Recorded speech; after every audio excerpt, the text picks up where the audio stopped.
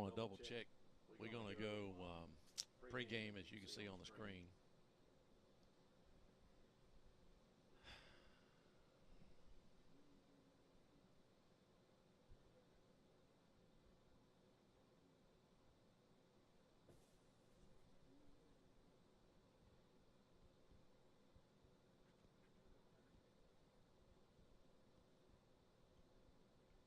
Pregame.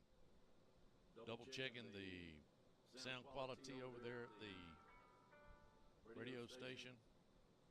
Should be coming out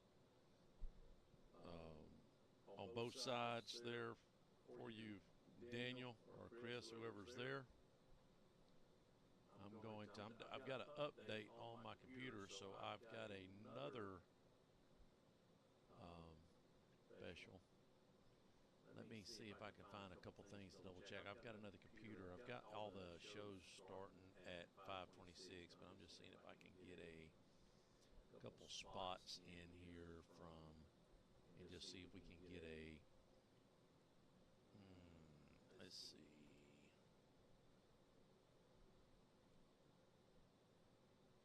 Give me just a second, guys.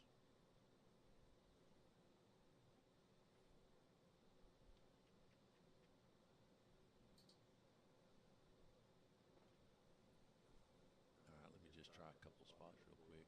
See if you got it coming through. I've been around long enough to not be shocked by anything anymore. But this, well, this takes the cake. 38%. That's all. Only 38% of your electricity actually makes it to your home. Just think about how much is wasted. That's the shocking truth. It's appalling and really shocking. Find out more at okaloosagas.com/truth. It really is shocking. Hey, my friends, this is Tara. When you choose Whitehurst Powell Funeral Home and Crematory, you're choosing a partner who cares deeply about you and your family during this difficult time. Our mission is to provide comfort.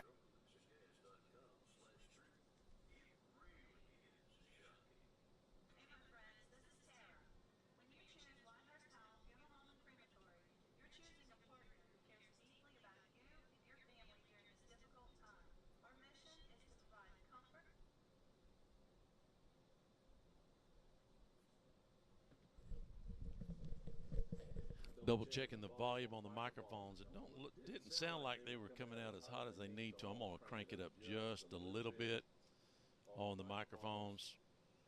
Check 1 2 3 test. Check 1 2 3 check 1 2 testing 1 2 3 check 1 2 3 test.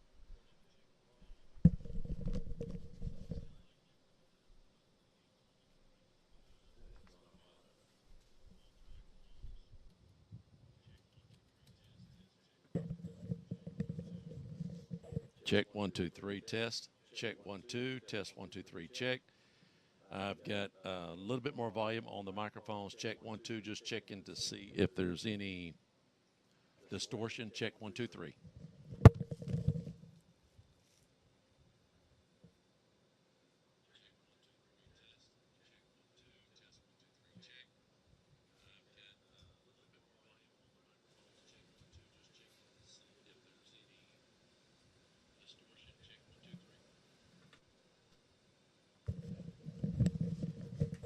Just a little more volume. Check 1 2 3 test. Test on the volume. Check 1 2 3. Check 1 2 3. Trying to give you a little bit more volume on that end over there. It sounds like on YouTube it's a little low on the microphones. Just double checking. 1 2 3.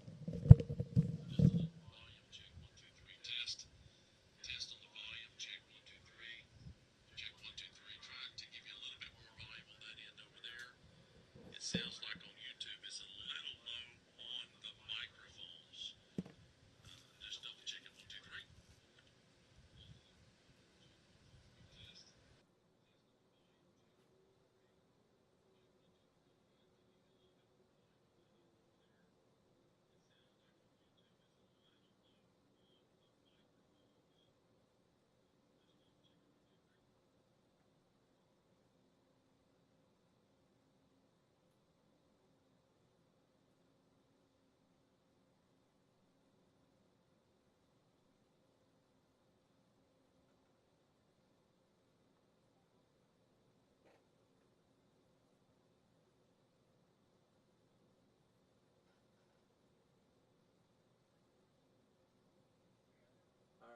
running the board, I got a problem. Okay, you think he knows how to email some spots to me? Because my computer with all my spots is doing a cleanup, and it's been doing it for about an hour now, and I'm moving to another computer. And just in case it's not ready in time before I start running commercials, I just need a few mailed to me. I did find some, but I need a couple.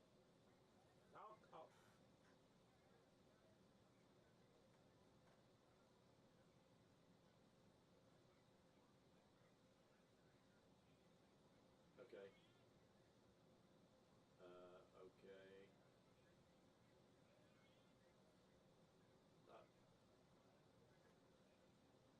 I've got a list there on the desk as you walk in the production room, and that's all of the. I think I said I give you the list, but let me go through them and see who I have. There. Under my folder 2024 CHS football. That should be where they're at, but I'll double check.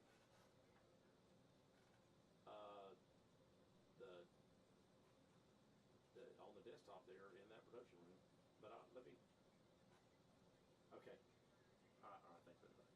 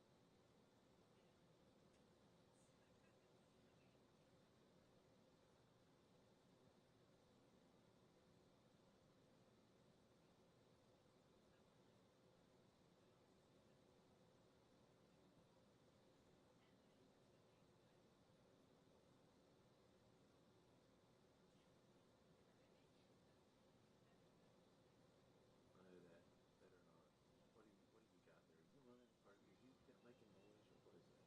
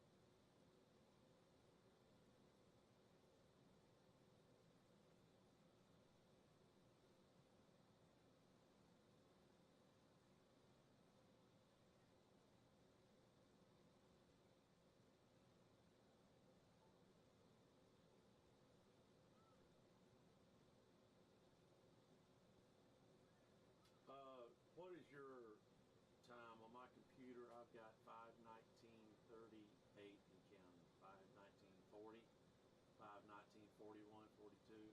Okay, all right. So I'm gonna start it at 5:25:45.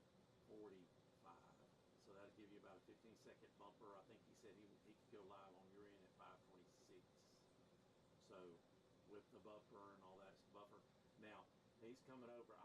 My other computer that I generally use has all my spots on it.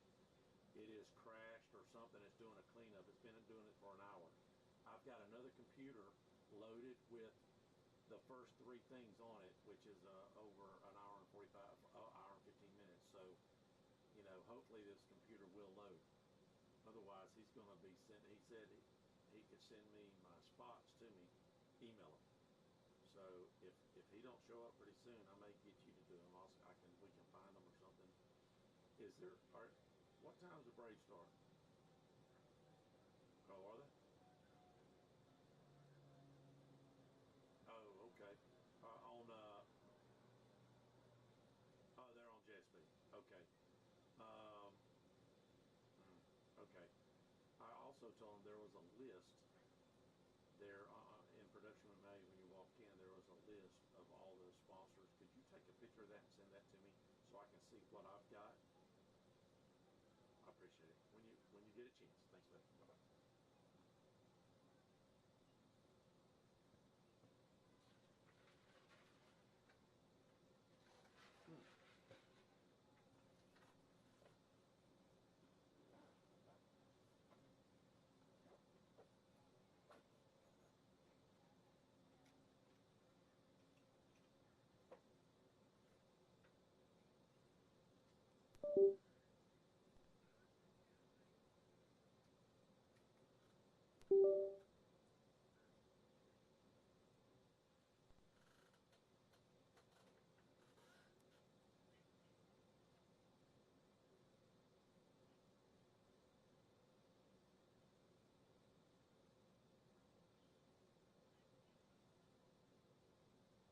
Oh, just love it.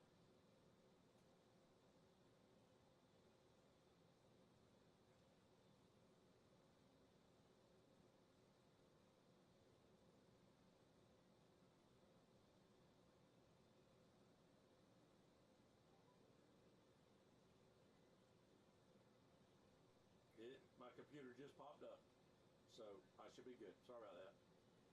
All right.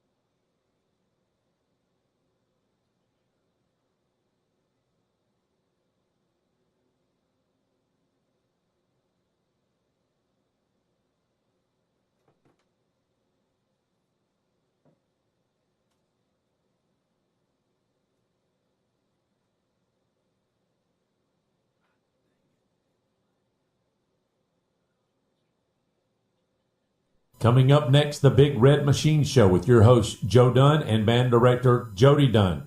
But first, a word from our longtime sponsor, KC Electric. KC Electric has been the longest-running sponsor of the Big Red Machine Show, and WAAZ and Crestview High School appreciates KC Electric for their support. KC Electric has served Okaloosa and Walton counties since 1948. That's right, 1948. You've got to be doing something right to be able to say that. KC Electric can handle all your AC, heating, and electrical needs. A Carrier dealer, KC Electric services all brands of AC units. Give KC Electric a call. 682-3037. That's 682-3037.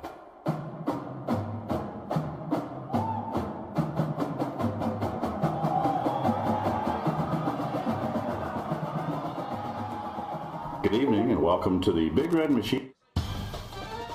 Hello, this is Dixie Dan Powell. Just like in the courtroom, you got to be bulldog tough. It takes teamwork to get to the goal line and to win the game. Go Bulldogs. Call us, Powell Injury Law, 850-306-2667. That's 850-306. Coming up next, the Big Red Machine Show with your hosts, Joe Dunn and band director Jody Dunn.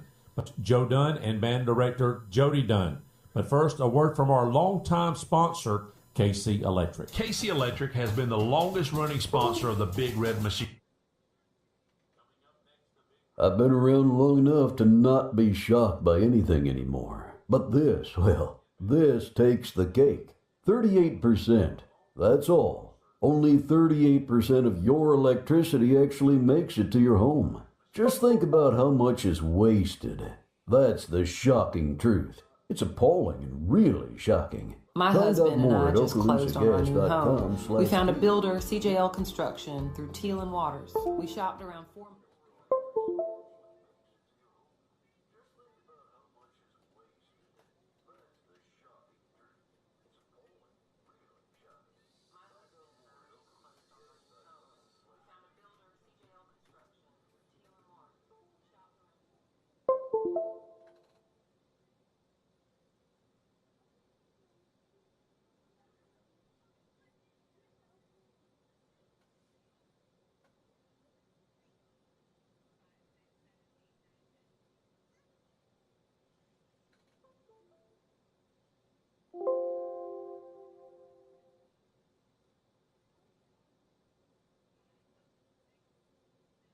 Coming up next, the Big Red Machine Show with your hosts, Joe Dunn and band director Jody Dunn.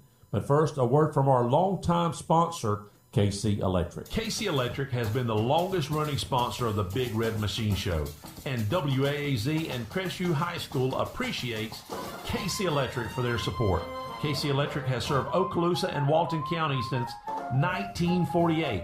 That's right, 1948. You've got to be doing something right to be able to say that. KC Electric can handle all your AC, heating, and electrical needs. A Carrier dealer, KC Electric services all brands of AC units. Give KC Electric a call. 682-3037. That's 682-3037.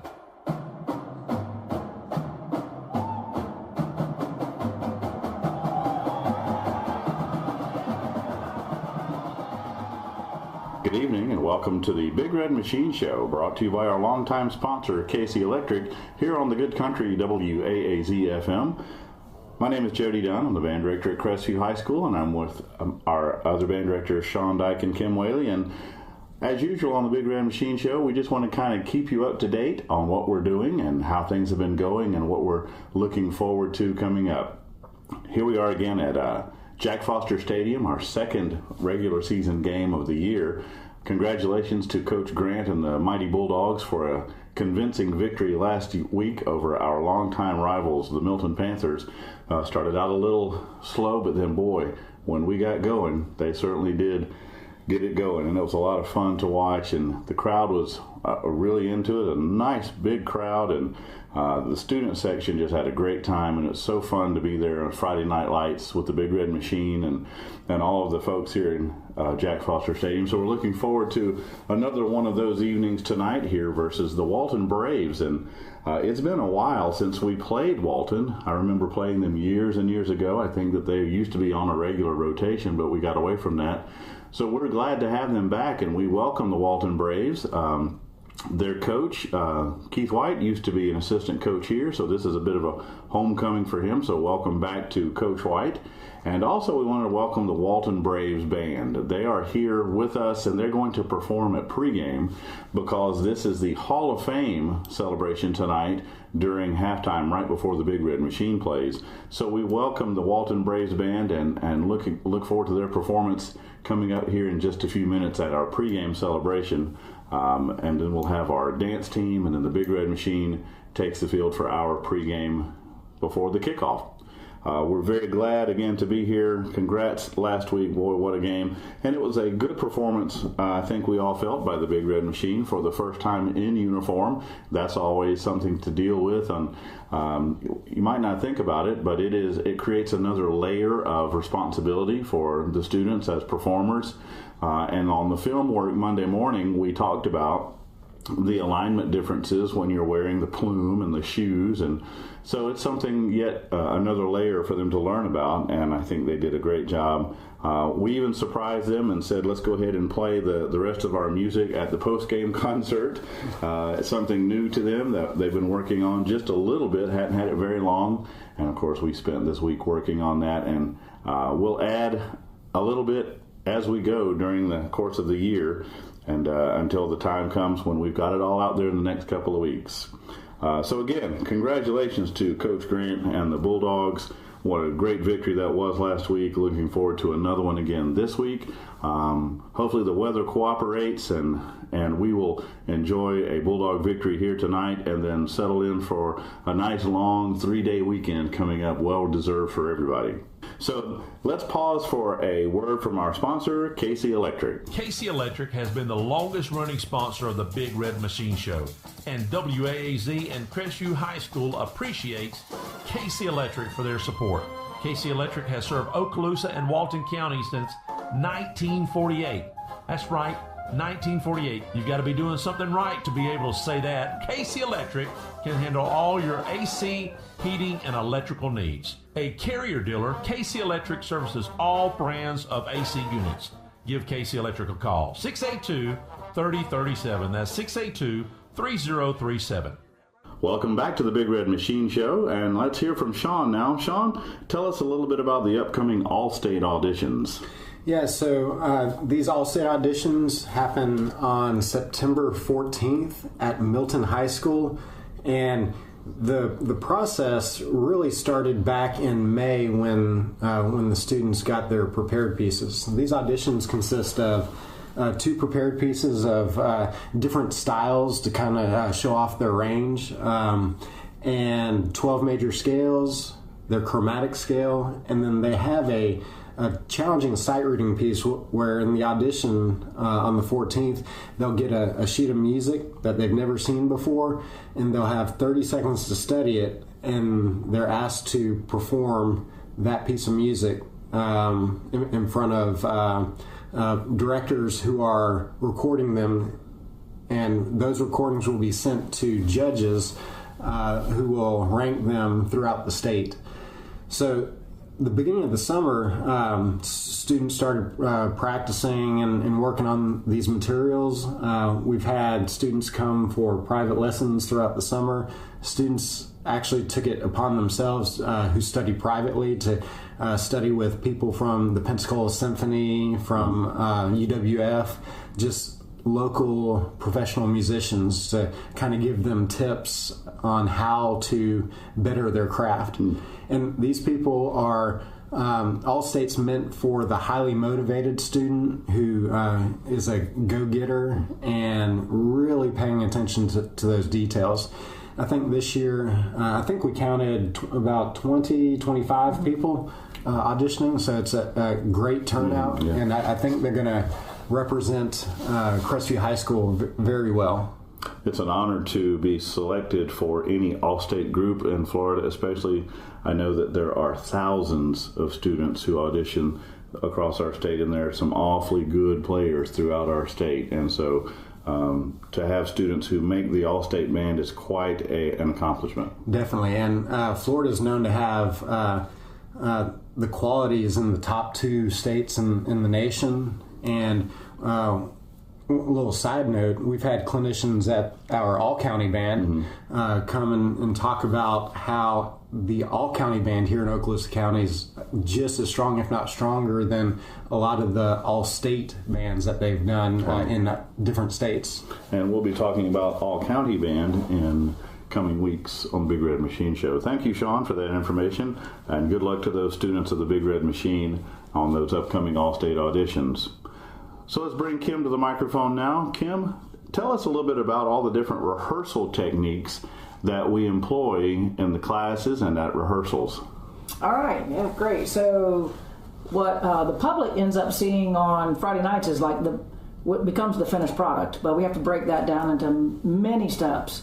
Not the least of which, we start every rehearsal with a basics block, is what we call it, and that's where we go over how to place your feet on the ground, how to stay in time. We review that every single practice, and then we break it down. We bring our instruments out and we play scales, marching in the basics block, all to make our sound better on the field. And in the classroom, we do a unique thing where we put the kids in a big circle around the band room, and we break the music down into what we call sets.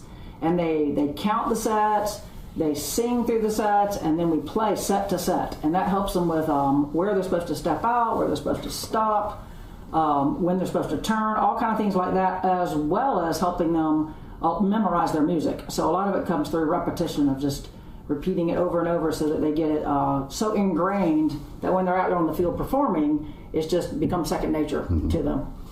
That's very, and throughout the day, we see all of that in various periods throughout the day. It's really an all-day, non-stop event. From first period, someone commented in the office. I walked by the office, and someone was in there. It was at 7:05 in the morning, and the drummers had already started. And fortunately, they enjoyed listening to it. But I said, "Yeah, that's a wake-up call every morning." That's right. And then it goes all throughout the day, and to see these rehearsal techniques being employed, and to see the progress that is made as a result is very rewarding. It really is, and we'll keep after it every day. So thank you, Kim, Sean, for all that information. So just to kind of wrap things up here on the Big Red Machine Show, just wanted to, again, invite you to stay tuned for the pregame show featuring the Walton Band. Grady Gomillion is their band director there, and I also wanted to mention right now that one of my dearest, best friends in the entire world, the superintendent of schools of Walton County, Mr. Russell Hughes, he is, of course, an alumni of Crestview High School and one of the best people in the entire world. And I hope to get to see Russell tonight. And so I just want to go ahead and say welcome home to Mr. Hughes. But looking forward to the band's performance at pregame. And then, of course, we will take the field for the fanfare and the fight song and the alma mater and the national anthem. Then it's Go Dogs at 7 o'clock, and let's have another big win like last Friday night. At halftime, you will again see the this year's inductees of the Crestview High School Athletic Hall of Fame, and it's quite a group of athletes that deserve this honor to be celebrated in this way, and we're looking forward to that. And following that will be the Big Red Machine performance, and listen for something new this week. Like I said, we keep adding it every time we perform. And for next week, we get on the buses for the first time this year. We'll be taking about 9 school buses and a couple of trucks, and we've said before, it's a small army heading down the road to Memorial Stadium at Etheridge Stadium on the campus of Choctawhatchee High School to take on the Choctawhatchee Indians next week. So come go with us to Choctaw next week, but for tonight, sit back and enjoy the Crestview Bulldogs and the Walton Braves and listen to the Big Red Machine. Thanks for being here. I want to thank our sponsor, Casey Electric, and thank you to Tim for all the production work and all the work that's done there at the Good Country. Stay tuned now for the Coaches Show, followed by all the game action with Tim and Dusty and the crew on WAAZ-FM 104.7 or on the WAAZ YouTube page. And remember, once a Bulldog, Hello, this is always Dixie a Dan Bulldog. Powell. Just like in the courtroom, you got to be bulldog tough. It takes teamwork to get to the goal line and to win the game. Go Bulldogs. Call us, Powell Injury Law, 850-306-2667. That's 850-306-2667.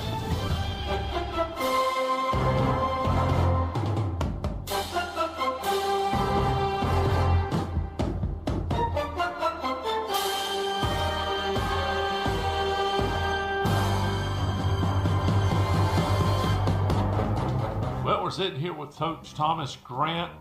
We come off a big win last week against Milton. As we were talking last week, we were looking at our schedule. We didn't see a breather. But let's go over last week and how that went for you, Coach. That was pretty impressive. You have to be pretty pleased. Let's take away the first drive. I don't know what went there. Why don't we break that first drive down? Why was it so successful for them? Well, one thing, we didn't get lined up correctly a couple times. We helped them out with 2 or 3 penalties. There was a 2nd and 12. Oh, that's right. And we got a rough in the passer. It would have been third and 12. And then on the 4th down play, we were in a bear defense, had the blitz on, and our ends were supposed to blitz peel if the back released to their side, and our end he decided to rush again. It's just a on a mistake first game, and I think he'll have that the rest of the year when we're in that type of defense. So other than that, I think after that first drive, they were under like 40 yards of total offense for the rest of the game. I was going to say, we really, your defense really held them after that first drive. Yes, sir. Your offense, let's talk about your offense a little bit and what some of your numbers you're looking at that was impressive for you. For us, I thought we were pretty balanced. We threw for 160 and we ran for right at 190, so that's a pretty good balance. That's kind of, obviously we're going to take what the defense gives you, so those numbers will be kind of, give or take the game of the week. But for what they were doing, we kind of. What was your total? 350, something like that. 350 on like 43 plays. So that's averaging right at 8.8, 8.7 yards a play, which is obviously really, really good. We had a lot of big plays. The first play after the turnover in our plus territory, that's kind of a good time to do it, whatever your trick play is, and we executed it perfectly with the halfback pass essentially. I thought Jason McQueen, for the most part, did a very, very good job for his first game. How many yards on the ground did he have? On the ground? Because he took off a few times. Yeah, 7 carries for 58 yards and 2 touchdowns. You'll live with that all day, right? Yes, and again, that's going to be. That's an extra threat. Correct, and that's going to grow. Because it'll keep them guys honest too, right? Well, and plus, think about it. Back in the day when the quarterback all he did was hand it off, the offense is playing 10 on 11. When the quarterback can do that, you're playing 11 on 11. It just makes it tougher. When a guy that can throw like him, and we got 2 guys like that with him and Zai, back there at quarterback. So there'll be some design quarterback runs. We'll do our option game. So I was going to say, so now that Zai has, and I'm assuming all the teams that we are going to play, they see that play where Zai comes around and he throws it. But now they've got to decide, is he going to throw it or is he going to keep it? Exactly. So, hopefully that will slow down their pursuit just a little bit. So when we do run it, they're not as quick getting out there. Right. That's one reason why you do stuff like that, especially early on. But we noticed that their corner the corner was kind of falling asleep out there. We just wanted to, try to take advantage of that, and we did. So before the game started, in the back of your mind, what did you want to see happen the most? You was talking about the line a little bit. Evaluate those issues that you thought maybe would give us some problems. I wanted to come out and the offensive line, execute and do their rules. To be honest with you, we struggled. The offensive line, we got to play better. Very young though. We are. And I know they're thinking, well, these. 42-7. Well, I watched. You're looking at different stuff. I'm looking at different stuff. The game film, the calls, and just, look, the effort was there, but just the certain calls we got to make in situations when it's a close game, we can't have some of those mental mistakes. And same thing with the quarterback. You know, to be honest with you, we probably missed 4 or 5 reads that we do not need to miss in as far as the situation. Quarterback dropping back as far as not finding his guy. No, that and in our RPO game where it's a run pass situation. Oh, okay. There's one time where he scrambled to the right. It should have been a pass. It should have been the read guy came, throw the 2. Okay. Or the big play to Emmanuel in the first half where he ran about 20 yards. Really, that should have been a pass to Coleman because the read guy came and he might walk into the touchdown. Now Manuel made a great play. So it covered up the mistake. It covered up the mistake, but to the fan. Exactly, but we didn't block the play side or to the play side defensive end, right?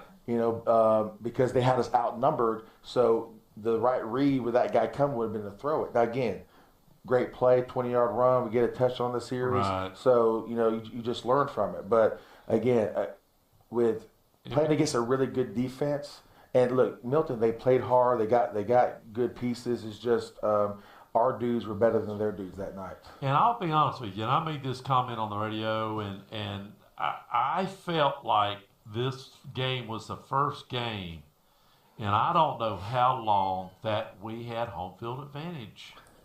And I'm just, and I know you're sort of laughing about that because you've been here for a long time too, whether it's been assistant or whatever, and you know that. And I'm not saying that they were calls to help us, but it was just the fact that they were making calls that, the home team likes to see.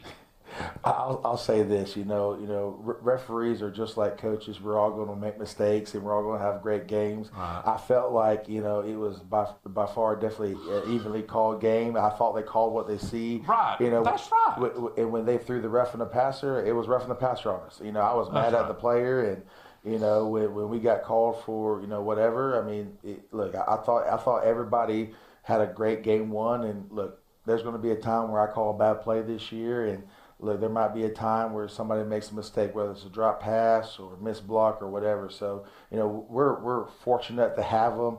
And right. Because, without them, we can't play our games. So there is a shortage. But how many times have we seen a big play that could have been called back and they were this time. Milton had a couple of big plays that were called back on holding or whatever, and it just stymied them instead of us. Well, we had a pass interference called against us that gave them an extra down in the red zone, which, right call. All right, we held them. All right, fine. And then they had a kickoff return called back because of a holding. He tackled us. That's right. Great. I mean, look, the refs did a great job calling it both ways, and they just did a really good job game one. I was just glad to see, like you said, just a great game. The referees did a good job. First game of the year, and you got to give them kudos. And just overall, the health coming out of that game against Milton, where are you at? Health-wise, we're pretty good. We had 2 scares, but I think they were practicing today. Okay. And we got some more guys, coming back off of injury. We will be without one player. That's for personal reasons. We'll just send thoughts and prayers to his aunt that's struggling right now. Okay. But besides that, we're looking pretty good, pretty healthy. Yes, sir. Speaking of your line, real quick before we take a break, and then we'll talk about tonight's matchup. Oh, and also I want to talk to you about the weather and how that affects your practice. I noticed that we've had a lot of thunderheads lately. How's that been shaping up? Look, it's just tough. We got about 20 minutes on Tuesday. We were off and on for about 50 minutes on Wednesday. Look, if there's a lightning strike within 10 miles, that's the rule that's in place right now. We have to get off the field, and every time it strikes, it's another 30 minutes we got to wait. It's a reset. So it's just one of those things where hopefully we are mature enough that we went into the multi-purpose room to do a walkthrough, and we did. We'll do more walkthroughs tomorrow. Our Thursday won't be a typical Thursday, so to speak. We'll actually have a defense lined up and just walk through our play set on air. It's. I know I told you off air, but I was talking to another coach, and how do you practice football without getting people hurt? It's kind of joking because you can't. Right. Well, maybe God's just telling me it's best to be healthy right now going Right. to this game. Right. You know, just trying to take a glass half full approach. Sure. Your line, going back to your line real quick, you had a ninth grader in there, I think, against Milton, right? Yes, sir. Are you planning on bringing any more? With some of the guys, like you said, are not healthy, complete health, and you've got a young line. Do you see any kind of other guys coming in that situation? There's actually going to be a ninth grader starting at center on Friday night also. So we'll have 2 ninth graders in there. The right tackle that played Friday night, his nickname is Smiley. He did a great job. Look, I'm telling you right now, I was not good enough as a ninth grader to do what he did. So, you know, the sky's the limit to him. And there's the other ninth grader, named Jackson Faulkner. I'm excited for him. He has really come on the past 2-3 weeks in practice. You know, I think he's 240, 250 as a ninth grader. I mean, at least that's what it looks like to me. Hey, that's good. We need more size. Yes, sir. So I'm excited for him. You know, so excited. You know, and he's a pretty sharp kid. So we're definitely excited for both those ninth graders. Well, when we come back, we are going to break down the Walton game. It's been a long time since we played Walton. We'll be right back after a word from our sponsor, Dixie Dan Pop. Hello, this is Dixie Dan Powell. Just like in the courtroom, you got to be bulldog tough. It takes teamwork to get to the goal line and to win the game. Go Bulldogs. Call us, Powell Injury Law, 850-306-2667. That's 850-306-2667.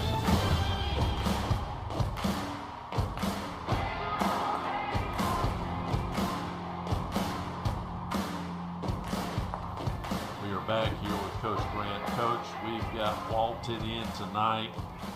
We haven't played in a long time. Looking back, it was early on in the career of Coach Brunson. So last year they made a run. They beat Catholic during regular season, and then Catholic beat them the second round in the playoffs. They're bringing back a lot of players. They're offensively, right? Yeah, I think they're bringing back 9 starters on offense. Wow. And I mean, probably arguably the area's best quarterback, or one of the best quarterbacks for sure. He's 6'6", can make any throw there is. I mean, he's a stud. I am shocked that more schools or any schools are not looking at him, because he can do everything. So he runs good enough. So they did lose their starting running back, but they have a running back that is very, very capable of. I think they returned 5 starting offensive linemen.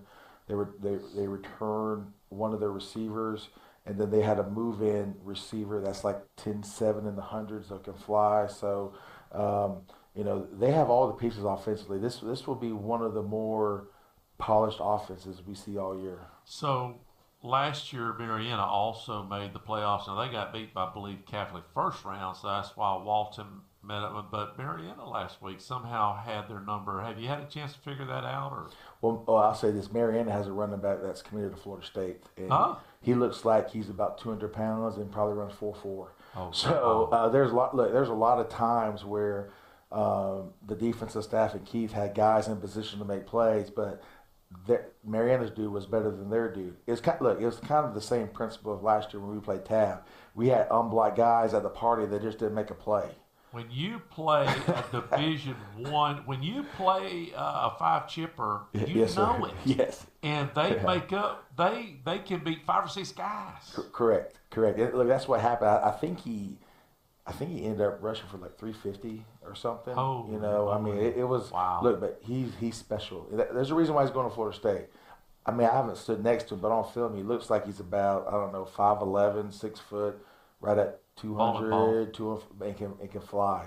He was running away from him. So, but Walton held in there, and their offense, their offense, for the most part, I mean, they were going right there with them, but I think they had like a 3 or 4 drive stint where they went turnover on downs, interception, touchdown, turnover on downs. Mm-hmm. So I mean, look, that's 3 possessions right there where it's a 1 possession ball game. Right. It's just either you win the game with 1 score or you pull away with another score. So right. Look, their offense is good enough to score every drive because. Wow. And look, and Coach Lindsey and Coach Sanders, Matt Sanders, they do a great job with the offense. They do a lot of stuff to put your, defense and in problematic situations one-on-one, and you have to make a decision. So it's no different kind of what we do, but just a different twist to it, so to speak. So, this game's going to come down to really, can we get stops? Can we get turnovers? And can we tackle one-on-one? So if we can do those things, maybe we can get enough stops to for them to punt. Do you think that 42 points will you take 42 points before the game starts? Yes, and renegotiate in the fourth quarter. Yeah, right. Because it sounds like that we're going to have to score with them. We are. We're going to have to score with them. We're going to have to go blow for blow. And I just got done telling the coaches. Once you get into a game like that, 4-down territory extends. To be able to, so instead of the mindset 3 downs to get 10 yards, it could be 4 downs to stay on the field and match their score. Right. Each game has a different feel. Each game has its own identity. So look, it all depends how the game flow is going. But just seeing what they did last week, and look. Do you feel like you'll be in a lot of 4-down territory when you're on their side of the field? Or? Well, look, if we're in the plus territory, it's 4-down territory. That's right. That's right. So look, if we're past the 50. Yes, it's sometimes if we're at the minus 40 going in, it's because if it gets in a situation, we want to keep their offense off the field. Now, obviously, if it's a 4th and 15, that's not one thing. But if it's 4th and 4 and anything less, I like our chances with our skilled guys. You talked a little bit about the quarterback being probably one of the best around 6'6". You don't hear of those kind of guys that much. Who is his targets, and who are some of the other guys you're going to be having to stop? Yeah, his main receiving target is number 8. I think his last name's Bimbo. Okay. I think Devin Bimbo, off the top of my head. I just know he's number 8. I know he's fast. He's a very good player. He plays both ways. I think we called his name out last week. Wasn't he there last year or no? I believe so, yes, sir. So we called 2 of their playoff games last year, and I believe his name was called a lot. Yes, sir. He's a very, very good player. Where are they at in the running department? I'm not sure what the running back's name is because he's got 5 returning starting offensive linemen. They do a really, really good job. This could be one of the better offensive line units we see all year. Look, whenever you got 5 returners from a playoff team, they're doing something right. And I think the left tackle actually has a D1AA offer to North Alabama, so he's a really, really good player.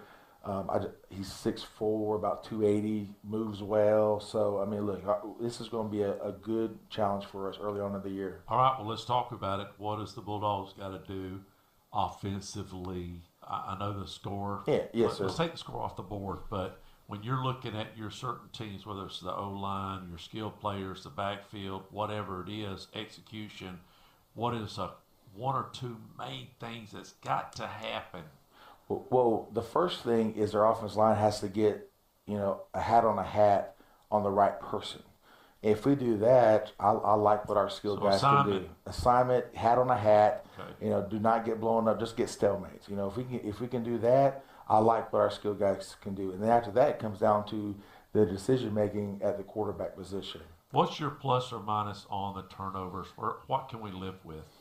Honestly, with an offense like this, you really need to be in the plus. Yeah.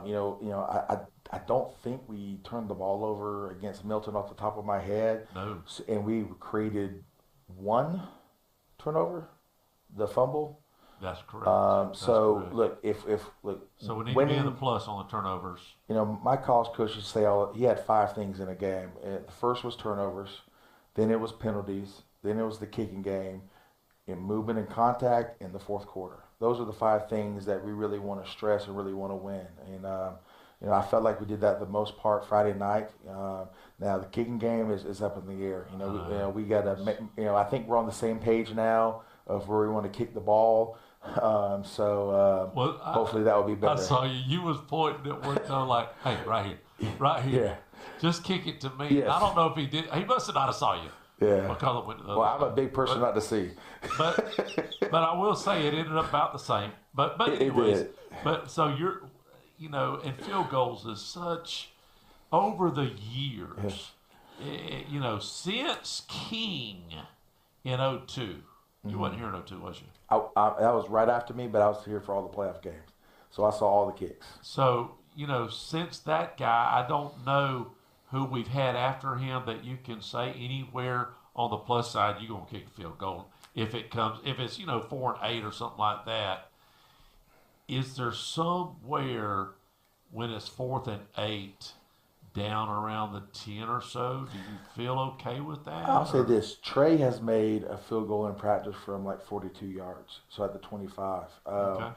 Honestly, for me, live with that. Yes, sir. For me, it's just the flow of the game. If it seems like it's going to be a defensive struggle, and every point, then there's a chance we're going to attempt the field goal. But if I think it's going to be a shootout, when we get in the red zone, we're trying to get touchdowns. That's right. Because field goals ain't going to help you. Not in the shootout. So I mean, every game's there. I think last year we attempted the field goal at Milton right before the half because it was a 14-7 game, and at that time I thought, man, it's a defensive struggle. Neither team was kind of doing something, and so we attempted the field goal, did not make it, but it just depends on the flow of the game for me. Tonight is Hall of Fame. Yes, sir. I forgot about that. Yes, so we our inductees is a coach, right? Stevens. Well, Larry Stevens. Larry Stevens. You got Peoples. Yes, Tavares, yes, sir. who played on the 02 team. Yes, sir. Kyle Olson, I believe. Kyle Olson. He was quarterback. Yes, sir. And there's one more. He's a referee, too. Yes, sir. There's another one. We'll be calling out now, but I forgot it's the Hall of Fame tonight. So yes, if you're sir. listening right now, come out, support the Bulldogs. We need your support. Next week is on the road, and then we have a week off. No, Niceville after Choctaw. Oh, and then the week off. That's yes, sir. right. Yes, sir. My bad. Yeah, so after Choctaw is Niceville. Yes, sir. And then it's a break before we play our first district game. Yes, sir.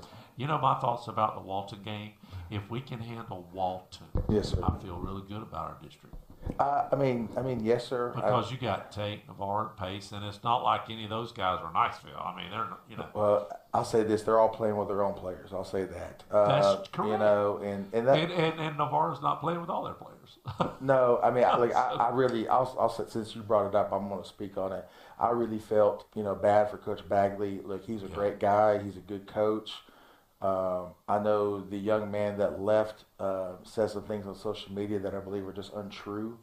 I know Coach Bagley as a friend, and in this profession, he couldn't, defend himself, which is just the world we live in. But I'll defend him. He's a good man, and I'm Team Coach Bagley. I hate what was said about him, because I don't believe that to be true. But again, nowadays, if you lie and get away with it, it's okay. At least that's what we're teaching our young people, whether it's in public education or at home. So it's just unfortunate that somebody's name was smeared over what I believe untruth. And I think this goes back what I like you said last year. I think in our first interview last year is, more importantly for you is off the field, how you deal with these kids and you want them to execute on the field, but it's off the field.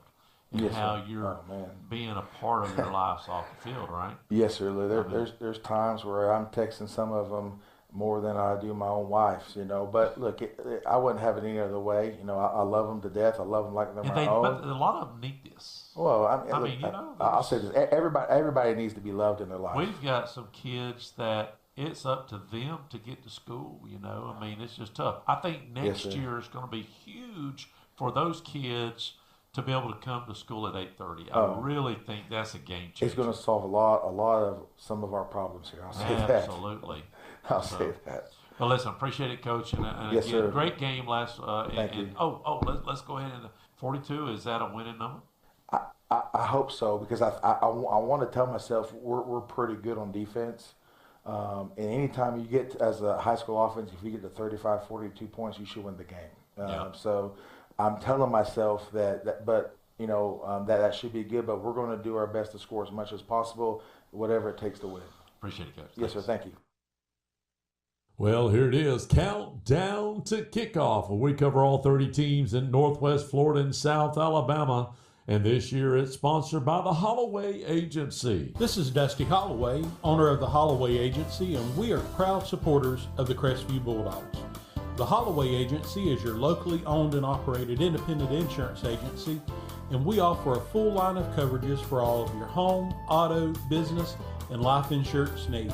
Our offices are located at 168 West Woodruff Avenue in historic downtown Crestview. Feel free to drop in, or you can give us a call at 850-682-1900, or you can go to our website at www.thehollowayagency.com. Go Dogs.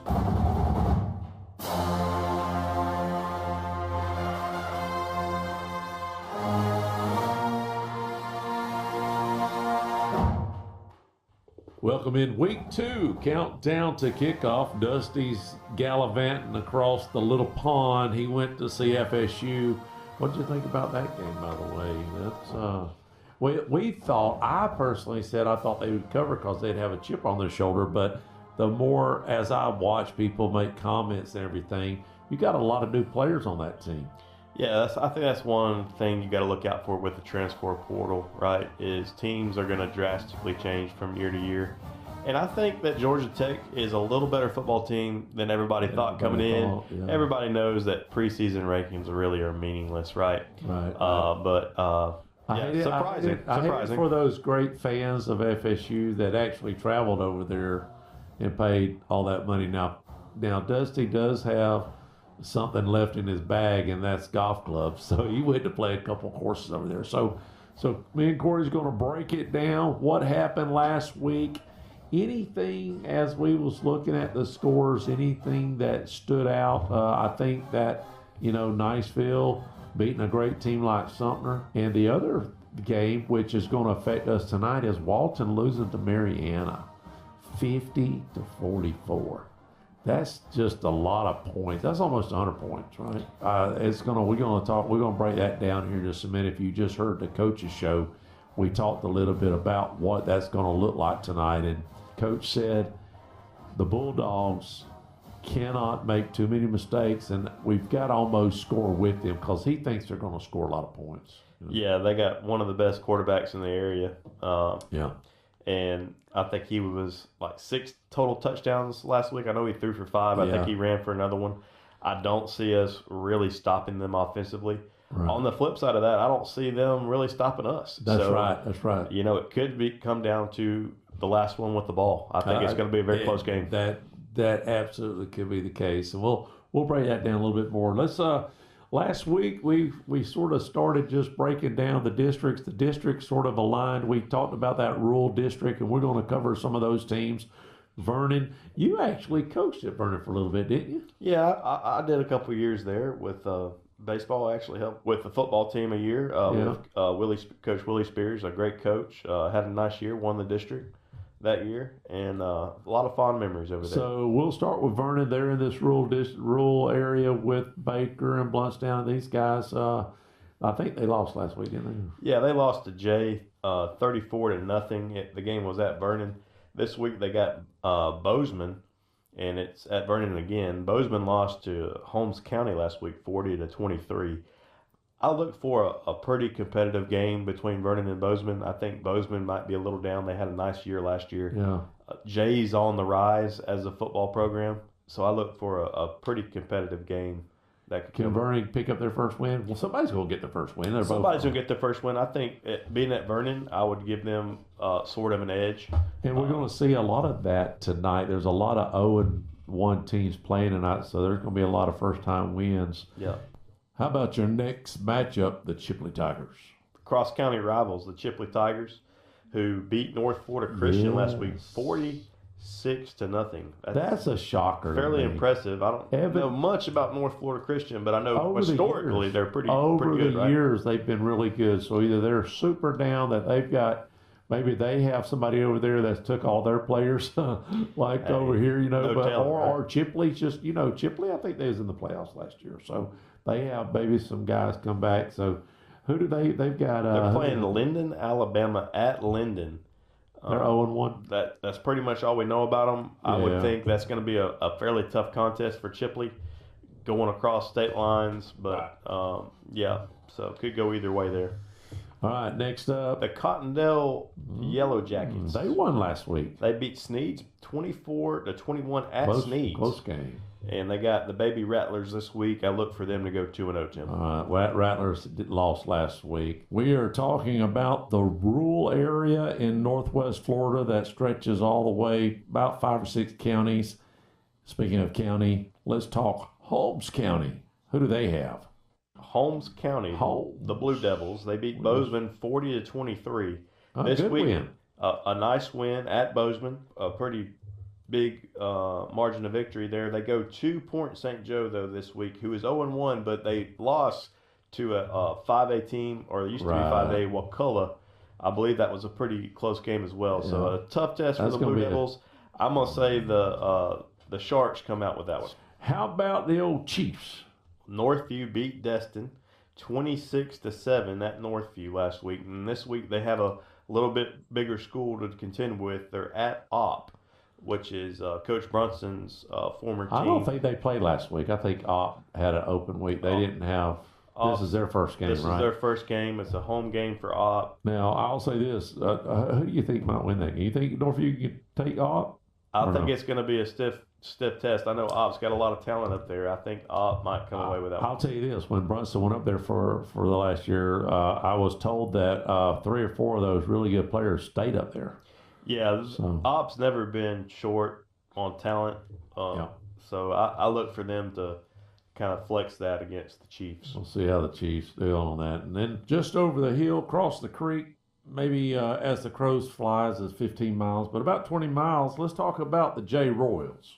The J Royals, who beat my Yellow Jackets last week 34-0. Right. Like we said, they're kind of on the rise as a football program.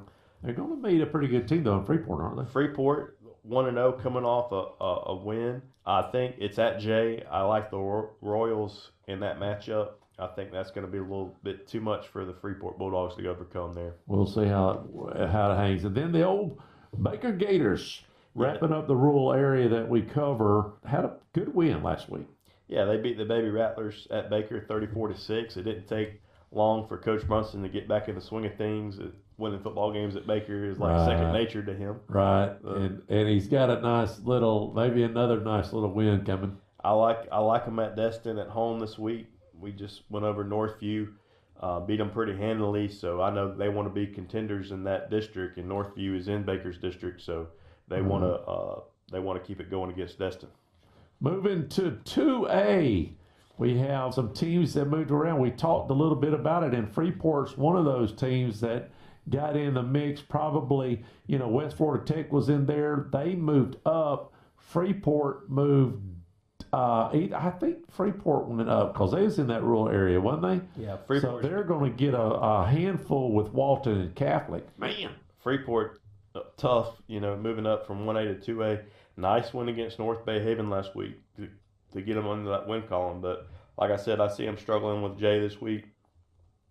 Just kind of looking down their schedule, Northview going to be a tough one, and then Cottondale and Vernon they might have a shot at coming down the line before they meet Pensacola Catholic, which most teams in the area, regardless of classification, is going to have a hard time with. That's right. Up next in that same district is Pensacola Catholic. Is Catholic. And they beat Navarre, who is in Crestview's district.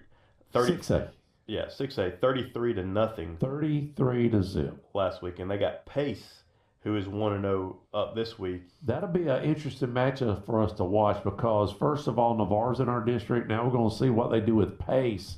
And we're going to get to watch this, engage this, and they're both in our district. It's going to be nice to see. And is it at Pace or is it Catholic? It's at Catholic. But like you said, it's going to be a nice barometer. We got to see a little bit of Catholic in the Golf Classic. A very talented team, to say the least. Yeah. And then let's talk about South Walton.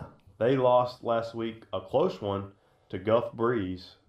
At Gulf Breeze, 20-16. They got Fort Walton Beach, another team that we want to kind of keep our eye on. Yeah.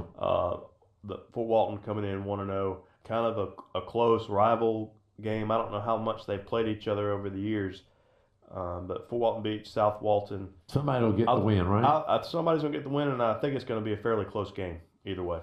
Staying in Class 2A, but it's District 2 moving over to Mariana. We talked about it earlier, beating Walton 50-44. That's almost 100 points. That's a lot of points for a high school game. It's a lot of points, and I'm sure the game lasted a long time just from experience. Probably a lot of throwing. But a very impressive win by Mariana. I look back at last season, Walton, I think, beat them by about like 30. Yeah. It was at Mariana, but... and Mariana got knocked out first round by Catholic. They did. Remember, Walton moved on, and then that's when Walton played Catholic second round. Now, they beat them in the regular playoffs, in the regular season. But a very impressive win by Mariana. Very impressive. And they go to Liberty County this week, who is 0-1. So I look for them, the Bulldogs, to keep on to move to 2-0. Keep on the roll. South Bay Haven comes in with a loss. Who do they have this week? They lost to Freeport last week, and they played North Florida Christian, who was 0-1, and got beat pretty handily by the Chipley Tigers. I believe it was a shutout. It was. So I look for maybe North Bay Haven to maybe get off the snide there and pick up their first win of the year. Somebody will get their first win. Then we've got the Rutherford Rams.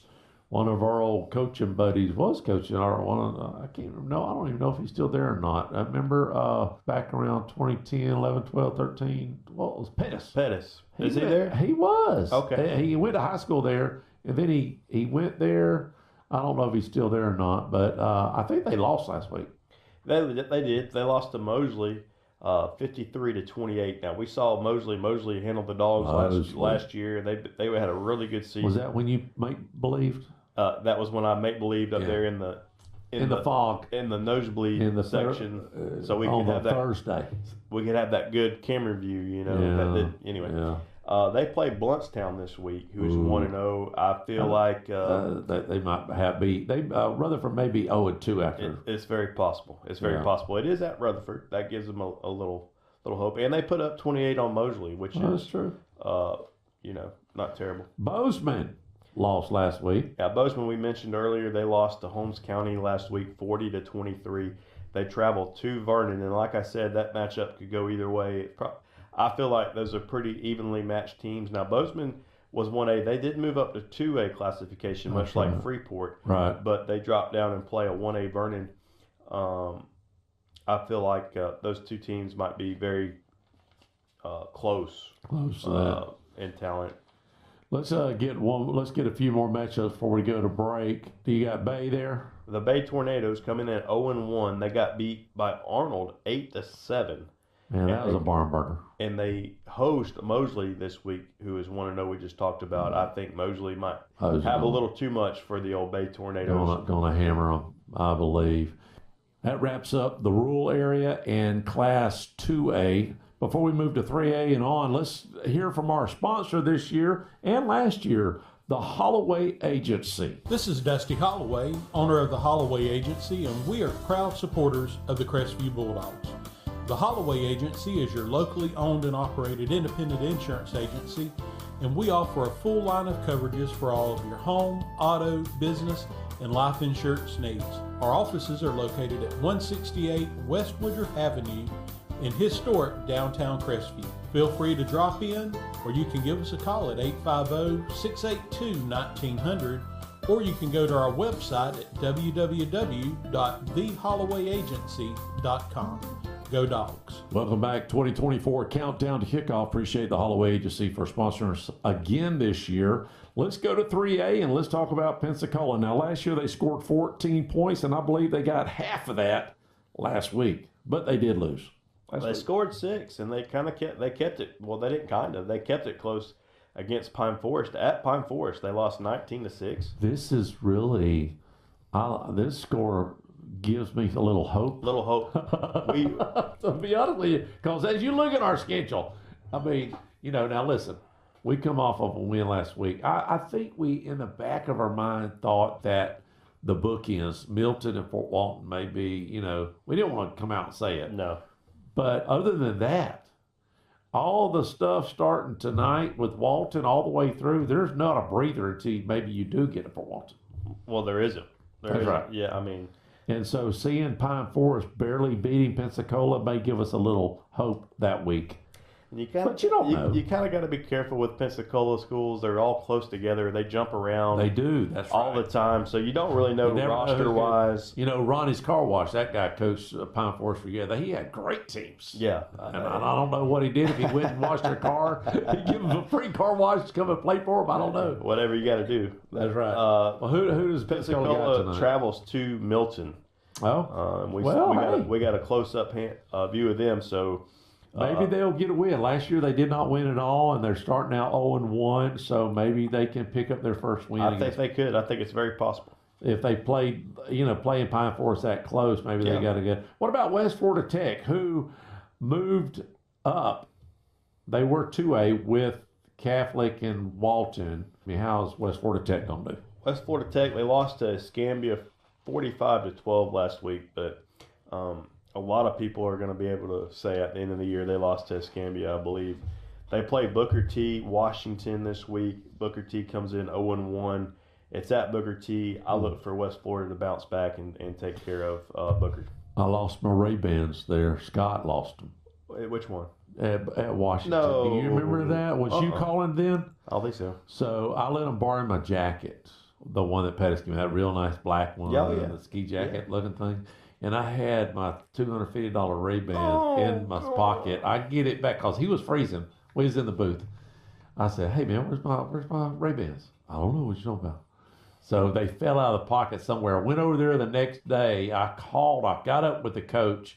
He let me in the gate, and I scoured, couldn't find them. So somebody got him a nice pair of Ray-Bans. But anyway, that's all I got to say about Booker T. How about Escambia? Escambia, we just mentioned, beat West Florida 45-12. Maybe the game of the week outside, obviously, what I think is going to be a great game to watch is the game. Crestview and Walton. Right. Escambia at Niceville is going to be a nice contest. Niceville beat Sumter, which is a really good team, by the way. You know, Niceville loaded that. Niceville's number one running back, Love, has got a high ankle sprain. So the kid from Navarre went there, and he ran for 250 plus yards. So they just reloaded with that guy. So it's going to be a great game to watch and see, because we've got both of these teams, and we'll get to see. Hey, you got a sidearm? Because you're going to need it when we go over there, you know. We got Escambia at Escambia. I just made Corey shimmer a little bit when I said that. We went over there and actually called a game. Went up there. Nice. The kickoff classic. It was a good time. I like that look. You know, it's down in a bowl. Oh, it's like a bowl game, or it is a bowl. Yeah, and so it's pretty neat. So that's going to be a great game. You said it's at Niceville? It's at Niceville. It's at the university. Man, that's going to be great. So y'all, if you're not coming to the Crestview game, I would want to go see a game. That's the game to see. And keep us updated. 850-682-1177. Keep us your score. Also, if you want to go ahead while you're listening to this, send me your spread, how many points you think your team's going to win by tonight. I can't remember who won last week, but he won he got it on the number. He got it right on the number, 35. Matter of fact, I got it right here on my phone. I could look it up. But you get a free meal down at Desi's, so I can't remember. But anyways, 850-682. Donald Shad. Yep. Donald Shad won it. All right, who do we got next? Is it Pine? Pine Forest, we just mentioned, beat Pensacola. Barely. 19-6. They are at home against Daphne. Daphne's 1-0. Don't know much about them. No, I think it's going to be a pretty tough contest, though, for Pine Forest. That's going to be very interesting now that they barely beat Pensacola. And then they got next week Niceville? They go to Niceville the next week, Tim. So that's going to give us probably a little better. That's going to give us a good gauge. A good gauge of what we're heading towards. Yeah. Then we just talked about Booker T. You know, they lost, 52-0? They lost to a team out of Mobile, which, again, variety over there. Yeah. As far as who you're getting. 52-0. So then West Florida's going to pick up a win. We just, Yeah, I would give the edge to West Florida. When you look at that score, absolutely. Yeah.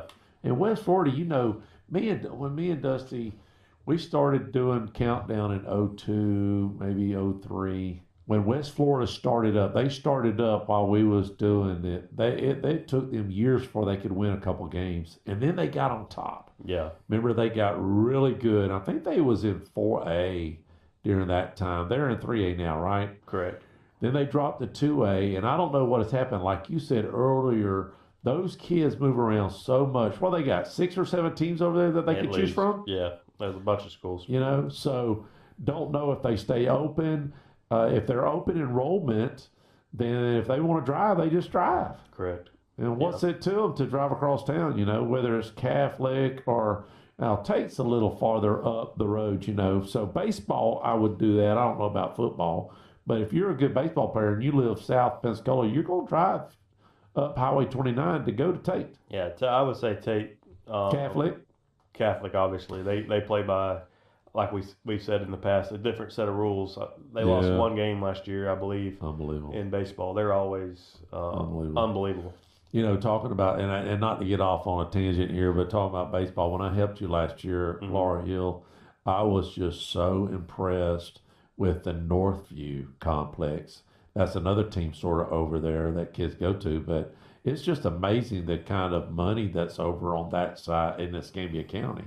Well, at these complexes. They had and I told you I couldn't remember the name. They had a alumnus that played in the majors. That Northview? Yes, that helped them, I believe, with that. That's what happened to Tate too. The covered, they have a nice covered batting cage indoor facility, or dugouts are wonderful. Great facility. It was great facility. But when I was in school, Northview was 2 or 3A. They're kind of like a Chipley or a Baker. They shouldn't be. They really shouldn't be a 1A team. No, they should be playing Laura. No. I mean, not in the playoffs. Well, I would say they're probably at least 6 or 7 times our size. Absolutely. But we've always had nothing but good things to say about their program. They've always treated us great when we go over there. So we're going to Arnold, and I think we mentioned earlier Bay. They beat Bay 8-7 last week. Tim, they go to Hamilton County, who is somehow 1-1. So I don't know if this is Hamilton County is in Florida. They're a 1A school. Okay. That's right. I think the only thing I can think of, they counted their jamboree on their schedule, right? Okay. But they're 1-1 regardless. So we don't know nothing about them. Arnold, I think is 4A. They're going to a 1A school. I look for Arnold to come away with that one. Win. Yeah. Choctaw, we've got the Bulldogs go to Choctaw next week, so it's going to be interesting to see how what they do tonight. They had a big win last week, right? They had a very impressive win. Went to Gulf Shores and beat them 31-7. They go to Navarre this week, and Navarre we know got handled pretty well. This is going to be the telltale for us. So with Navarre, Tate, and Pace, this second game for Navarre, if they lose big, that should give us an idea how our district could shape up a little bit, And I think Choctaw is probably one of the most talented teams in the area, if not the talented team. And being in 4A, they're definitely a team to keep an eye on, maybe making a run. So Fort Walton is now again in their district. It's been a long time. Now, this used to be the very last week, and it cannot be now because they're in the same district. So they are playing the week before. But Fort Walton, they come off of a loss last week. Tate got them 24-0 at Fort Walton. They play South Walton this week, who we mentioned, I think, earlier. They're 0-1. Yeah. I look for a close game. It's a close game. It's going to see if Fort Walton can pull off a win. They lost some kids to Niceville too. So, and I think they lost a kid over to Choctaw. So, we'll see how that goes. You would think they should be able to hang with South Walton. Yeah, I think both teams going into that game feel like they should be in the game, right? Before we talk about the Dolphins, if you want to get in on the spread, 850-682-1177. Donald Shaw had won last week, nailed it on the head. You can do Walton. You don't have to do Crestview. It doesn't matter to me. It's a free meal up at Desi's. How about the Gulf Breeze Dolphins? They come off of a win last week. They beat South Walton 20-16. And they got Tate that we've mentioned, I believe, earlier. Did we mention Tate? Yeah, Tate's 1-0. They got them at Gulf Breeze. So I look for... Tate goes to Gulf Breeze? That's going to be a good matchup. I'd like to see how that goes. If anybody's out there that's going to go to that game, text us the score. Keep us updated, 850-682-1177. That's going to give us an idea of that matchup. And they've got Pace the next week, right? Yeah, they travel to Pace the week after that. So I think within the first couple weeks of this season, we're going to get to know our district, kind of how we're going to maybe compare a little bit, right? Middleton who do they play coming off that big loss last week against the Dogs? They get Pensacola, at Milton. So that's right. We talked about that. We talked about Pensacola a little bit. I think Pensacola's got a good chance of picking up their win. They didn't win one last year, did they? No, they did not. They scored 14 points last year, and they almost cut it in half on the first game. It's at Milton, though? It's at Milton. So you get to enjoy the pig stickers. The pig stickers are huge. Missed those last week, although we got treated well with Hellenbach Pizza last week. Absolutely. And he's going to bring out some pizza again tonight, and the band does a great job with their stuff. I'll tell you what you don't do at Milton if you're going to that game. Don't park in the back beside where they're cooking the pig stickers, because all that grease was all, I don't know if I told you that, but it got all over my car. No, it did not. Yes, it did. Mercy. It's all the smoke and everything. At least that mist, but it's okay. It's all right. But we'll see who wins that game. Pensacola, like you said, pick it up. Mosley, are we still in 4A or do we finally move to 5? We're on 5. We're on 5A. Mosley, man, I'm glad we don't have them on our schedule. Same. Especially having to go all the way down there and playing on a Thursday night. One, I don't like going down there on a Thursday or any. We don't have no more Thursday night games, right? No, we do not. I feel like we had 6 of them. I feel like we had a lot. I mean, I'm hoping the last 4 games are on Fridays, so that's good. They play Bay. They're at Bay this week. They'll beat them. I think Mosley. They're going to hand them a loss. Walks away with that one. And we've already talked about Niceville and Escambia. This is probably, besides the Crestview Walton. Yeah. And listen, I know that we're Crestview people. You can be objective. Yeah. But that's probably the best game. That is the best game on the slate this week. They beat, like you've mentioned, South Sumter 35-28 last week. Yeah. And 2 of the best teams in the area. That's going to be a great barn burner bet. I mean, if we could be in that game, we could.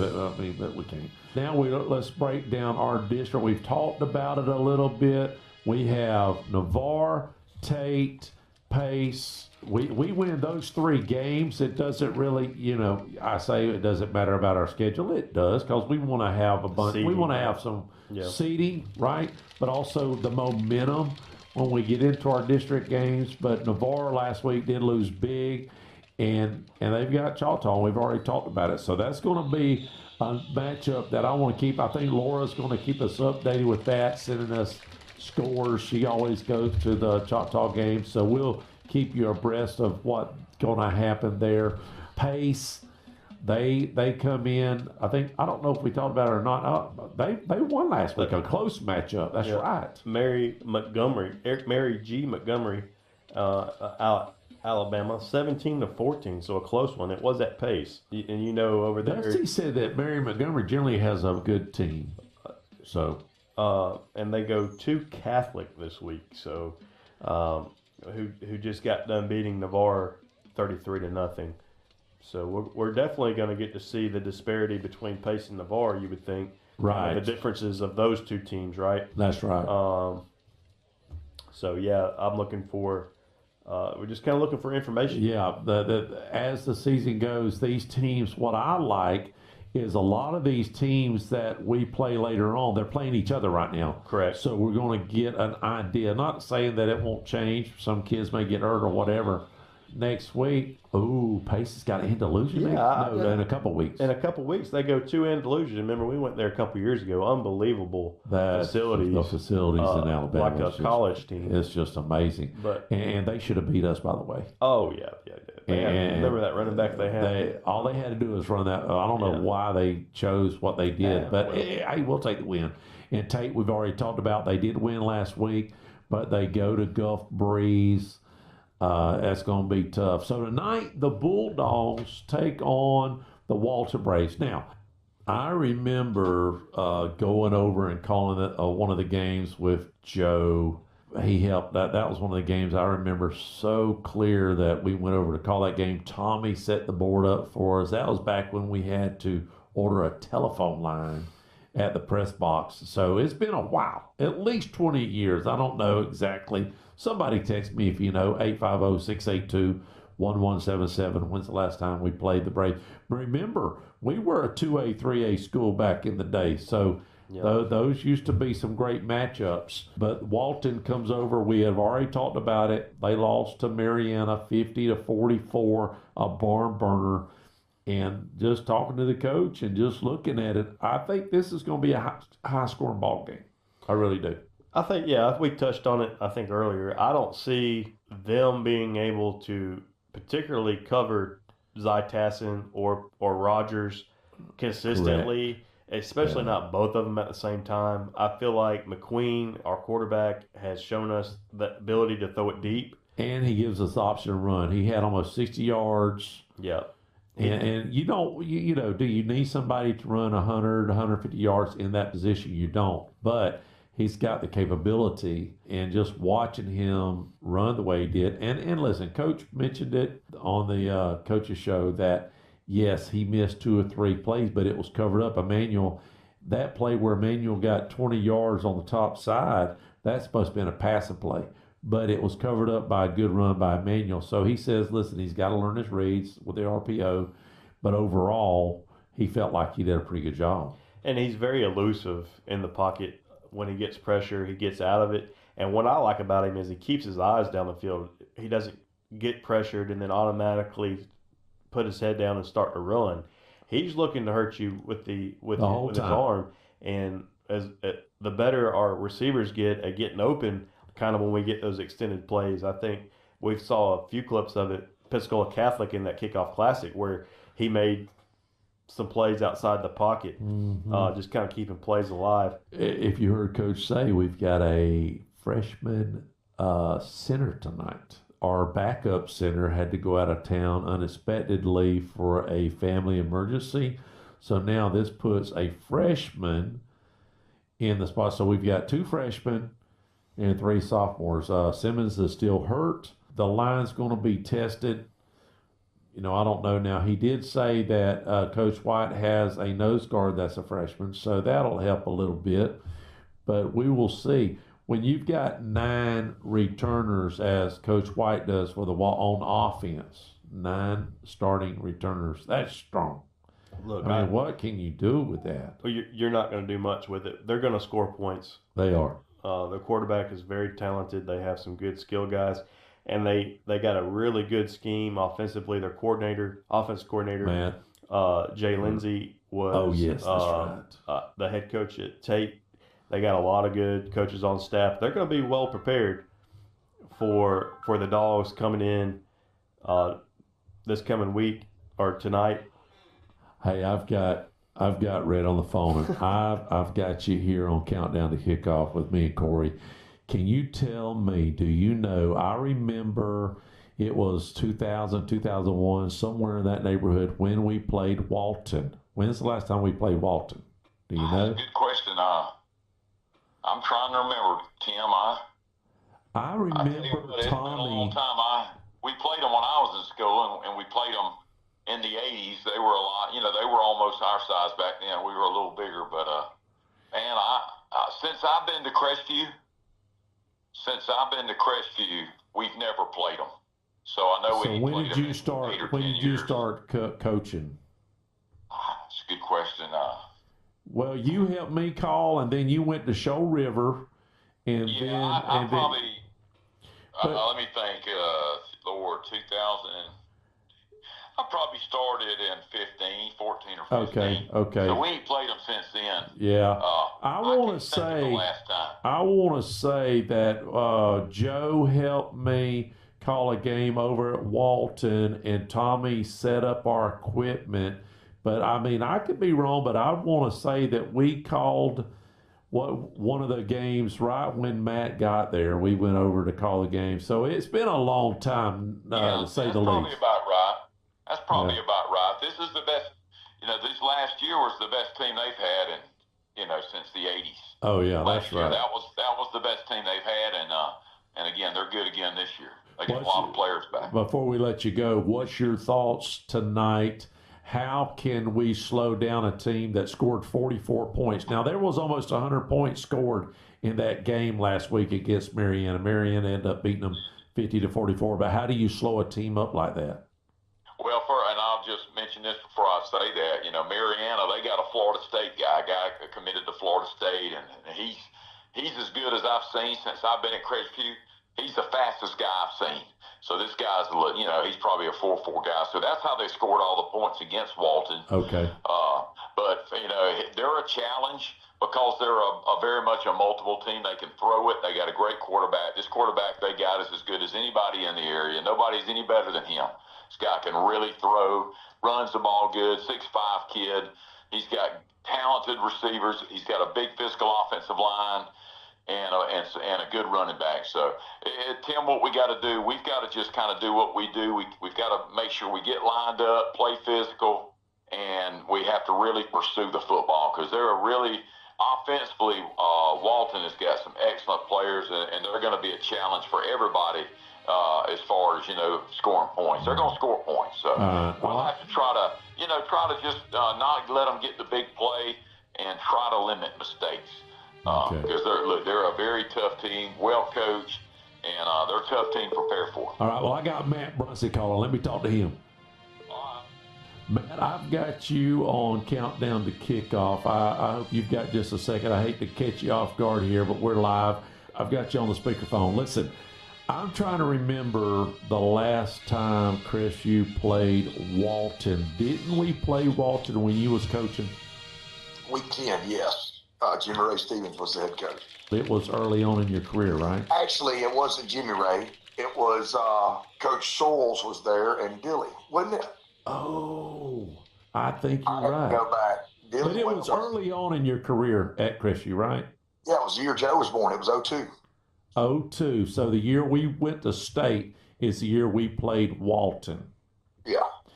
Well, that's good. Well, while I've got you on countdown kickoff, give me your thoughts. You had a good win last week, and tonight you're playing Destin. So the 2-0 Gators, boy, that's a great turnaround.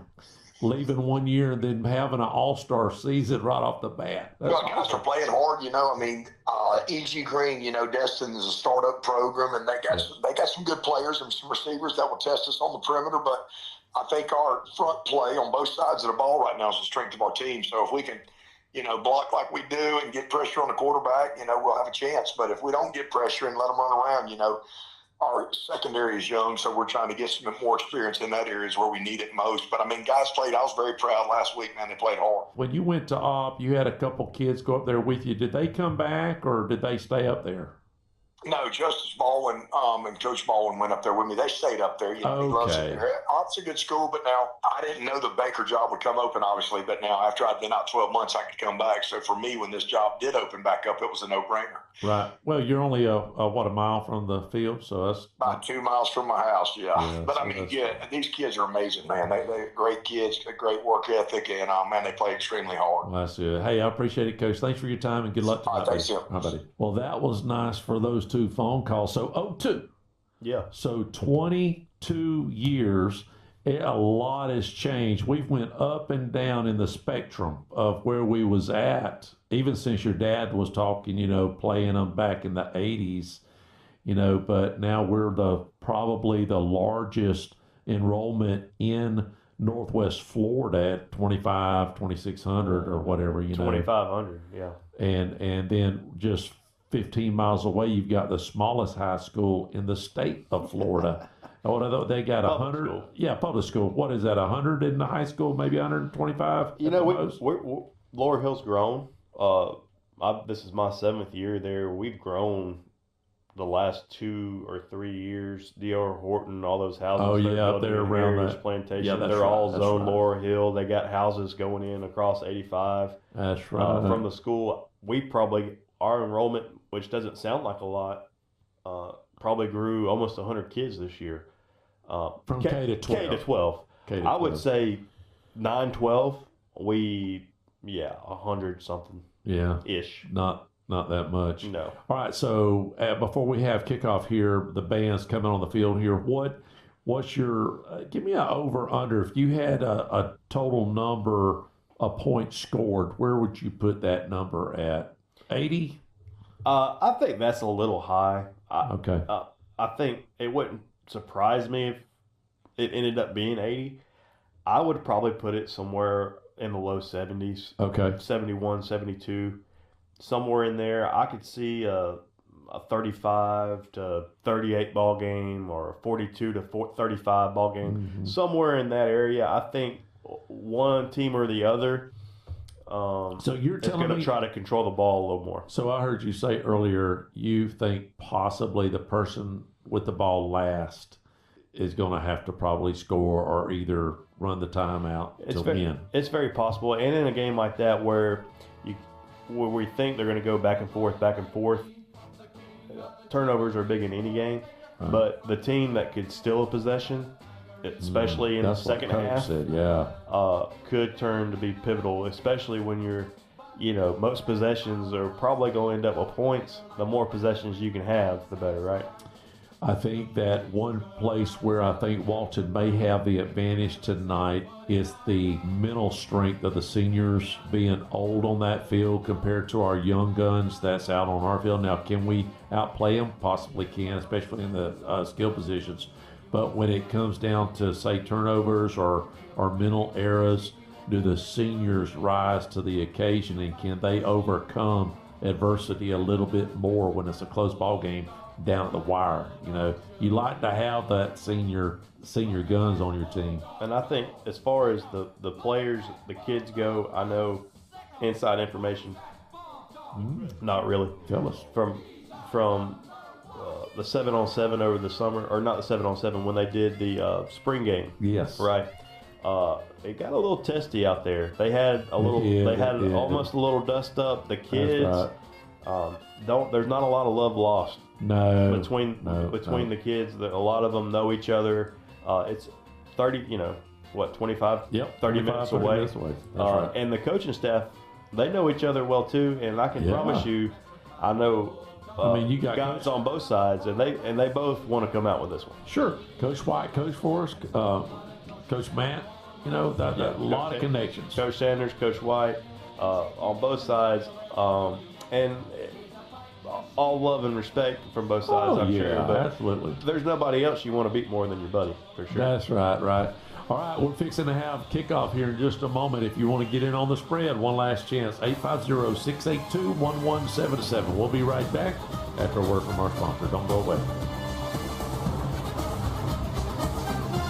And we are live at Jack Foster Stadium. Glad you can be tuned in tonight if you're on the radio at 104.7 or if you're on YouTube, WAZ's YouTube page. We have Scott down on the field. He's going to be covering the flip for us. Tonight we have the Walton Braves coming in, and we just talked about it. Corey, your thoughts one last time. Do you still feel like it may come down to the last possession? I think it's very possible. I think you got two teams that are talented, especially on the offensive side of the ball. Walton has one of probably the best quarterbacks in the area. Yeah. That's going to test us on the back end, which you could say historically has kind of been the Dogs' weakness defensively. And on the flip side of that, I think skill-wise for Crestview, this might be the most talented team that we've had in the Grant era. Yeah. And really, you go back to the year that they made the semifinal run, I think skill position-wise, it's as talented as we've been in a long time. and I think that Walton is going to have a hard time matching up with that skill. Well, the Bulldogs trot out the captains tonight. The captains for the Bulldogs. We've got red on top, white on the bottom with red helmets. Let's go over them real quick. Like it looks like a 5, 9, 11, and 2 maybe. Well, 5 is Braylon Phillips, the senior wide receiver. 9 is Jay Screen, our senior tight end. 11 is Juju Rover, the senior defensive lineman, and 12 is Carson Colmetz, the senior wide receiver. Juju Beans. Is that that was a movie Avatar, I think. That guy said, yeah. Well, I don't know who he plays for now or if he's still playing, but Juju Smith-Schuster. That's was right. A receiver for Pittsburgh. Yes. I think he's somewhere else now. If he's still in the league, I'm not sure. If you want to get in on the spread, 850-682-1177. A lot of people on YouTube right now on the radio station, 850-682-1177. Last week, Donald Shad won it on the money. 35 he picked. All right. What do you think the high is right now for the Bulldogs? I've got a lot of numbers coming in. What do you think the high is for the picks on the spread? Like point total or win by? No. How many points are you going to win by? How many points do you think somebody has texted me to say, I think the Bulldogs are going to win by? You're not asking my opinion. What do you think somebody thinks out there? Oh, I got that's you. Text me. I don't know. I'm just going to throw a number out there. Tim, 22? 38. How about 42? What? Chris Faircloth sent me 42. Of course, he's all red, right? He's a Bulldog. Well, Chris, I hope you're right, buddy. Chris, if you're right, I have missed a great opportunity. And all these other guys. Henry's 20. I've got a 22, 25, 14, 7. 7's my lowest. I would say, for me, I would say 8 if it was 8? If it were me. Well, that too would be a that would be a good number. Scott is like, man, come on, don't do that to me. Don't do that to me. The pep rally again, or whatever they call that, pep line, is on the right-hand side of your radio dial. It's always been on the left-hand side of your radio dial, which the right-hand side is the west side of the field. The field, if you're just tuning in, is sitting east and west. We've always used the east side closest to the high school. Back in the day, Scott remembers this well. He probably took many trips down that dirt road and they used to call that dog pound. Is that what they used to call it there, Scott, the dog pound out there amongst the dirt? I have. Are you talking over here? You know, yeah, down on the west side. He's talking about Jones Road, right? Jones Road.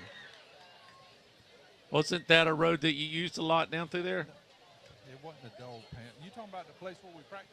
No.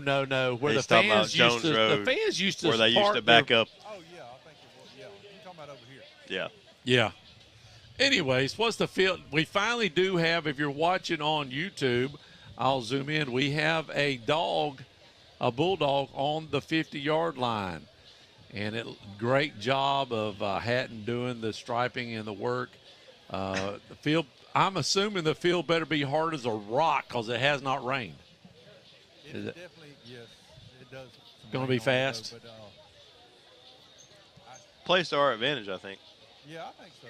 It's going to be very fast. I don't think it'll be slick at all. Listening from 38,000 feet. Duck is coming back over the pond. He said, turn up Scott. Doug from 38,000 feet with the sound advice. Unbelievable. That's unbelievable at the technology today. I've got a bunch of texts coming in. If I don't give you a thumbs up, that means Donald's coming in with a 41. Well, I'm going to have to side with Donald. Hey. His price is right in him. He's pricing right with a 41, but if you're going to hit it on the money, it really it don't matter. Actually, the closest. It's closest now. Obviously, right. If you hit it on the Donald hit it on the money. What happens if more than one, or you don't let them do more than one, the same number, do you? Yeah, that's right. No, I give them a thumbs up. Yeah. If you text me real quick, like Dwayne Sapp. So like 41 is man, gone we're getting now. a lot of double digits. I'm just going to be honest. Nobody's got 7, Scott. Everybody's double digits so far, brother. Everybody, a lot of double digits. I'm just blown away right now. Well, everybody's excited about our win last week. They are. I think it could be a rope-a-dope situation. Muhammad Ali, that's way before your time. You wouldn't know what rope-a-dope meant. My goodness, I know who Muhammad Ali is. I know, but the rope-a-dope word, that saying was, he came out, I think it was Nella and Manila.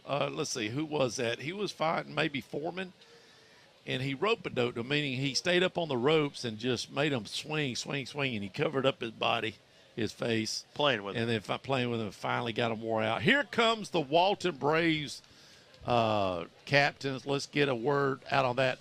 Now, we talked about their quarterback, and their quarterback's going to be bringing it tonight. Number 1, Wells Bettenhausen. Did he play last year? He definitely played last year. He was the man last year, wasn't he? Correct. I remember calling his name out, and I remember calling out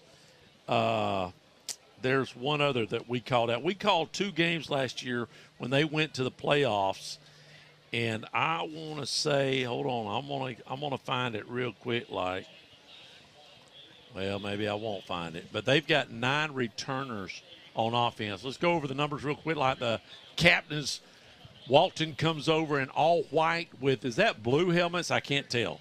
Yeah, I think it's maybe navy. Let's get Scott in. Scott, we're going to turn you up here. All right. Listen. Sportsmanship. All right? Listen. Play hard, play smart, always play with sportsmanship, okay? Make sure you guys are dressed properly when you come out here. If not, we're going to, all right? You know that's got to come out, okay? Number 30. He's already undressing people. All right. Any questions? Lord help us not have a lot of stoppage like we did last week. Yes. Last week, it went by fast. What was it, 9 o'clock? 2 hours? That was the fastest game of all times. I loved it. It was wonderful. Of course, we had a running clock.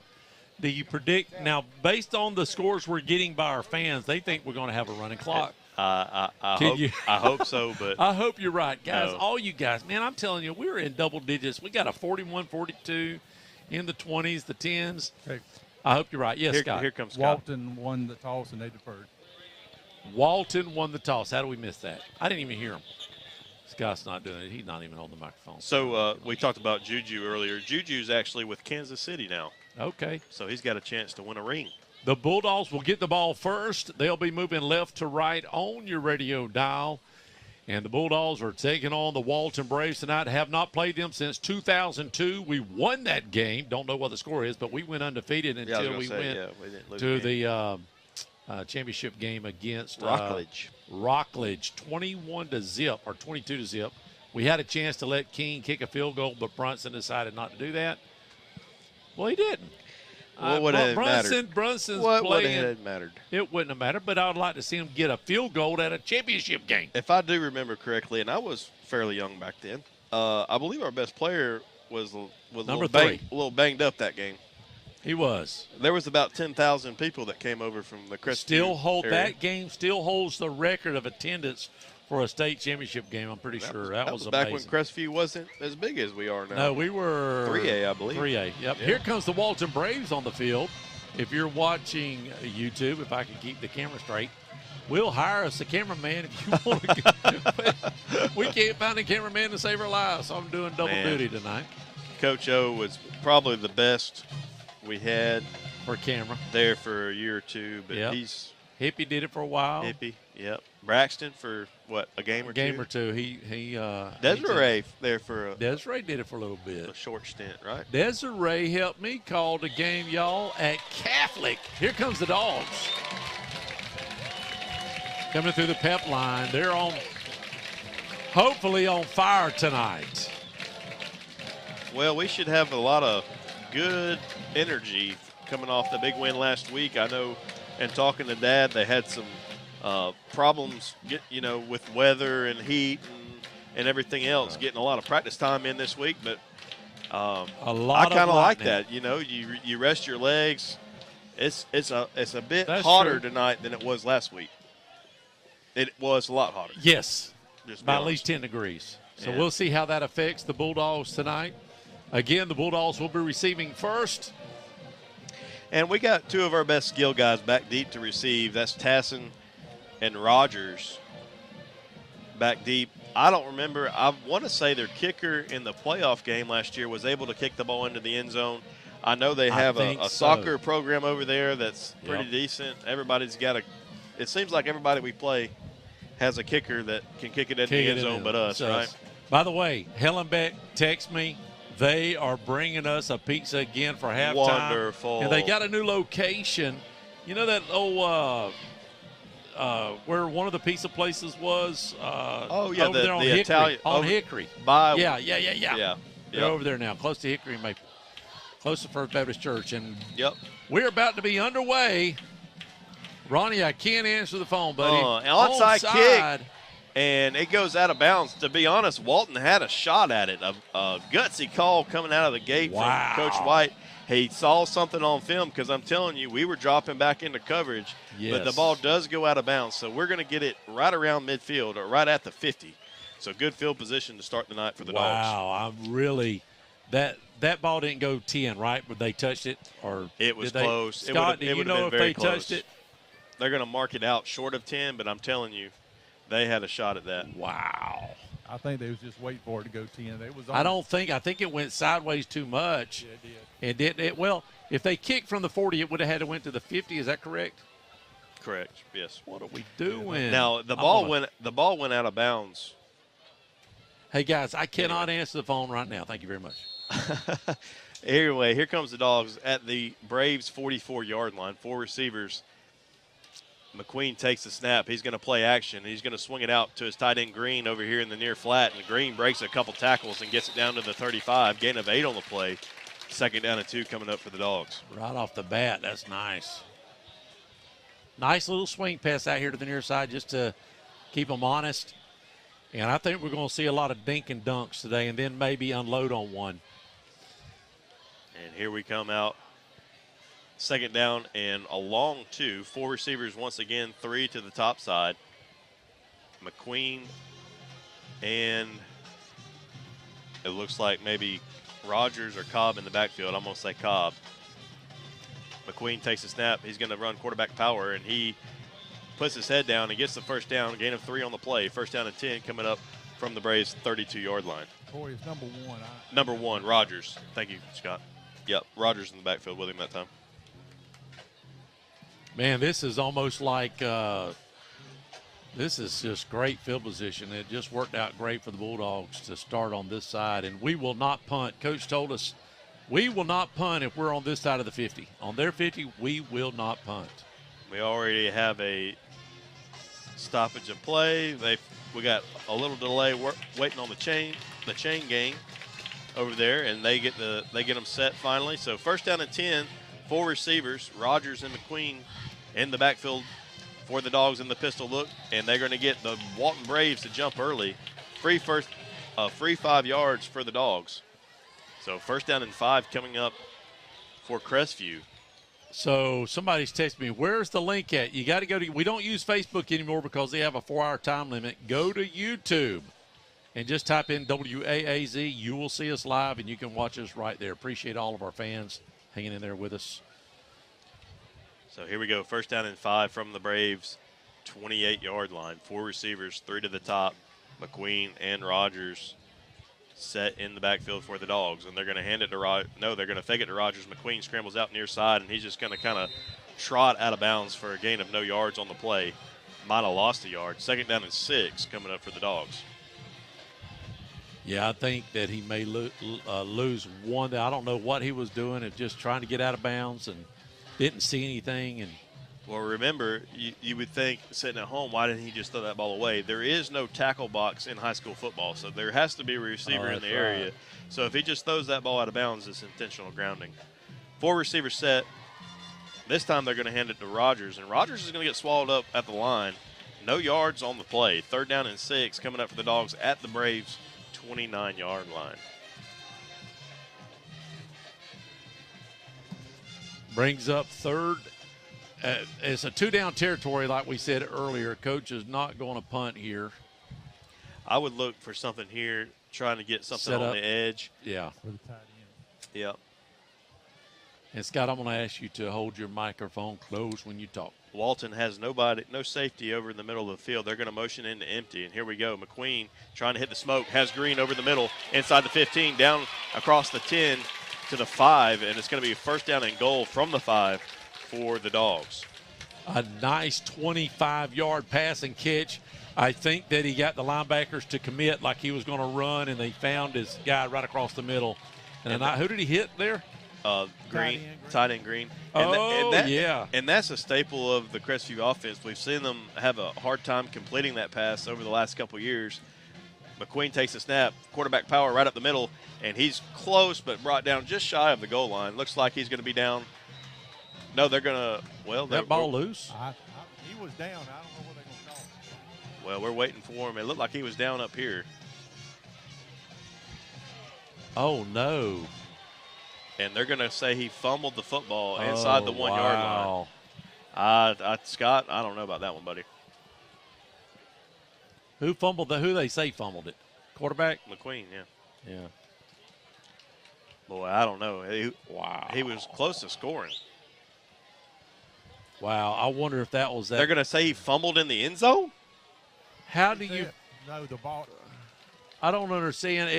The only reason it's coming out to the 20 is if he fumbled in the end zone. No, it rolled in the end zone. So he fumbled it into the end zone, and they recovered it in the end zone. He was on the ground. I tell you, I don't know about that. That was a bad call there. Here come the Braves from their own 20. Bettenhauser has a completion in the far flat, gain of about 6, and I'm telling you, that's a pivotal point in this ball game early. Wow. We talked about turnovers in the pregame. That's right. It's a tough one. Coach said that we can't lose the turnovers, and losing it on the 1 yard line are basically they're losing it and giving them points or giving points away. Yeah. 2nd down and 4 for the Braves. They run the ball up the middle. They're going to be stopped short of the line of gain. 3rd down, and we'll call it 1 coming up for the Braves from their own 29-yard line. 8:40 left to go here in the first. 0-0 is our score. Walton on their first possession of the game after the Bulldog turnover inside the Braves red zone. Play action, completed pass, and a nice tackle in space there. Going to get the first down after a gain of 2, but a nice tackle there in space by the Bulldog defense. Walton's moving fast. Don't want to give a chance to get the plays in for the Dogs. I don't know. That little series moved pretty fast, but again, Walton moving right to left. That first series there got them about 12 yards. Let's see what they do on the second series. Now we've got a whistle on the field. We got a timeout, or what do we have? It's going to be probably an equipment issue, if I have to say. Yep, they're going to trot off a guy for not having a mouthpiece, or who knows, knee guard, something. Yeah, Point of emphasis this year, Tim. They got to pick something every year. Oh, he got a thing around his neck. Yeah. I guess, and he had to take it off for one play. Anything to slow the game up any, they're going to do. Ball's at the 32-yard line. 1st down and 10 for the Braves. 8:07 left to go in the first quarter. Dogs started off after a failed onside attempt by the Braves. Drive the ball all the way down to look like in the end zone or right short of the goal line, and fumbled it away. Don't know if his knee was down. It looked close up here.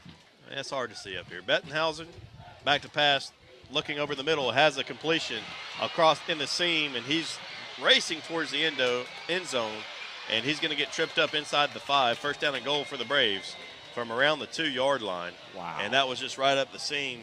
They split the Bulldog defense there for about 65, 70. I was going to say 65 at least. We'll call it 65 yards. And wide open right down the seam. And 1st and goal to go. Walton sets up quickly. And look for them to pound it in right here. And they're in the I formation under center. Don't see that a lot in high school football or college, really, for that matter. And they're going to try to hand the ball off to their tailback. And he looks like he's tried to sneak his way in there, but it's held up just short. 2nd down and goal coming up for the Braves. I'll tell you, that kick, that onside kick, man, you thought for sure the Bulldogs would pick up some momentum there, but it has flip-flopped just like that after about 5 plays. And they stay in the I. Quarterback under center. takes the snap, hands the ball off once again, and this time he's got to see him to the end zone, but there's a flag in the area of offensive holding. We'll wait to see. The running back did get in the end zone. It was a touchdown. He walked in pretty much, but let's see where the flag. Maybe he walked in because there was a hold, and there was a hold. That'll be a 10-yard penalty. Yeah, big penalty there. That's going to back him up outside the 10-yard line. It's going to be second down and goal from around the 12. So take a touchdown off the board for the Braves. Huge right there. Now the Bulldogs can maybe hold them, stymie them for at least a field goal. That'll be a win for the Bulldogs. Maybe we can get a turnover of our own. Hey, we'll take it. If you got scores, send it to us, 850-682-1177. A lot of big games. Niceville and Escambia Catholic. Choctaw and Navarre. I'd like to hear that. I believe Choctaw should handle Niceville, Escambia, yeah. Niceville, Escambia, huge. The Braves looking for a little sideline help. 3 receivers set for Walton. Bettenhausen in the gun. And he's going to run the quarterback read, and he's going to keep it. He's got a lane to the end zone, and he's going to trot in. 12-yard scamper. Touchdown Braves. Take the early 6-0 lead. TD, 12 yards for Bettenhauser. He saw it all the way. I don't know. That was a called play, wasn't it? He wasn't going nowhere. He wasn't going to throw it or anything, right? Just like that, Walton turns a drive away for the Bulldogs that had it on the 1-yard line. And just absolutely kills the Bulldogs' momentum. Now you've got to find a way to find the momentum again and suck the air out of you. I will say halfway through the first quarter, I think the game has turned out kind of the way we thought. They really didn't stop us on offense, and we didn't stop them on offense. That's right. Nothing's really changed what we thought was going to happen other than the turnover. Snap, hold, and kick is no good. So it's leave no the score good. at 6-0. Oh, I jinxed them. I put up 7. You are I need to start doing that. The Braves 6, the Dogs nothing. We'll be right back, guys. Don't touch the dial. I've been around long enough to not be shocked by anything anymore. But this takes the cake. 38%. That's all. Only 38% of your electricity actually makes it to your home. Just think about how much is wasted. That's the shocking truth. It's appalling and really shocking. Find out more at okaloosagas.com/truth. It really is shocking. My husband and I just closed on our new home. We found a builder, CJL Construction, through Teal and Waters. We shopped around 4 months until we found this particular home. It was exactly what we was looking for. The workmanship was unbelievable, and it was the neighborhood we wanted to be in. Colton Lyon Decker and Teal and Waters made this a simple, stress-free purchase. We are pleased to recommend CJL Construction and Teal and Waters if you're in the market to buy a home. I highly recommend you go to their website for all their listings and information at crestvviewhomes.com. And we are back. Walton strikes first, a little pooch kick to about the 34, 20-yard line. It does bounce. And we pick it up. Tassin picks it up, trying to work the ball back to the near side, cutting the ball up the middle, and showing off his athleticism across the 35, and should be an extra 15 Gotta right be there, a 15 but there's not right a official over there. Dusty, Corey, I had the camera on him, and he got tackled almost on the concrete. Well, the problem is we didn't have an official over there to watch that. There was one here, Scott said. There was, Where did we get the officials from tonight? It should have been 15 tacked onto that, but regardless, we got good field position across the 35 up to the 38. And we're going to have a water break here with 6:23. Water break is 6-0. Don't touch the dial. Walton's on top. We'll be right back. Hello, this is Dixie Dan Powell. Just like in the courtroom, you got to be bulldog tough. It takes teamwork to get to the goal line and to win the game. Go Bulldogs. Call us, Powell Injury Law, 850-306-2667. That's 850-306-2667. Guys, listen up. Did you spend too long out on the boat this Saturday fishing? Have you been on the links a little too much? Do you need to get out of the doghouse? Let me tell you where you need to go. Joey the Jeweler. He's on Main Street right by Desi's. He's got tons of beautiful jewels to win your girl back over. And make sure to go like and share his Facebook page. He's always doing great giveaways, so you have a chance to win something free for your girl. So head on over to facebook.com/Joey the Jeweler. Or you guys could just ask Siri what the phone number is. Hey Siri, what is the phone number to Joey the Jeweler? Joey the Jeweler's phone number is 850-682-1980. Go ahead. We're back. We're back here at Jack Foster. 4 receivers. McQueen hands the ball off to Rogers. Rogers on the outside zone gets about 3 yards. 2nd down and 7. Coming up for the Dogs at their own 41-yard line. They sniffed that out.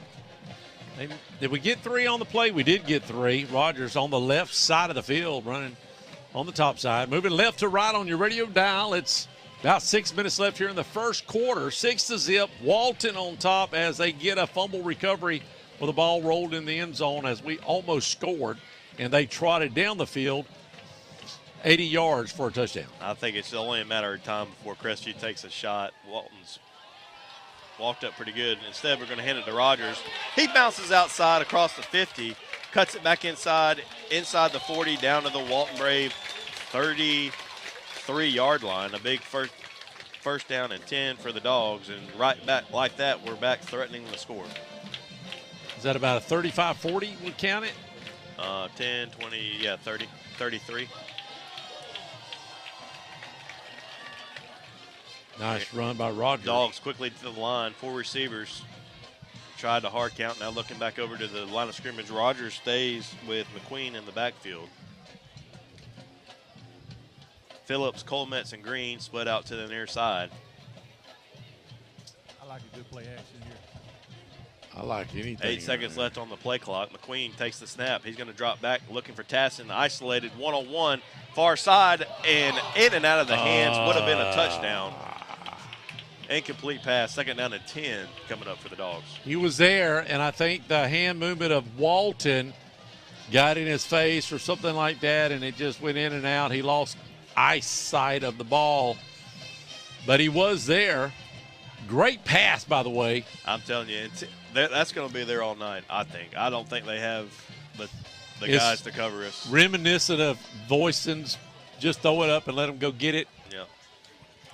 No, like coaches up here. McQueen hands it off to Robinson. Robinson puts his head down and gets 3. Going to bring up 3rd down and 7 from the Braves' 29-yard line. 4:49 left to go in the first. The Braves are up 6-0.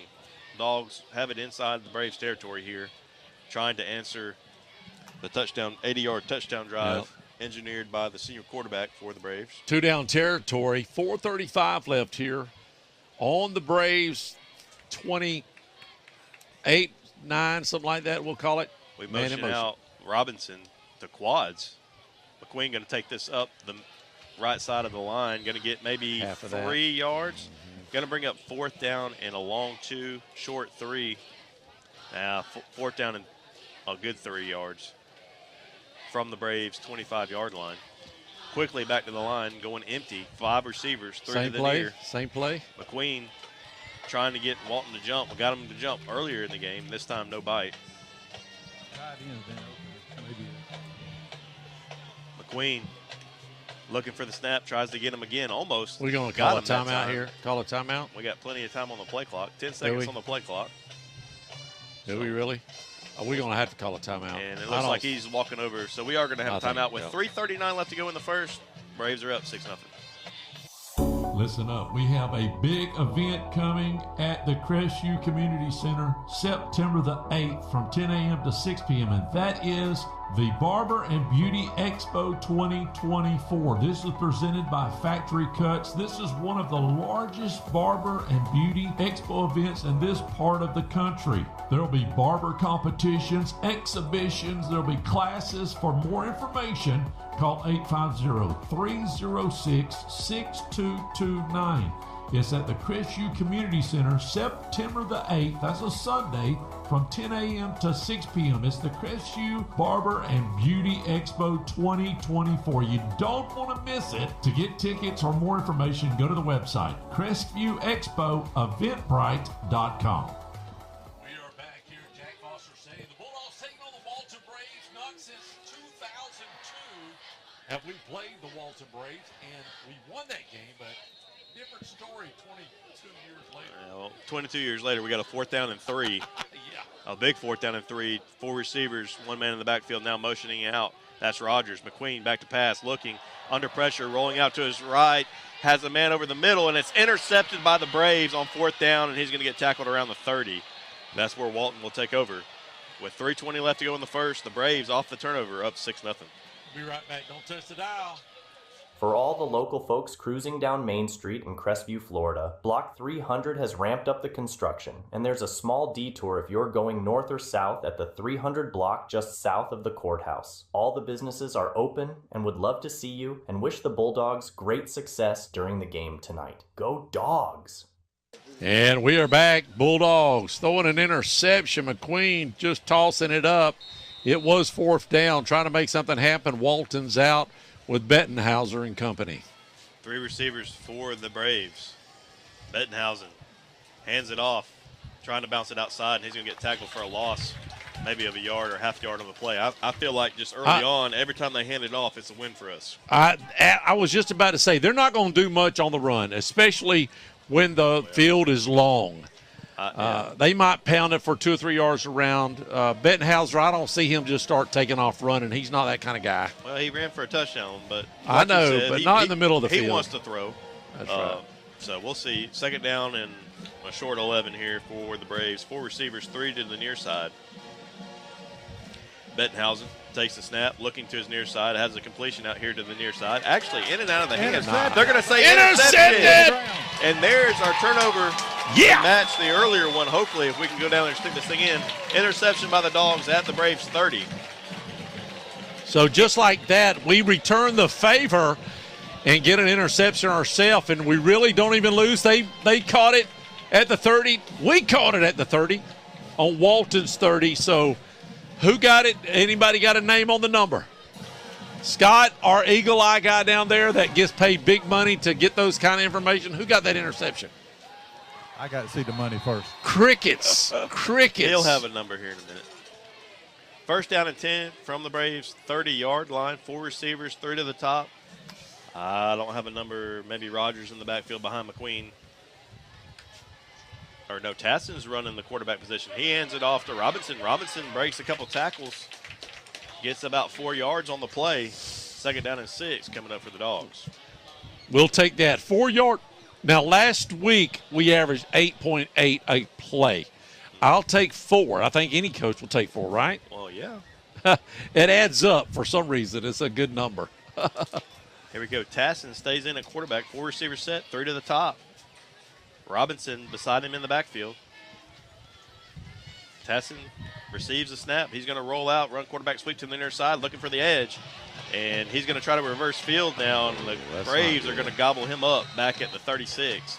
That's going to bring up 3rd down and about 14 for the Dogs. 26 on the interception. Let me see. That's Damian Dodson, the senior linebacker.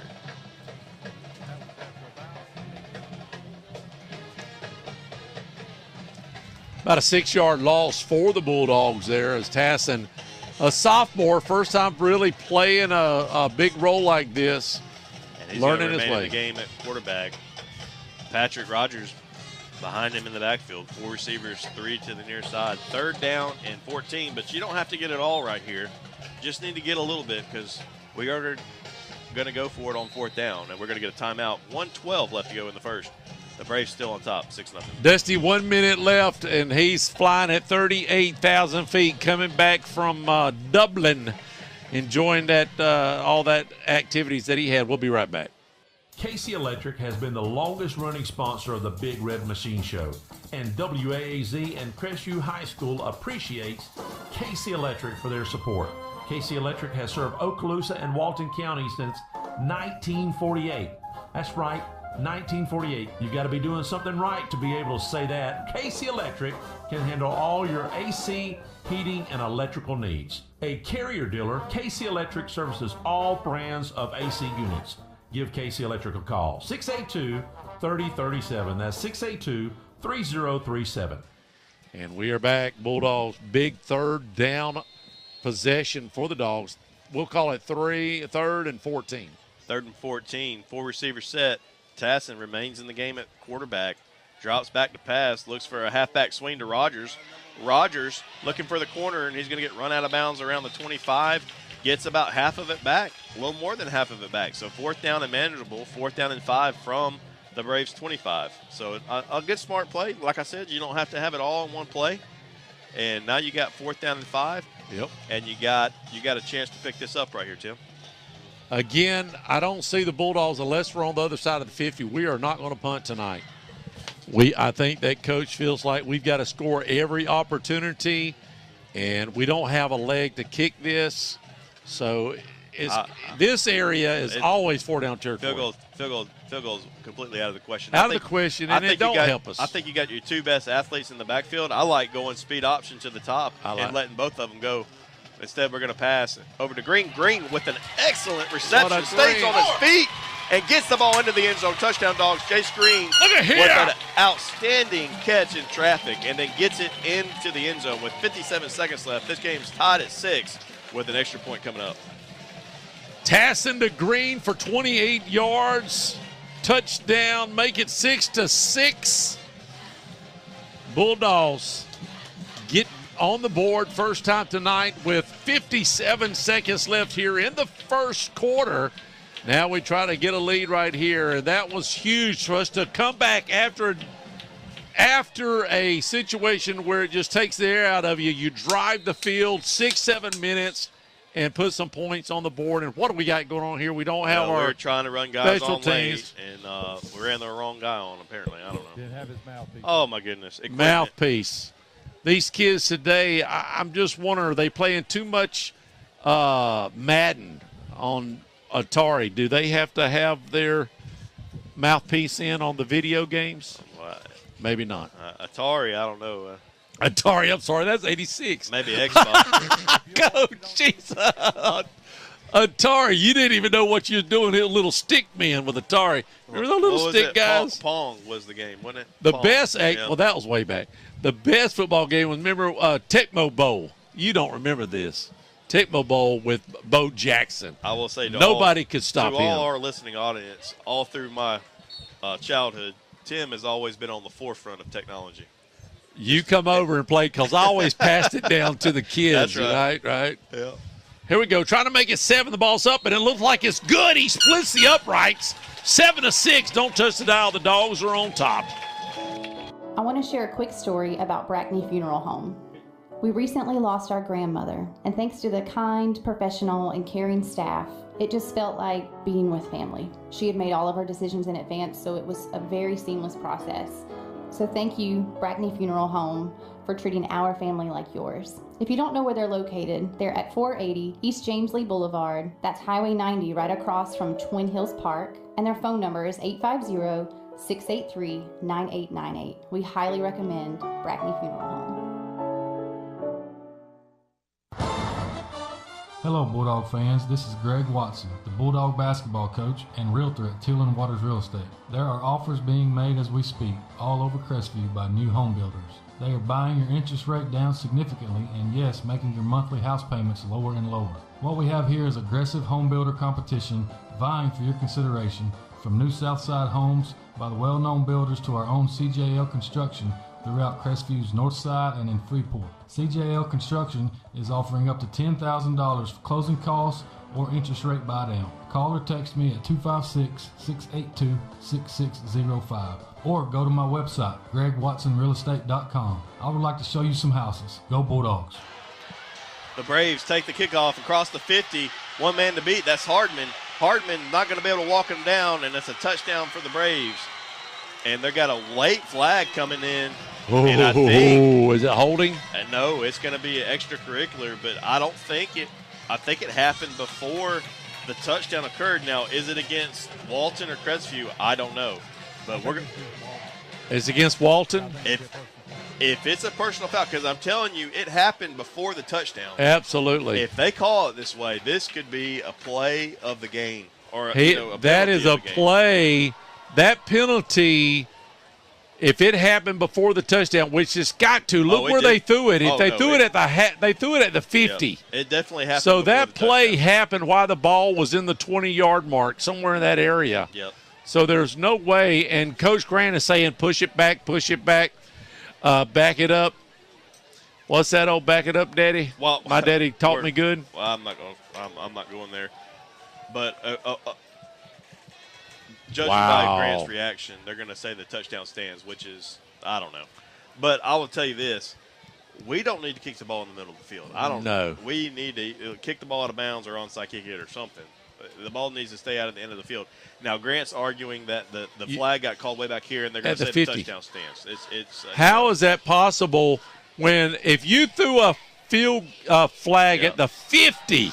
Well, I can tell you, watching it live, when I saw the flag, the guy had not scored yet. Hey, listen, So there's two calls that went the Braves' way. I want somebody to rewind YouTube. You can do that live. Yeah, absolutely. Rewind maybe it, and maybe we're wrong. And matter of fact, I can do it myself up here. I'm gonna just keep it right there on the field goal, and I'll do it myself. Dadgummit. I'm gonna do it right now. Two big calls: the fumble that went into the end zone, that was recovered by the Braves, and then that penalty that's called after the touchdown. Two huge calls that go Walton's way here early. We're still in the first quarter. They are going to try an extra point. The Braves are up 12-7. They're going to try for the one to make this a 13-7 game. The snap, the hold, and they're going to run a fake. And he's right around the goal line, and they're going to say he didn't get in. So the 2-point try is no good. Leave the score at 12-7 with 43 seconds left to go in the first. The Braves are up 12-7. This is Dusty Holloway, owner of the Holloway Agency, and we are proud supporters of the Crestview Bulldogs. The Holloway Agency is your locally owned and operated independent insurance agency, and we offer a full line of coverages for all of your home, auto, business, and life insurance needs. Our offices are located at 168 West Woodruff Avenue in historic downtown Crestview. Feel free to drop in, or you can give us a call at 850-682-1900, or you can go to our website at www.thehollowayagency.com. Go Dogs. CQ Roofing, your hometown roofer since 1999, is state licensed and insured. Chris Coyer, the owner, is born and raised in Crestview, North Okaloosa County. Family owned and operated for 24 years of local service, specializing in shingles and metal roofs. Re-roof repair specialist. If you have any roofing needs, you can call them at 850-683-4169 or visit their website at cqroofing.com. And we are back. I don't know. It should be a 10. Is it a 15-yard? Are we saying that there was a holding call after the touchdown? So there's a dead ball holding? Have you ever heard of that, Tim? Because a personal foul is 15 yards. Very interesting. The left-footed kicker kicks a nice line drive, and that ball is going to go what are we just doing? Short of the end zone. That's our best receiver, Tassin, and Tassin's looking for a hole around it. Now he's just doing a lot of dancing across the 15. He's going to get tackled at the 16. Wow. But if the ball goes in the end zone, it's dead, right? Well, the ball didn't go in the end I zone. know, but it could have. It should have. Yeah. It should have. I've never heard of a dead ball holding call for 10 yards. I don't know. I don't know either, Tim. I tell you what, buddy, that's I don't know. That is something to coach. Watching it live, I'll go ahead and be honest. Coach said. Coach was just up here. I say Coach Hatton, athletic director. He said that if that is a 15-yard penalty if it's personal foul, and if it's during the play. Well, if you called holding, it has to be during the play. That's exactly right. Right. That's exactly right. Or it's not a foul. It's a personal foul on sportsmanlike conduct if you tackle somebody. McQueen takes the snap. He's going to try to scramble. He does. Stays on his feet across the 25. He's walking across the 50. One man to beat. Nice block across the 20. Here. Trying to get tackled down, and he is right around the 2 or 3 yard line. First down and goal. McQueen with the 32-yard scamper on the first play of the drive. We're still in the first quarter, by the way. By the way, 2 seconds left, and the Dogs are threatening. Wow, just like that. The big plays that are happening in this game is unbelievable. From the fumbles to the kickoff run backs to the one run right there. It's amazing. We've had an 82-yard run just there. Wow, 65-yard pass by Walton. A kickback by Walton of, 70 yards. 10 seconds left to go in the quarter. Do you get a playoff? Tassin is in at quarterback, and we're jogging people on and off the field. You just hold on. We're not going to snap it. We're not going to snap it. We'll take a quick timeout. We'll be right back after a word from our sponsors. No way we're going to take it. I was right or no? Score, I was just saying. Oh, yeah, go ahead. The Braves are up 12-7. We'll be right back, guys. I'm Jenny Powell. I'm one of the attorneys at Powell, Powell & Powell Law Firm. Our family has been invested for over 100 years in Northwest Florida, serving your families for over 70 years. If you're in a car accident, you need a law firm who has the training, skill, and experience necessary to deal with insurance companies so that your case doesn't drag on forever. Let our family take care of your family during your most crucial moments. Just remember, Powell, Powell & Powell Law Firm is here for you. You can always just go to our website at www.powelllawfirm.com. If you're in the market for a brand new custom home, maybe you have some commercial work that needs to be done or remodeling, there's one place to call, and that's VLM Construction Services at 850-305-2959. Lonnie Miller and his crew has been working in Florida and in Alabama for over 30 years. If you're within the sound of my voice, they have plenty of home sites available in Crestview and Baker. Don't hesitate to call for any of your construction needs. 850-305-2959. And we are back after a wild first quarter. That's probably, is that the wildest? For it being 12-7, that's got to be the wildest quarter I've ever seen. The game is living up to what I thought it would be. It's been a great game to watch so far. Tassin, first down and goal, in taking the snaps, and he's going to run the ball up the middle, and he's going to kind of tiptoe his way, maybe gets a yard. Half a yard maybe, second down and goal coming up for the Dogs, and here comes McQueen back in the game. Tim, just early on, I'm going to be honest, Tassin is a great player for us. I like number 4 taking the snaps. I don't know if there's giving McQueen a breather. I don't know what was going on there. I think so. Right. He's done a lot of work in that first quarter, so now McQueen is back in. And here we go. Kind of a full house look. McQueen takes it, looking for a seam, and he's going to walk it right into the end zone. Touchdown, Dogs.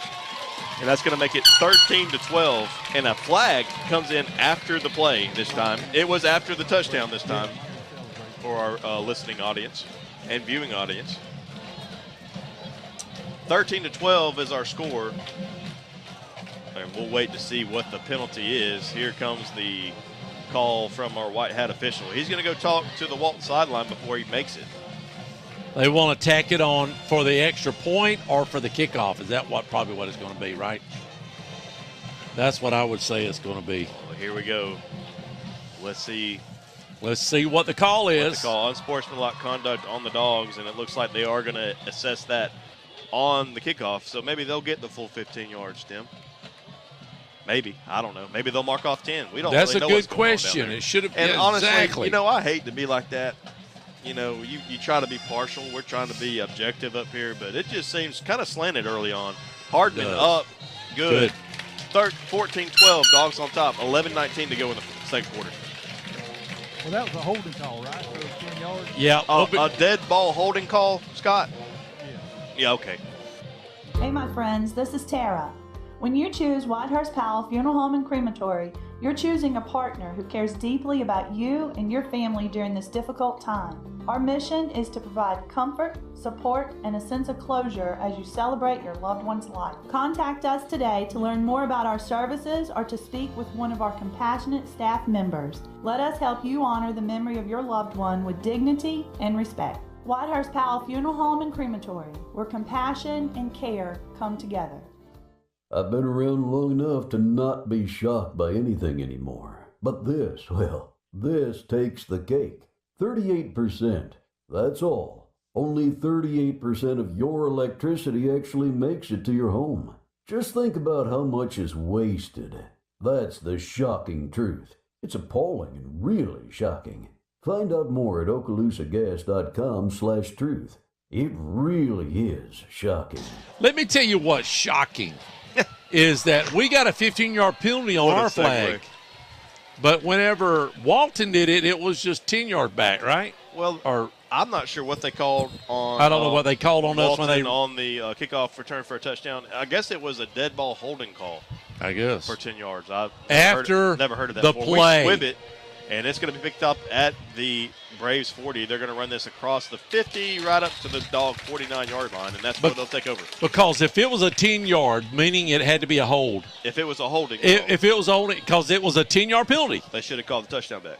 They should have called because you can't have a hold after the fact. Well, can you? Well, you if can. He scores the touchdown, you can tackle somebody and hold somebody after the play. You know what that is? After the touchdown? After the you know what it's called? Unsportsmanlike conduct. It's 15 yards. It's 15 yards. Correct. Ah. Yeah. So they did. You can't hold somebody after So the either, play. yeah. I mean, you can. So they just blew it probably both ways. I don't know, Tim. To be honest both ways with to you, I have Sunday. no idea. I'm not down there. 4 receivers, Bettenhausen going to hand this ball off. That's a win for the Dogs. He's going to try to bounce it to the near side, and that's going to be – now he's going to try to reverse field, and my goodness, our pursuit angles are just terrible.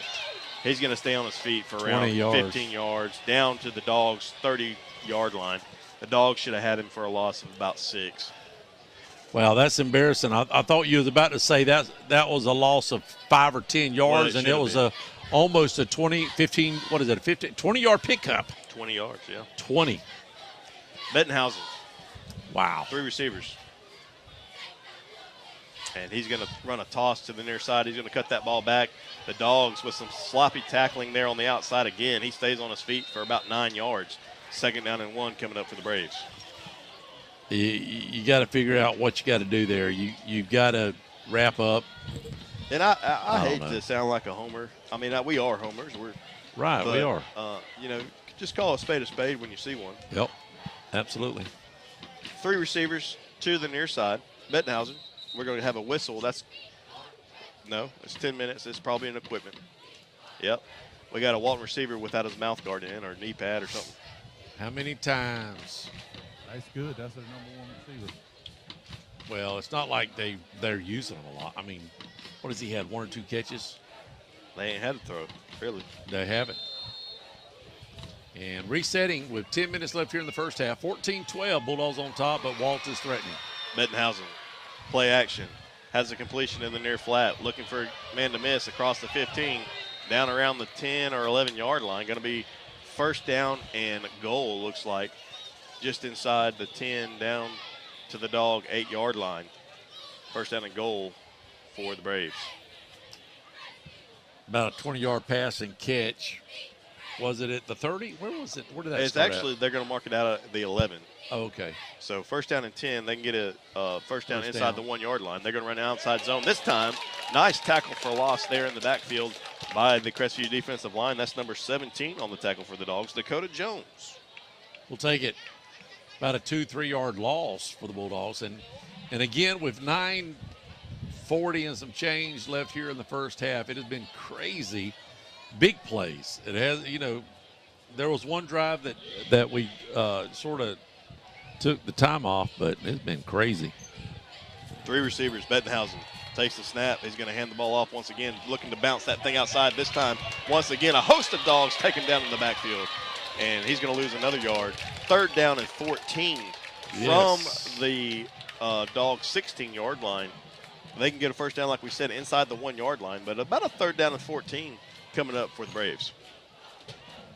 So 2 plays, both losing yardage on the run play. And we had said that earlier. Other than that one play where we should have had him in the backfield about 3 plays ago, the Bulldogs have really stymied the running play, the running game for the Walton Braves. Here come the Braves. They're going to come out 5 wide. Nobody with Bettenhausen in the backfield. Empty formation.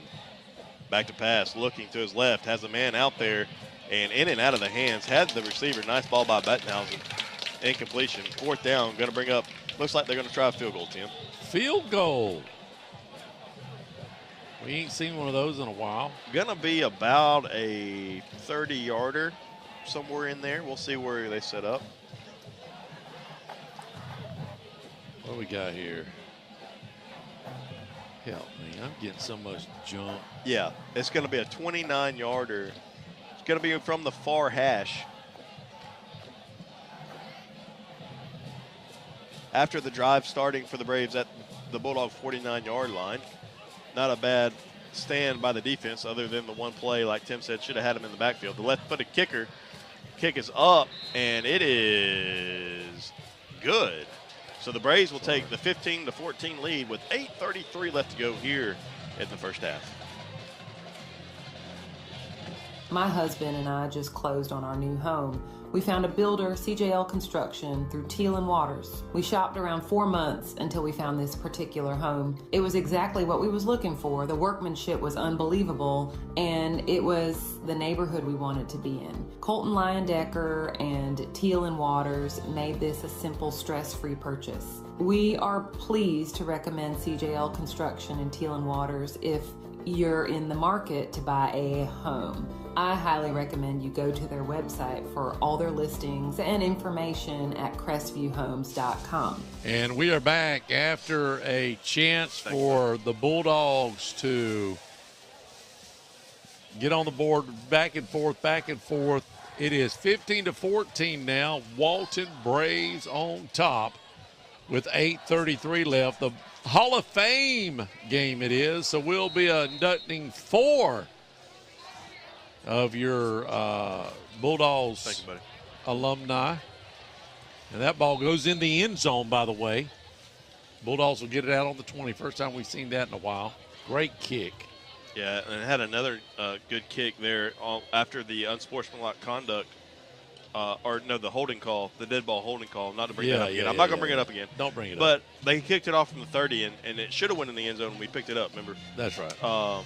We did score a touchdown on that drive, but a good kick nonetheless. So. Well, I just appreciate all the love the band boosters give us up here in the booth. A bounty. Look, they got us. Look at all the catch-up this week. Look at that. And I went and got some of this. So we're plenty. We covered. And we got Hillenback coming. Mercy. I feel like we're spoiled. Kings and absolutely. And, here come the Dogs. Poppers. 8:33 left to go in the first half. They're down 15-14. And what Tim has said is a wild first half, an exciting first half. But low scoring. Not really. I mean, we sure ain't going to get at this way. We're not going to get to 42, are we? Very possible. We could actually. McQueen takes it. Play action, rolls to the near side, has a completion to Robinson. Robinson keeps his feet across the 30. They're going to mark him out at the 31. Gain of 13 on the play. First down and 10 for the Dogs. Nice passing catch there, coming out here to the near side. Never mind. We're going to move the spot back to around the line of scrimmage, and it looks like they're still going to signal this a first down. What are they doing? It's very close. It's very close. I don't know. I don't understand. Where do these guys come from? Because I feel like that we're still waiting to see if it's going to be a first down. Trying to figure out if it's a first down or not. Are they going to pull the chains out? A white hat. No, I don't know if he knows what he's doing. He's just standing there looking at, hey man, what are y'all doing? What's going on? Still waiting. They're about 2 inches short. Well, we need to call that then. Just make it second down and let's get on. Let's go. I'm going to call it 9 yards and some inches. So can we please? Whitehead come over here and talk to Grant, and now he's ready to go. I don't know what was going on there. Scott will get us the inside second scoop. Down and inches. Maybe. I don't know. Now they're talking. The other far sideline judge is talking to Coach White. The down marker still says first down, and they are going to move the chains. No, one chain's going to move, and now yeah. So we're going to call it a first down. I'm confused as the white hat because he's looking confused. Well, I think everybody is. I think we can all agree that looked like maybe a first down. So okay. It's okay. It's only 10 So yards. we are first down. First down and 10 for the Dogs at the 30. McQueen, play action, looking over the middle, throws deep, looking for his man. That's Colbitz over the middle. And what an interception by the Braves at their own 25-yard line. It looked like he had hit Cole Metz in stride. Instead, the Braves come down way with the interception. What a pass. But he was double covered. Yeah, so, good ball. I think great whenever play by the Walton defense. Yeah, when he threw the ball, he wasn't in double coverage, and the free safety or whatever, loose guy come over. But great catch there. I'm going to be honest with you. Yeah. Nothing you can do about that. No, good play. Nice play by the Walton defense there. And that just stymies you right there. I'll be honest with you. The worst thing it did is it turned out to be a good punt. If we wouldn't, what are you looking for, brother? Fries. We don't have any. They're out of fries. We got potato chips here. Okay. Thank you, my brother. Yeah. First down and 10 for the Braves at their own 25. Bettenhausen goes play action. Under pressure, looking to step up, keeps his eyes downfield, has a man, and the Dogs almost had another interception right back. Wow. Rogers had to go in and out of his hands right at the midfield. Incomplete pass as it stands. Second down and 10 coming up for the Dogs. 8 minutes left here in the first half. 15-14. Walton's on top. They are moving left to right on your radio dial, which here at Jack is east to west. Pretty good crowd. We hadn't mentioned this, but Walton brought over a bunch of folks, and we do appreciate that. Nice turnout tonight for a ball game. We got plenty of ball left here, but we do have a away game next week, Corey. I keep on calling you. Dusty got me on my mind. He's flying 38,000 feet up in the air. The Braves, 4-receiver set.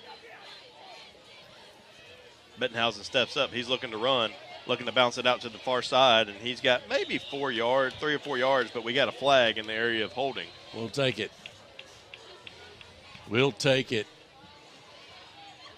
Bettenhausen can run. He's athletic. He's big. He's probably 6'4", 6'5". Yep. Not slow by any stretch, but you can tell he would rather sit back there and let it fly.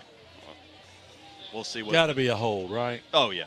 We'll see what the flag is. They're getting together to talk about it right now. Second down and 10 is where we started, and it is a hold against the Braves. And we're gonna take this. We're gonna mark this ball back to the 15-yard line. So that's going to bring up second down and 20. Let me ask you, you go in, are you happy with this score at halftime? No. No? I think we played very sloppy. Yeah. I think that, I don't know. I don't think we've played our best football Yeah, yet. I think we left at least one score on the field. Yeah. The first one, of course. 4 receivers. Bettenhausen back to throw, looking near side. Has a guy out here, has a completion, and he's going to step out of bounds around the 30-yard line. Gain of 15 on the play. Going to bring up third down and 5 for the Braves. Wait a minute. Is this ours? Yes. All right. 7:30 and counting for halftime. Third down and 5 for the Braves on their own 30-yard line. Bettenhausen with 5 receivers. Empty backfield for the Braves. And it looks like we're going to have a timeout for Walton. 7:35 left to go here in the first half. Dogs down 15-14. Hello, this is Dixie Dan Powell. Just like in the courtroom, you got to be bulldog tough. It takes teamwork to get to the goal line and to win the game. Go Bulldogs. Call us, Powell Injury Law, 850-306-2667. That's 850-306-2667. Guys, listen up. Did you spend too long out on the boat this Saturday fishing? Have you been on the links a little too much? Do you need to get out of the doghouse? Let me tell you where you need to go. Joey the Jeweler. He's on Main Street right by Desi's. He's got tons of beautiful jewels to win your girl back over. And make sure to go like and share his Facebook page. He's always doing great giveaways, so you have a chance to win something free for your girl. So head on over to facebook.com/Joey the Jeweler. Or you guys could just ask Siri what the phone number is. Hey Siri, what is the phone number to Joey the Jeweler? Joey the Jeweler's phone number is 850-682-1980. And we are back. Walton, after a timeout, comes back. They are on their own 30-yard line, moving left to right on your radio dial. 7:35 left here in the first half. 15-14, Walton is on top, and they have the ball. They're going to try to punch one in here. Let's see if they can do it. Here we go, third down and 5 from the Braves 30. Back to pass is Bettenhausen, looking far side, and he's going to overshoot his intended target. Going to bring up 4th down and 5 for the Braves. Is that a at punt? their own 30, and I believe that is a punting situation. Hey, just when I was just in time. Just in time. I can't say it over there. Thank you. No, we're not. No, we're not. Trust me. They just brought on like, oh. So, Hellenbach, halftime show is fixing to start, and they are in a new location. They're on Hickory. They're at Hickory and Maple. Look at this. Oh, it smells good. Oh, man. Look at that. Oh, my gosh, it's still steaming. This smells so good. Can we just take a 20-minute timeout real quick? Yes. Man, that's awesome. Right. We appreciate Hellenbach hooking us up. And here comes the Walton punter. He's standing at his own 16-yard line. The Crestview returns Fake. to him, and it's going to be a fake. And they're going to call a holding. And they would have got the first down. And, man, Coach White coached under Coach Brunson for so many years. How many times have we seen that play? That play where they snap it to the up back. It would have worked. They would have had the first down. But they called holding on the Braves on that play, which might have been the reason why it worked, right? We don't. That's right. We don't know, but I want to see them try it again. Yeah, well, they're not. It's going to be 4th down and 15 now. My God, That's no, right. it's a 5-yard. They must have been in legal formation. I'm sorry, I didn't really pay attention to it. No, they did mark it off 10.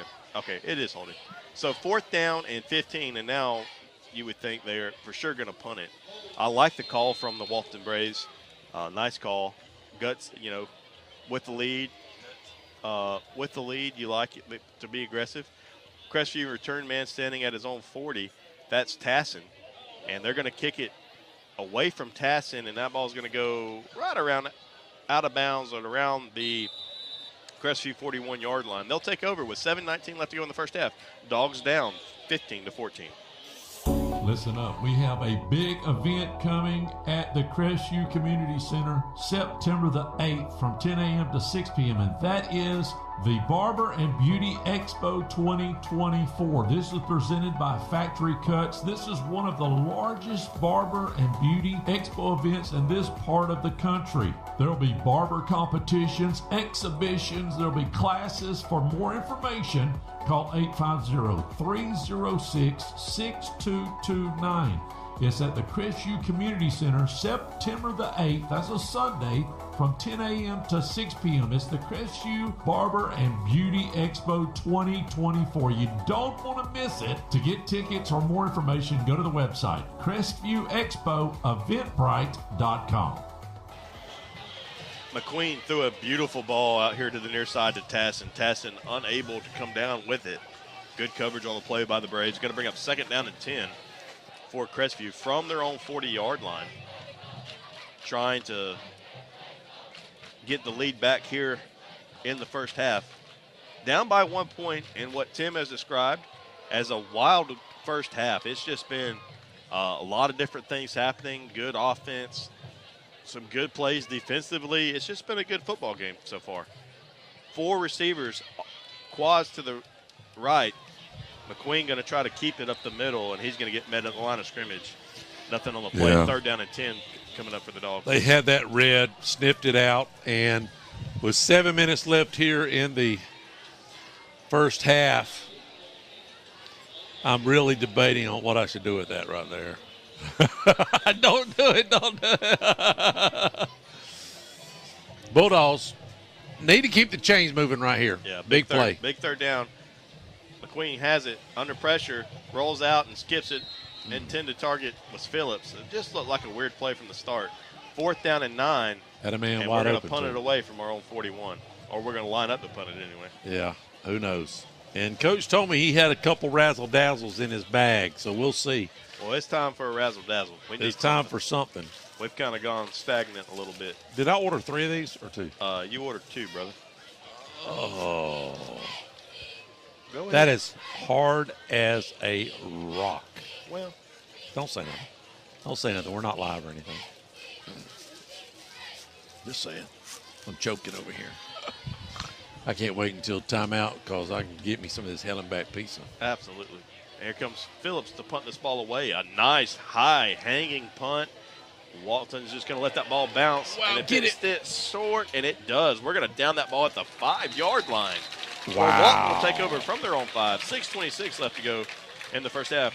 Walton's still up 15-14. For all the local folks cruising down Main Street in Crestview, Florida, Block 300 has ramped up the construction, and there's a small detour if you're going north or south at the 300 block just south of the courthouse. All the businesses are open and would love to see you and wish the Bulldogs great success during the game tonight. Go Dogs! KC Electric has been the longest running sponsor of the Big Red Machine Show, and WAAZ and Crestview High School appreciates KC Electric for their support. KC Electric has served Okaloosa and Walton County since 1948. That's right, 1948. You've got to be doing something right to be able to say that. KC Electric can handle all your AC, heating, and electrical needs. A Carrier dealer, KC Electric services all brands of AC units. Give KC Electric a call, 682-3037. That's 682-3037. I want to share a quick story about Brackney Funeral Home. We recently lost our grandmother, and thanks to the kind, professional, and caring staff, it just felt like being with family. She had made all of her decisions in advance, so it was a very seamless process.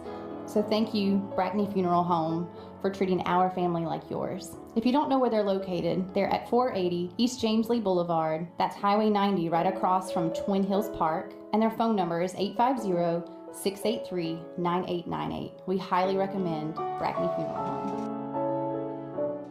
We're back here at Jack Foster Stadium. Just got word we're sending the house. The Braves at their own 5-yard line. The Dogs might get aggressive here. Bettenhausen back to pass. Looked like a hold in the end zone. Going deep, and we're going to have an incomplete pass here on the back end. Looked like a hold on both ends, to be honest. They let both go. 2nd down and 10 coming up for the Braves from their own 5-yard line. Speaking of the Braves. Too many injuries, Tim. Are they up? I'm going to tell you right now. A big series for the Atlanta Braves against the Phillies. It is. If they could win out, it would really be. They're up 7-2 in the bottom of the 8th, 1 out. They were up 4-0 last night, blew it. But I'm a Braves faithful, son. I would love to see them do it this year. They just got a lot to overcome. That's they got right. the old injury bug this year. 2nd down and 10 for the Walton Braves, and they're going to run outside zone at the 5-yard line. He sidesteps a Bulldog defender on his feet across the 10-yard line up to the 16. 1st down and 10, gain of 11 on the play. Well, with 6 minutes left here, so it is 8 o'clock. It's a long game. I will say that we was out at 9 o'clock, so that's halfway. But we still got a lot of time. 6 minutes left to go in the half, and we ain't have halftime yet. I know. That's true. And it's Hall of Fame halftime. Yeah. Bettenhausen hangs it out on the outside zone here to the near side, and he's got room. Nice tackle by Rogers in space to kind of manage that to about a 9-yard gain. Looked like he had more. 2nd down and 1 coming up for the Braves from their own 26-yard line. Niceville, we got scores coming in. I got sidetracked, but we've got scores coming in. Bill from Niceville. Bill from Milton. I'm sorry, Bill. God, I'm sorry.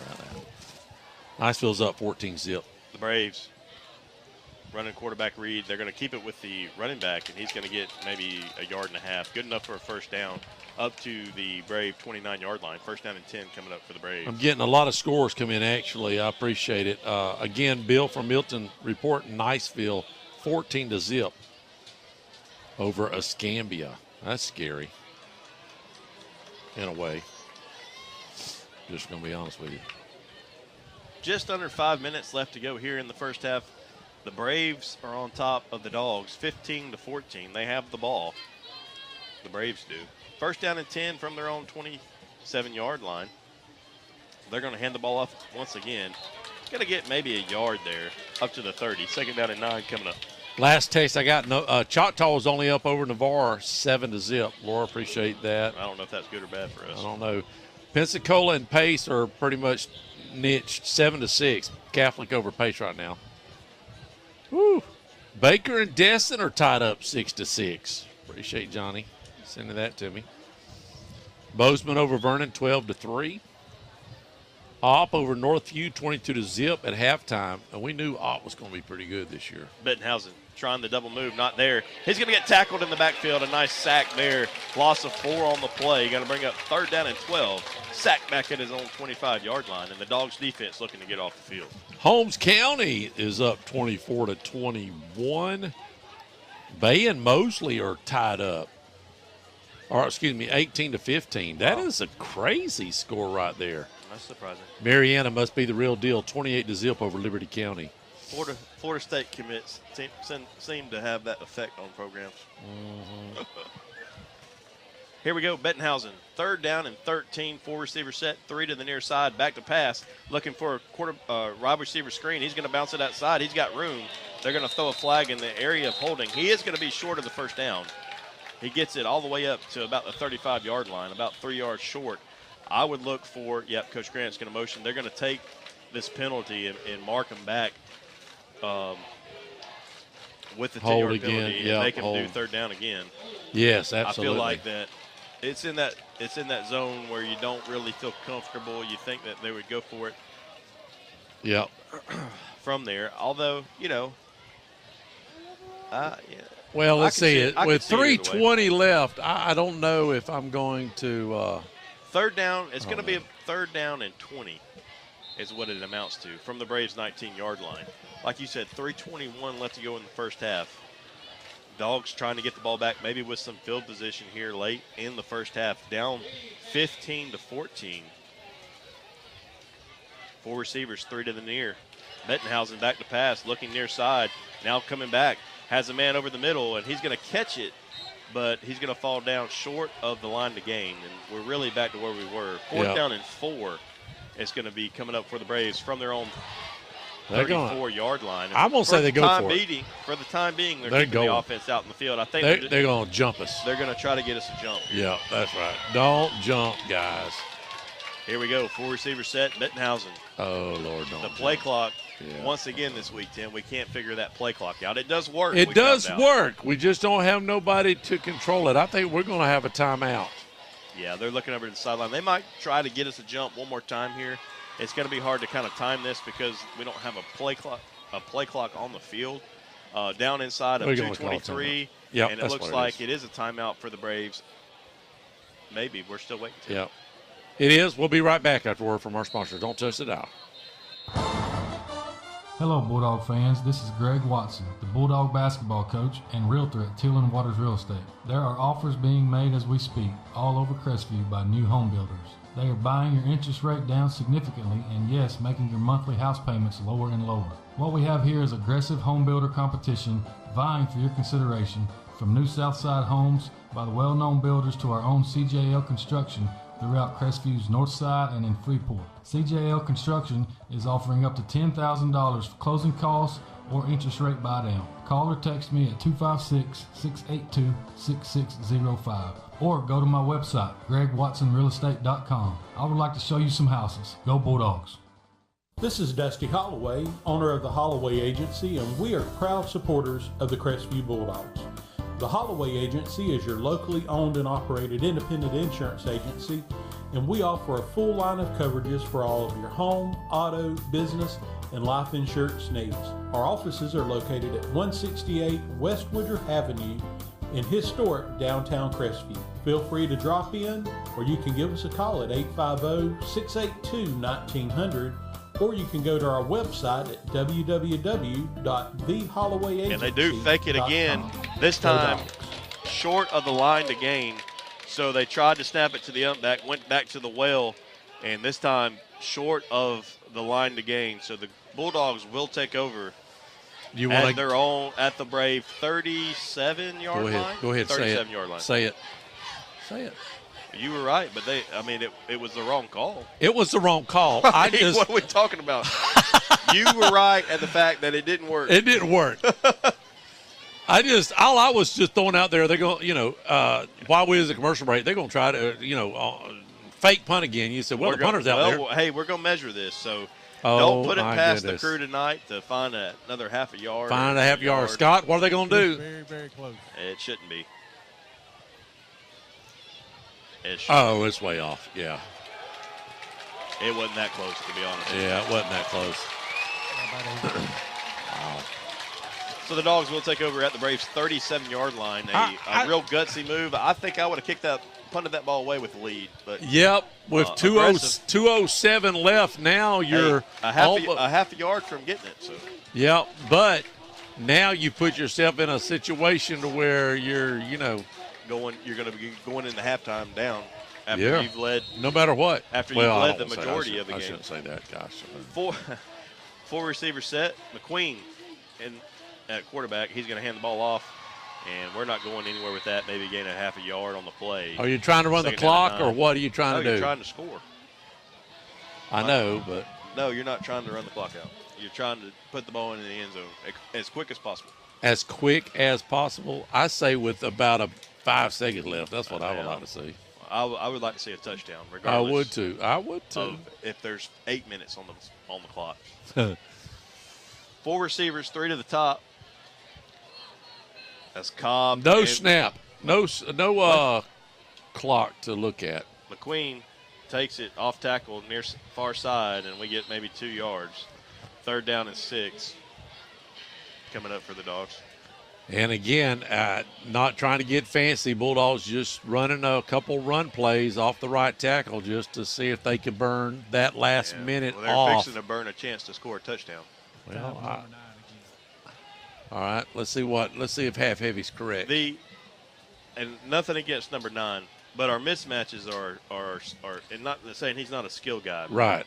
Tassin has been not wide open, but he's had 2 touchdown passes in his hands. Yeah. If we're going to win this game, he's going to have to come up with one eventually. We got one-on-one coverage with our best player out here on the near side. This is the guy we need to target, number 0, or Rogers. McQueen back to pass, looking over the middle. That's Rogers, and he's going to overshoot his man. Nice play by Rogers to keep it out of the hands. That would have been an interception. Oh, and it stops the clock. 4th down now. Yeah. So now, we ran off some time. We ran off 2 minutes, and now we're not going to score. 34 seconds left to go on the clock. We are going to go for this, I would assume. 4th down and 7. If that was a running play, you go into halftime. If you start with running, why would you go into halftime? Why wouldn't you try to score? I don't know. I'm just saying that's what's happening. Well, it shouldn't. And we're going to get a false start. We might as well just punt it and go to the halftime. This has been a very sloppy half of football for the Dogs, and I think. And we're still up. No, we're not. We're down. No, we're down by 1. Dadgummit, my math. I'm going to go ahead and be honest with you. I think there's an attitude adjustment coming in at halftime. I think the performance that we've shown in the first half, we're still trying to live off last Friday night, and really just a terrible showing so far, in my opinion. Yep. Appreciate all the updates. I got a lot of them coming, and I appreciate you guys so much. 4th down and 12 coming up for the Dogs at the Brave 39-yard line. And don't think that the Braves are going to kneel this thing if we don't get this. Right. Dirty. He's going to play dirty. He's played aggressive all game. He's opened up with an onside kick. He's faked 2 punts. He will try to score if he gets this ball back with 30 seconds. That's right. Man in motion. That's Colmetz to the near side. McQueen rolling out to the far side. He's got all kind of pressure. We're going to try to throw a across the field screen. That's going nowhere to Colmetz. The Braves will take over at their own 36-yard line with 27 seconds left. And look, they're excited. 15-14. They're excited. They're going to come back on the field. I'm going to take a timeout here because we're about to have halftime break, and I'll run through some commercials. They're fixing to throw it deep. They're going to throw it deep. Yes. And I don't know. Look, I'm not saying that the first 2 plays on that series was to run the clock out, but that's what that was doing. If you're only going to make 1 yard or 2 yards, well, you're not calling those plays to do that, but right. In that situation, you would think you would want to be aggressive there after the turnover and try to regain the lead going into halftime. But I'm telling you, it would be, knowing Coach White like I know him, it would be very surprising to me if he sits on this football, and they're going 5 wide receivers. So I'm telling you, they're fixing to test the defensive secondary, and they've had some guys open that they've just barely missed. So we'll see. Hopefully we can come out of here. Now that it's flipped, we're just kind of hoping to get out of here. And it's picked off. Wow. The receiver ran the wrong route, and Rogers comes up with the interception at the Brave 46-yard line with 23 seconds left. What? This half is crazy. Now what do? Do you go ahead and kneel on it? No. Or do you, well, I know that. My goodness. Go score. My goodness. I'm just saying, it feels like that's what we was trying to do. Please go score the football. I don't even know what to make of this half, to be honest. Haberdash. What I'm saying is the last series when you had 2 minutes left, it didn't look like they was trying to score. Now they're wide, 5 wide. McQueen, I think, McQueen takes a snap, looking to throw, drops back, man in his face, rolls out to the right, and he's just going to run this ball out of bounds. Maybe gets 3 or 4 yards. 13 seconds left. Gets it to the Braves' 41-yard line. You got 2 plays left. I think he can throw it that far. I think he'd take 2 shots. Yeah. They're going to give him, about 5 yards on the run? 5-yard run, yeah. 2nd down and 5 coming up. Can he heave it about 50, 40, something like that? I think he can. We got a timeout. If we catch it in the middle of the field and get tackled, we got time to call a timeout. Quarterback's coming out. Looks like he's caught a cramp. Yeah, they're stretching him out. So Tassin is going to be in at quarterback. And I don't know if he can throw it that far, to be honest. I haven't seen him throw a deep ball yet. I don't know. Got a lot of scores, folks texting us. Appreciate it. 850-682-1177 to text your score. We are staying 5 wide, empty formation. 13 seconds left to go in the half. Braves are up 15-14. Tassin in at quarterback. 5 receivers, 3 to the near side. Back to passes Tassin. He's going to try to throw it over the middle of the field. Trouble. It goes in and out of the hands. It's intercepted by the Braves. Tassin trying to walk him down, and he does. He's going to tackle him around the Dogs' 12-yard line. But with 2 seconds, the Braves are going to have a chance to kick a field goal to go up 18-14 at halftime. I have no idea what to make of this half. I don't know what to make of the half other than we had a chance to go into halftime, of course, only down by 1. And if I'm white, I'm assuming you're going to kick a field goal, right? Or do you try to? Yes, you're going to kick a field goal. I mean, and then in halftime, like you said,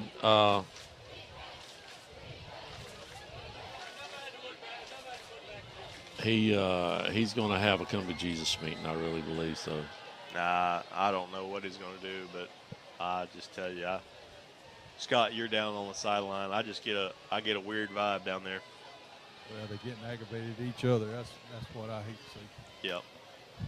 Well, and listen, the way we played, it's been so sloppy, y'all, and you beat a team. Now Milton is down. I'm gonna just tell you right now, and I hate to break your bubble. Milton's down this year. They're not the team they've been in the past. And I'm just gonna go ahead and say, and we're playing a 2A school. Hold on, Tim. What is taking so long? How much time do they have to set up a field goal? We got 2 officials back here at the 25-yard line on the Braves side. I don't know what they're doing. They're ready to go into halftime, buddy. They're ready for a Michelob Light or something. I understand that, but how much time do they get to set up a field goal attempt? I mean, my goodness. They're finally on the field. 29-yarder, left footer up, and it's good. 18-14 Braves in the halftime, and a sloppy half at that. Hopefully they get something figured out at halftime. CQ Roofing, your hometown roofer since 1999, is state licensed and insured. Chris Coyer, the owner, is born and raised in Crestview, North Okaloosa County. Family owned and operated for 24 years of local service, specializing in shingles and metal roofs. Re-roof repair specialist. If you have any roofing needs, you can call them at 850-683-4169 or visit their website at cqroofing.com. I'm Jenny Powell. I'm one of the attorneys at Powell, Powell & Powell Law Firm. Our family has been vested for over 100 years in Northwest Florida, serving your families for over 70 years. If you're in a car accident, you need a law firm who has the training, skill, and experience necessary to deal with insurance companies so that your case doesn't drag on forever. Let our family take care of your family during your most crucial moments. Just remember, Powell, Powell & Powell Law Firm is here for you. You can always just go to our website at www.powelllawfirm.com.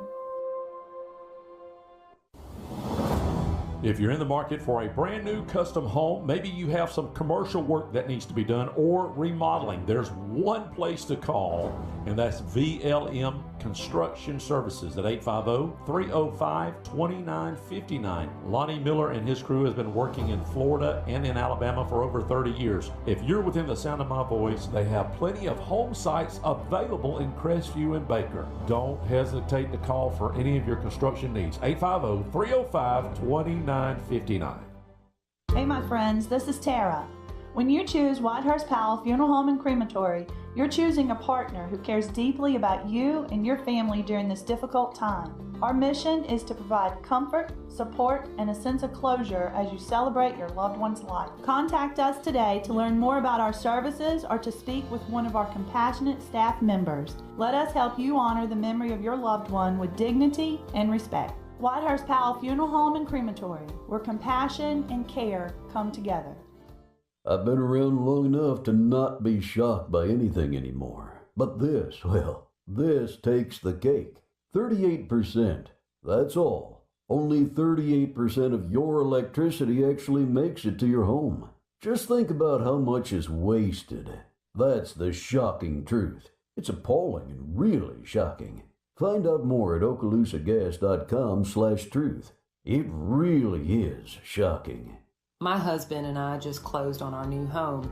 We found a builder, CJL Construction, through Teal and Waters. We shopped around 4 months until we found this particular home. It was exactly what we was looking for. The workmanship was unbelievable, and it was the neighborhood we wanted to be in. Colton Lyon Decker and Teal and Waters made this a simple, stress-free purchase. We are pleased to recommend CJL Construction and Teal and Waters if you're in the market to buy a home. I highly recommend you go to their website for all their listings and information at crestvviewhomes.com.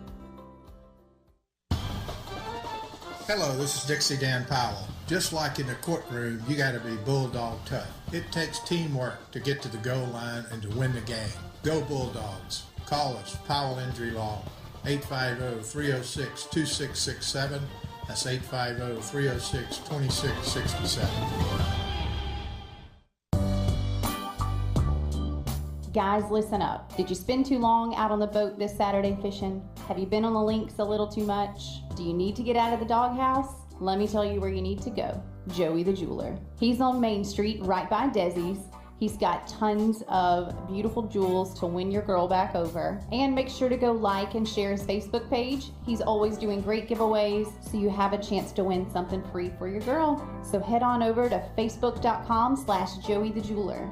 Or you guys could just ask Siri what the phone number is. Hey Siri, what is the phone number to Joey the Jeweler? Joey the Jeweler's phone number is 850-682-1980. Listen up. We have a big event coming at the Crestview Community Center September the 8th from 10 a.m. to 6 p.m. And that is the Barber and Beauty Expo 2024. This is presented by Factory Cuts. This is one of the largest barber and beauty expo events in this part of the country. There will be barber competitions, exhibitions, there will be classes. For more information, call 850-306-6229. It's at the Crestview Community Center, September the 8th. That's a Sunday from 10 a.m. to 6 p.m. It's the Crestview Barber and Beauty Expo 2024. You don't want to miss it. To get tickets or more information, go to the website, CrestviewExpoEventbrite.com. For all the local folks cruising down Main Street in Crestview, Florida, Block 300 has ramped up the construction, and there's a small detour if you're going north or south at the 300 block just south of the courthouse. All the businesses are open and would love to see you and wish the Bulldogs great success during the game tonight. Go Dogs! KC Electric has been the longest running sponsor of the Big Red Machine Show, and WAAZ and Crestview High School appreciates KC Electric for their support. KC Electric has served Okaloosa and Walton County since 1948. That's right, 1948. You've got to be doing something right to be able to say that. KC Electric can handle all your AC, heating, and electrical needs. A Carrier dealer, KC Electric services all brands of AC units. Give KC Electric a call, 3037. That's 682-3037. I want to share a quick story about Brackney Funeral Home. We recently lost our grandmother, and thanks to the kind, professional, and caring staff, it just felt like being with family. She had made all of her decisions in advance, so it was a very seamless process. So thank you, Brackney Funeral Home, for treating our family like yours. If you don't know where they're located, they're at 480 East James Lee Boulevard. That's Highway 90 right across from Twin Hills Park, and their phone number is 850-683-9898. We highly recommend Brackney Funeral Home. Hello, Bulldog fans. This is Greg Watson, the Bulldog basketball coach and realtor at Teal & Waters Real Estate. There are offers being made as we speak all over Crestview by new home builders. They are buying your interest rate down significantly and, yes, making your monthly house payments lower and lower. What we have here is aggressive home builder competition vying for your consideration, from new Southside homes by the well-known builders to our own CJL Construction throughout Crestview's North Side and in Freeport. CJL Construction is offering up to $10,000 for closing costs or interest rate buy-down. Call or text me at 256-682-6605 or go to my website, gregwatsonrealestate.com. I would like to show you some houses. Go Bulldogs. This is Dusty Holloway, owner of the Holloway Agency, and we are proud supporters of the Crestview Bulldogs. The Holloway Agency is your locally owned and operated independent insurance agency, and we offer a full line of coverages for all of your home, auto, business, and life insurance needs. Our offices are located at 168 West Woodruff Avenue in historic downtown Crestview. Feel free to drop in, or you can give us a call at 850-682-1900, or you can go to our website at www.thehollowayagency.com. Go Dogs. CQ Roofing, your hometown roofer since 1999, is state licensed and insured. Chris Coyer, the owner, is born and raised in Crestview, North Okaloosa County, family owned and operated for 24 years of local service, specializing in shingles and metal roofs. Re-roof repair specialist. If you have any roofing needs, you can call them at 850-683-4169 or visit their website at cqroofing.com. And we are back at halftime. It's 18-14 with a Wild West show here at the first half. I'm going to be honest with you. If you wasn't tuned in on YouTube, it sounds like a good game, and it is a good game, 18-14, but it was crazy.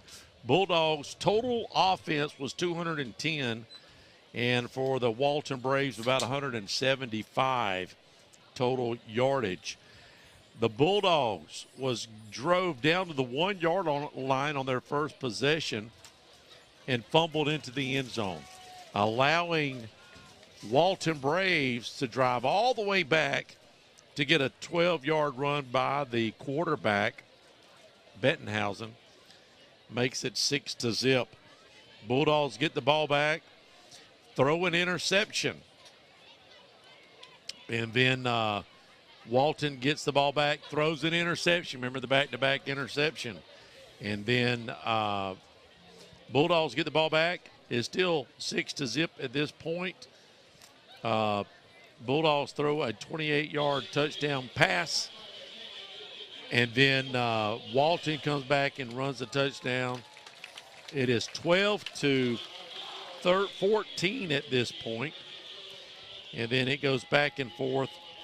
And finally, a couple haberdashery plays. And it is 18-14. And we are going to have the Big Red Machine for you guys performing here at halftime. We had in the Hall of Fame Javarius Peoples, Larry Stevens, Jay Sanders, and who was Kyle Olson, which he has a game to call tomorrow, so he wasn't here, but the other folks was here, and we appreciate those guys. All right, it's the Big Red Machine time. If you're watching YouTube or listening in, y'all enjoy the show.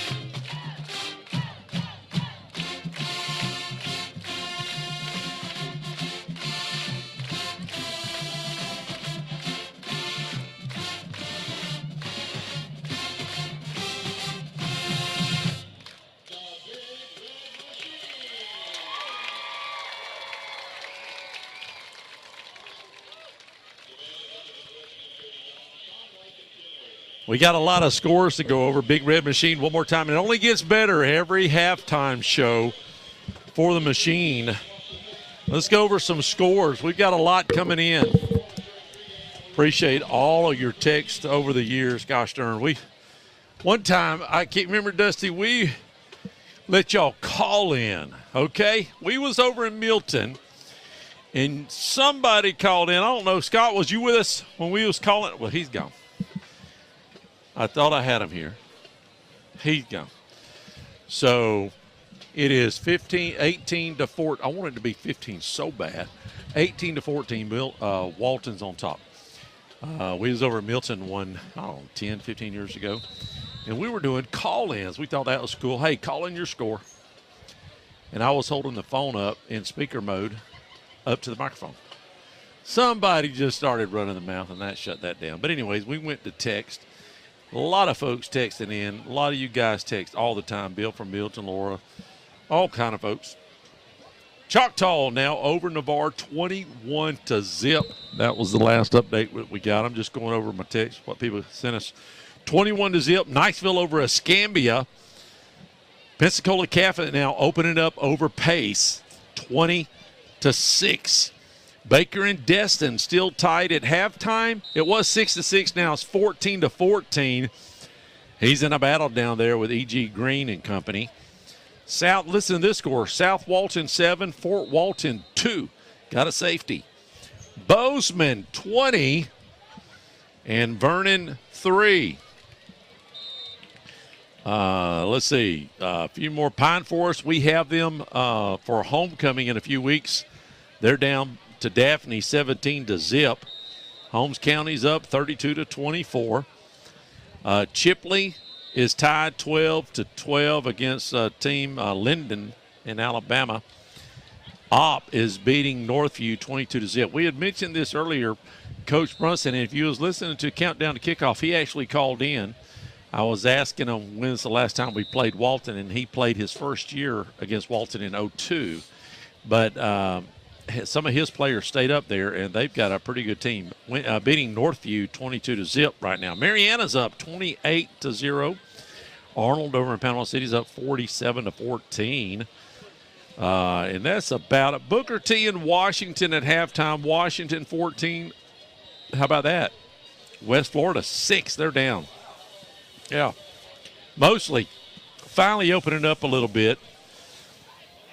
26 to 15 over Bay. And I'm just trying to look through. I think that is all that I have for this area and the folks that text in. I appreciate it. Okay, your score right now is 18 to 14. We're about to start third quarter here in a minute. Remember, Walton won the flip, so they will get the ball first. Going to be very interesting. If you're a fly on the wall, what did you hear at halftime? What did you hear? That's all I want to know. Did you hear something you could say on the radio? No, hopefully. Hopefully. We'll be right back. Don't touch the dial. Bulldogs down by 4, but a lot of football left. It feels like it's midnight. Don't touch the dial. I'm Jenny Powell. I'm one of the attorneys at Powell, Powell & Powell Law Firm. Our family has been vested for over 100 years in Northwest Florida, serving your families for over 70 years. If you're in a car accident, you need a law firm who has the training, skill, and experience necessary to deal with insurance companies so that your case doesn't drag on forever. Let our family take care of your family during your most crucial moments. Just remember, Powell, Powell & Powell Law Firm is here for you. You can always just go to our website at www.powelllawfirm.com. If you're in the market for a brand new custom home, maybe you have some commercial work that needs to be done or remodeling, there's one place to call, and that's VLM Construction Services at 850-305-2959. Lonnie Miller and his crew has been working in Florida and in Alabama for over 30 years. If you're within the sound of my voice, they have plenty of home sites available in Crestview and Baker. Don't hesitate to call for any of your construction needs. 850-305-2959. Hey, my friends, this is Tara.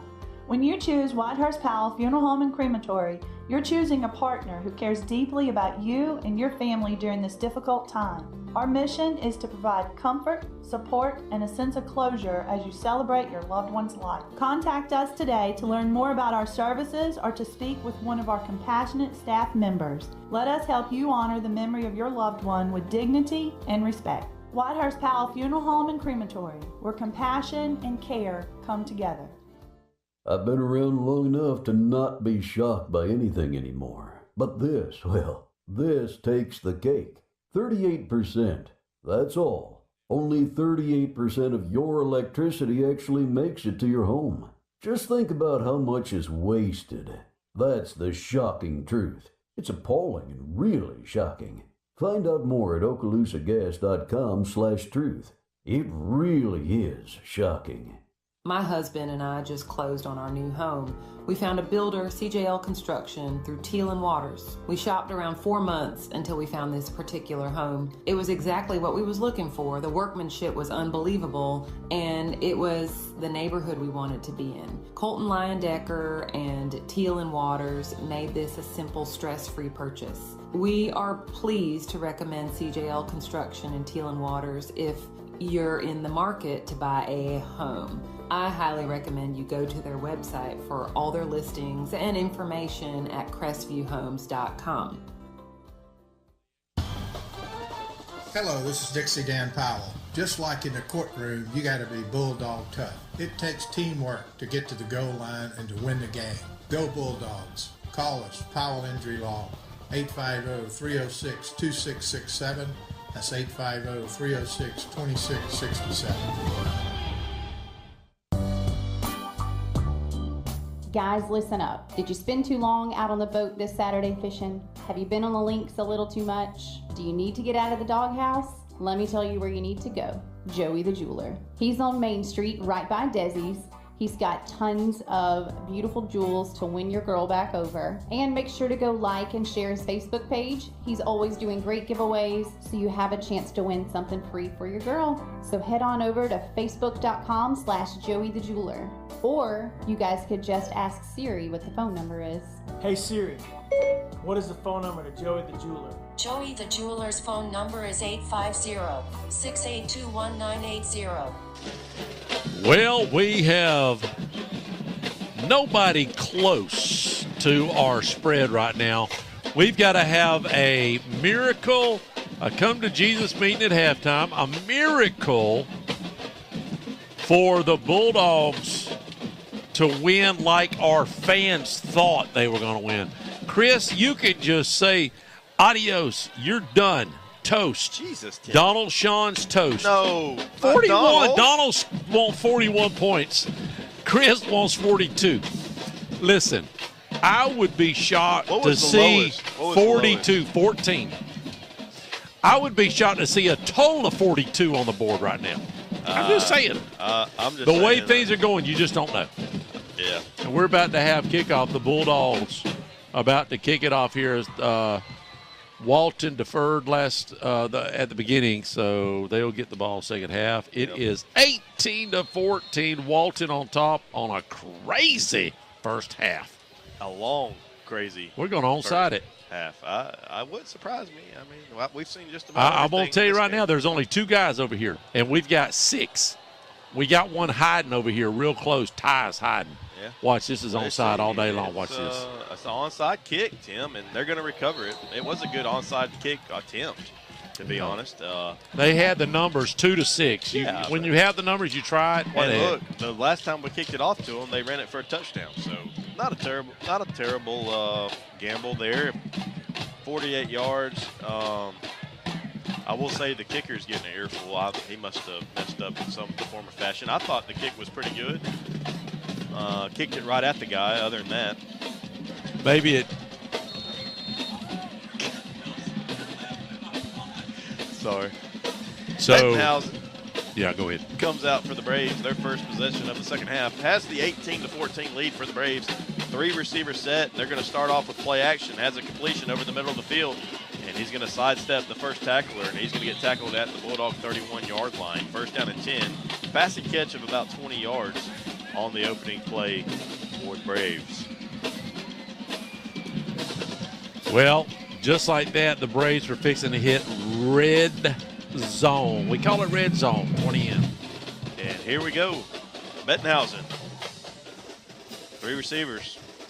Play action again, and that ball's batted down at the line. Nice play there by number 11, Juju Rover. Gets his big paw up and knocks that ball down at the line of scrimmage. Chris just texted me. He said he'll be paying for lunch next week. Yeah. No. Yes, you will. Yes, he will. And all these other daggum jokers right here, except maybe one. Mike Stewart's in the hunt right now. He's about the only one. Don't give up hope. Don't do it. I had so many 20s and 30s and 40s. Crazy. Oh, crazy. Bettenhausen trying to get the Dogs to jump on a hard count. Can you say after the Milton, their hopes was just so high? They had a lot of faith in the Dogs tonight.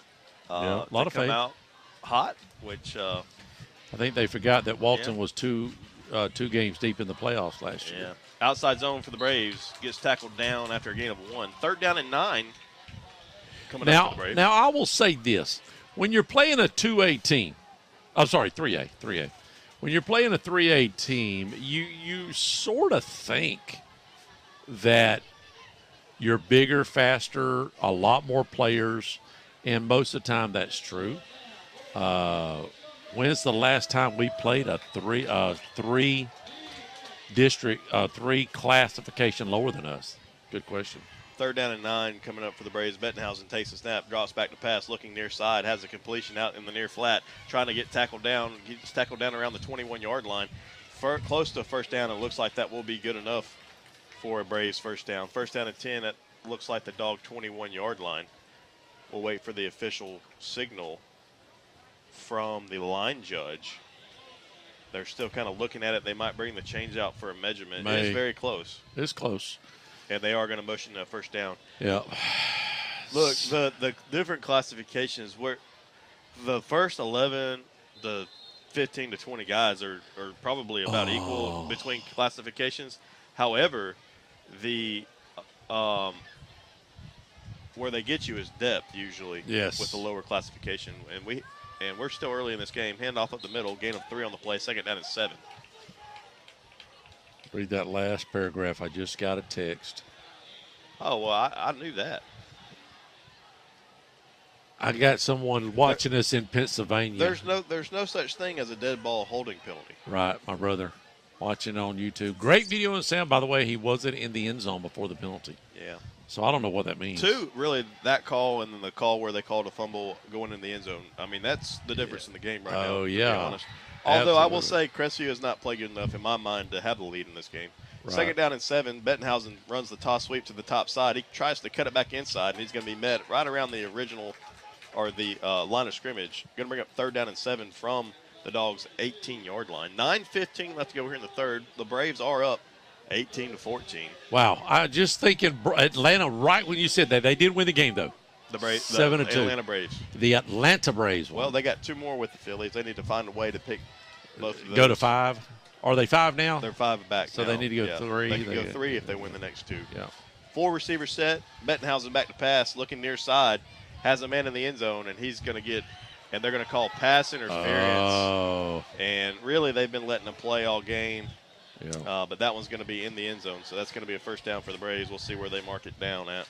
Automatic first down. If it was in the end zone, is that a 10-yarder in high school? I don't know what the high school rule is. Or does it just go to the first down marker? Well, it's probably going to go down to the 2 or 3 yard line. That's going to be first down and goal. Is it that in high school? Ball's in the end zone. Wait a minute. Did they waving it off? No, they aren't. No, they're not going to wave it off. I think it goes it's pass interference to the first down marker. It's a 15-yard penalty. Well, ain't no way. They didn't mark it 15, did they? Half the yard. Half the distance. Because we were inside the 20. Thank you for somebody knows what they're heavy. doing. There we go. Half First heavy, and goal half from the 8-yard line, I formation for the Braves.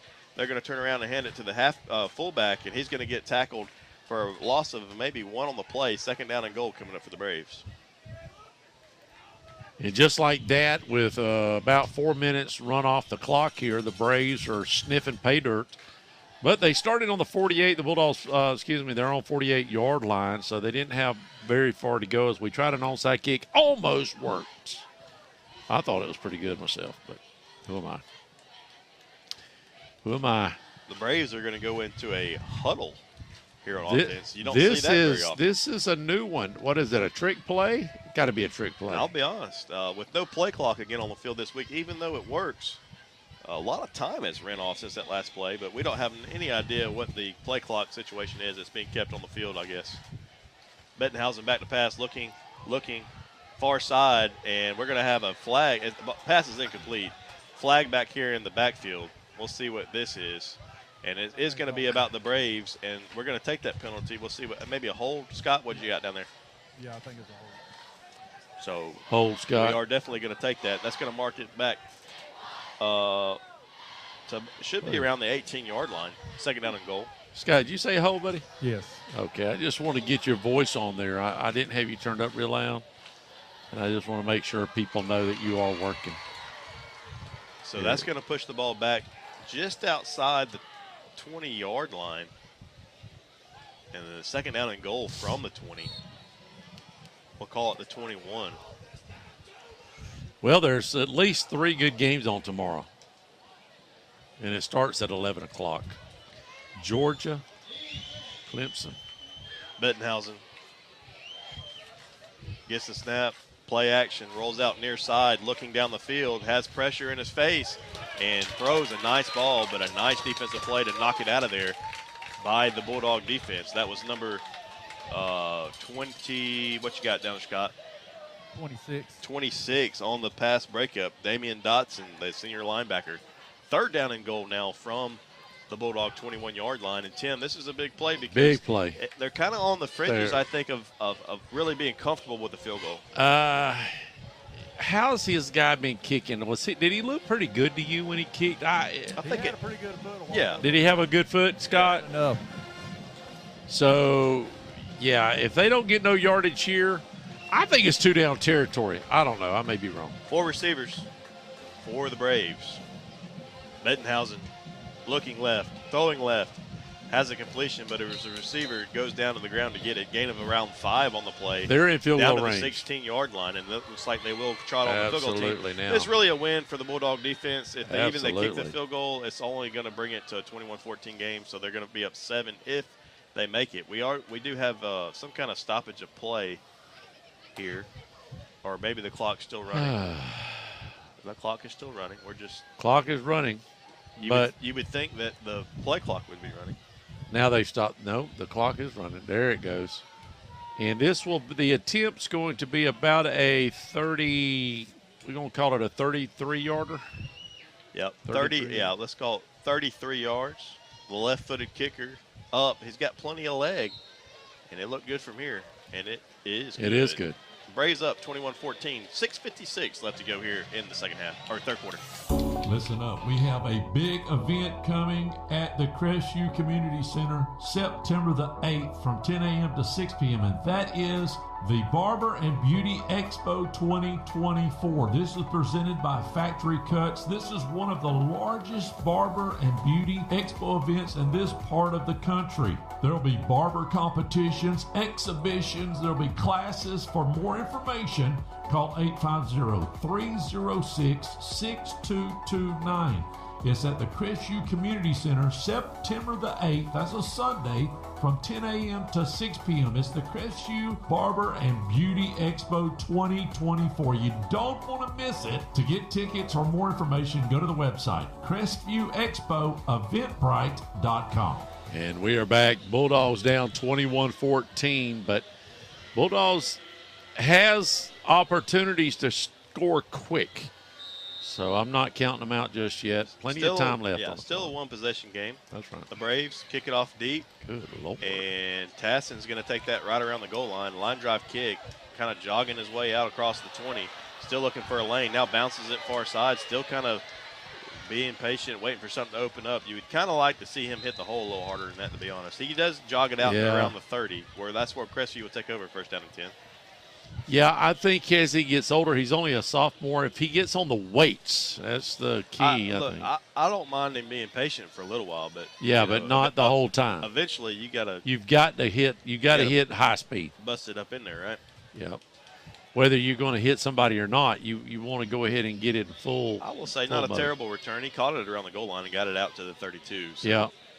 Not terrible field position. Better than letting it go into the end zone. Yeah, and we've got a timeout. Water break. Thank God. Thank goodness. We'll take one ourselves. We'll be right back.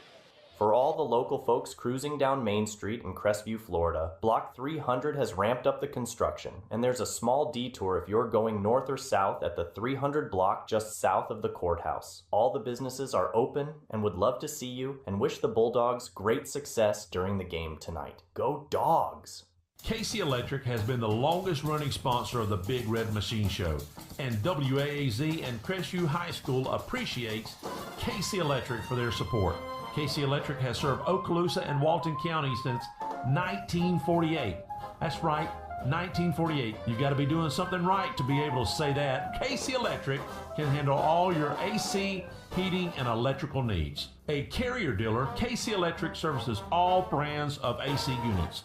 Give KC Electric a call. 682-3037. That's 682-3037. And we are back. Bulldogs. Here we go. 1st and 10. Trying to counter the Braves as they get a field goal on their first possession. 4 receivers. McQueen starts this off with a handoff to Rogers. Rogers has a seam across the 50. One man to beat. He is going to get tackled down, or at least run out of bounds at the Braves' 30-yard line. But a nice pickup there on the first possession. That's a hurry, count it. 45-yard run. They are going to mark him out at the 35-yard line. 1st down and 10, already inside Braves territory. And like we talked about, still only a one-possession game. It feels like we're down by a lot more. It does. Well, last Friday night, we was at house. What time is it? It's almost 9 o'clock, so we were done by 9. Yeah. Here come the Dogs, 4 receivers.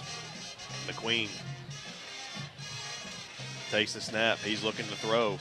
Swing pass out to Rogers, and the Braves were all over that. But sniff that. They got him tackled in the backfield, back to the 40. Loss of 5 on the play. 2nd down and 15 coming up for the Dogs. They were sniffing it like a dog and sniffing a flower. -7? Don't call that? 5 yards. 2nd down and 15. From the Walton Brave 40-yard line. Wow. The Braves do have the 21-14 lead with 5:55 and counting here in the 3rd quarter.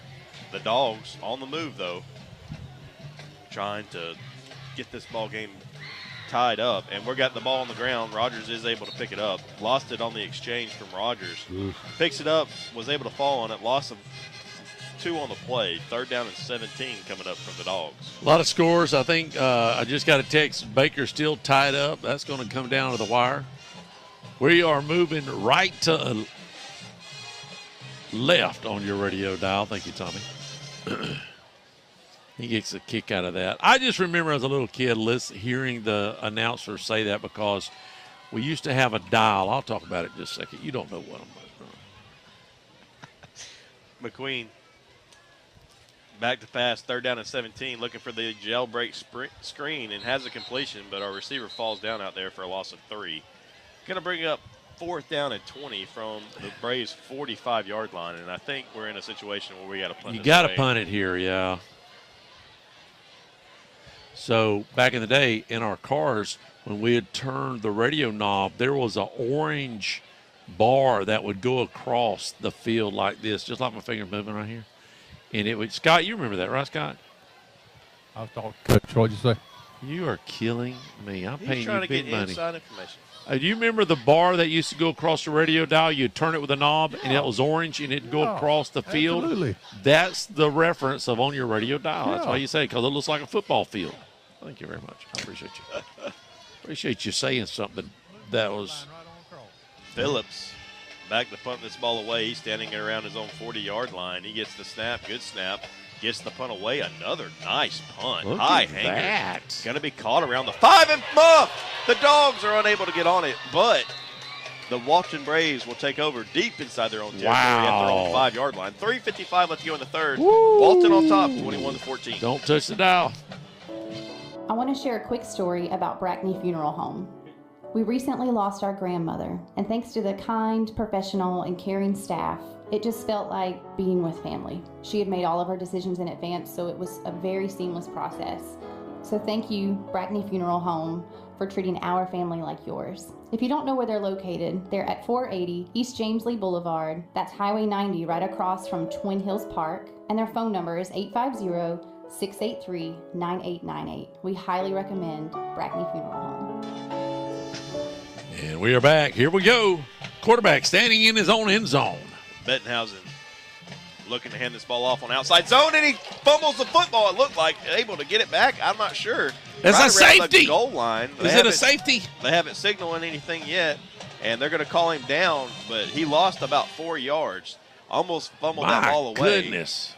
So now they're backed up around their own 1-yard line. 2nd down and 14 coming up for the Braves. That was almost a sack as they handed the ball off. The pressure on the left side, the Bulldogs did a great job of getting penetration there. Thank you very much. The Braves looking to hand this ball off again. This time he's got a seam up the middle, and he's going to get out to around the 9-yard line. Going to bring up 3rd down and 5, we'll call it. 3rd down and 4 for the Braves. No, I'm sorry. 3rd down and 6 for the Braves. Yep. Still backed up around their own 7-yard line. This quarter seems like it's gone by pretty fast. Not a lot of throwing. Bettenhausen looking to pick up this 3rd down, and the Dogs are looking to get off the field with maybe some good field position. And it looks like with no play clock, how are we even playing this game? That's kept on the field. Gosh. Bettenhausen looking to pass over the middle, and that ball's going to be in and out of the hands of his intended target. 4th down and 7 coming up for the Braves, and they're going to have to put this ball away. Got to. And hopefully. I will tell you, I would play for the run. I would not put one person back there, maybe one. But I'm just telling you. They're not thinking this. I don't care. How far is he going to be able to put? I'd put one guy, the rest of them, I wouldn't have 2 guys back. I would. We only have 1 back. That's Tassin. He is standing in his own end zone. Look for a bad snap here. Maybe some. I would definitely be coming after this if I were the Dogs. Yeah. The Braves are running on a guy late, trying to get set up. I still would look for something. I'm just telling you, I would look for something. I'm looking for good field position is what I'm looking for. I'm looking for that too. But you got them on their heels. It's time to play like it. Yeah. Good snap. He got it away. A line drive punt. Lands at the Crestview 35 and rolls out. It's going to be down at the Walton 41-yard line. So that's where the Dogs will take over with good field position. 2:22 left to go in the third. The Braves are still on top, 21-14.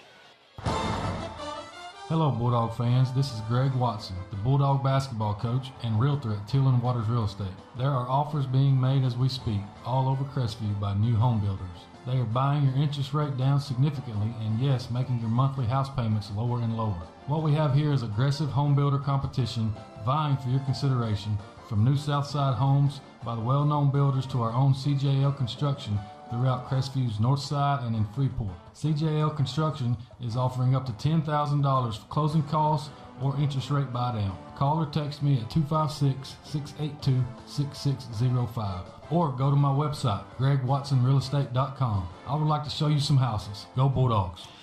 Robinson off the left tackle for a gain of 1. 2nd down and 9 coming up for the Dogs at the Walton Brave 40-yard line.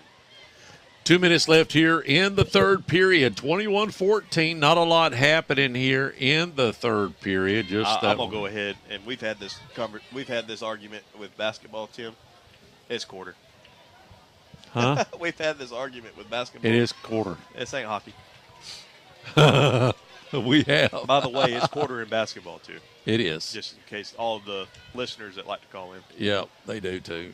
McQueen scrambling near side, looking for a guy down the field, and he's going to be sacked back at the 43-yard line. Going to bring up 3rd down and 11 for the Dogs. Nothing there. 3rd down and 12, we'll call it. What was the first play? I missed it. 1-yard run by Robinson.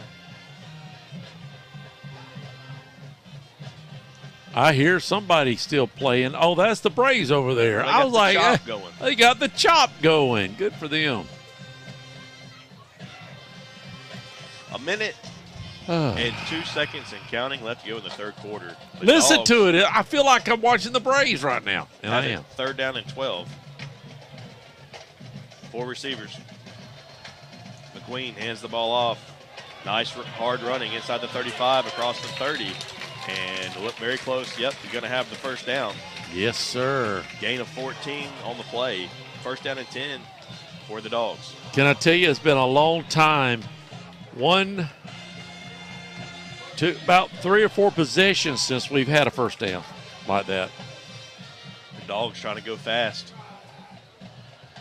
McQueen with the snap, trying to go back to the well. Rogers this time is going to get tackled in the backfield. His helmet comes off, and he's slammed to the ground. Got to be Surely a flag. That's a penalty, and it is. We'll take it. We're going to take a 15-yard penalty. Unsportsmanlike after the play, so that's going to march the ball inside the 20. Bulldogs will have it inside the red zone with 37 seconds left in the third. Dogs are trying to cut into that lead. All right, so we score here. It's 21. Let's just say it's 21-21. 12 minutes left in the fourth. Of course, the fourth quarter still to play. I think your prediction is coming right. The last person with the ball makes the decision. Either they're going to have to score or they're going to try to run the clock out. That person. So it crazy as this seems, it's going to come down to the wire. And I mean, you're right, Scott. They're marching that ball inside the 10 down My to goodness. the Walton Brave 7-yard line. McQueen and Cobb in the backfield for the Dogs.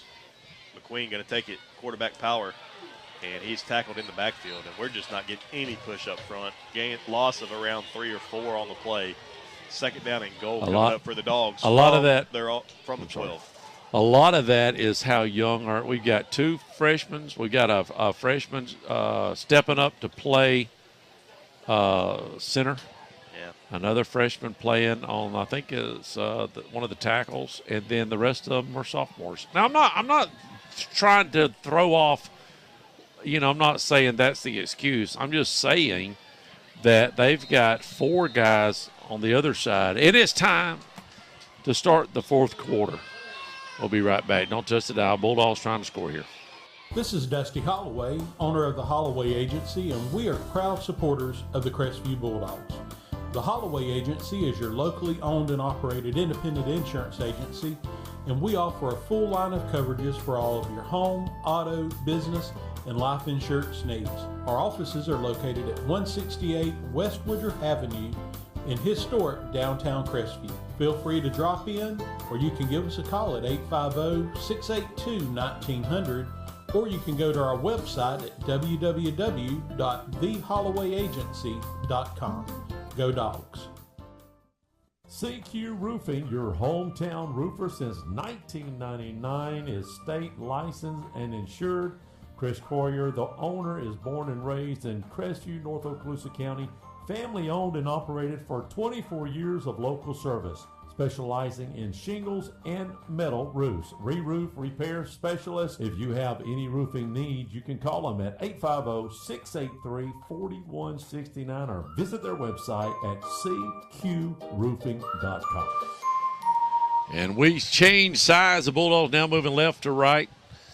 And we have 12 minutes left here in this ball game. They're down by 7, 21-14. Braves on top. McQueen, 5 receivers, empty formation. Back to pass. Looking.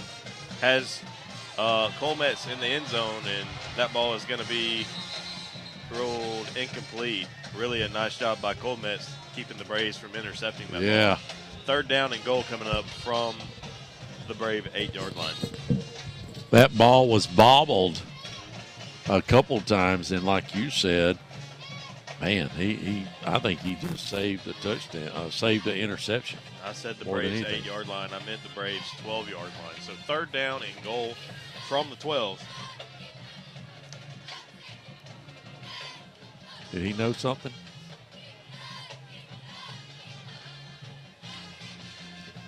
I think he did. 4 receivers. McQueen looking over to the sideline. Dogs down 21-14. Just got the fourth quarter started. And we're going to take a timeout. Didn't like it. Grant didn't like it. 11:51 left to go in the game. Dogs down 21-14. I'm Jenny Powell. I'm one of the attorneys at Powell, Powell & Powell Law Firm.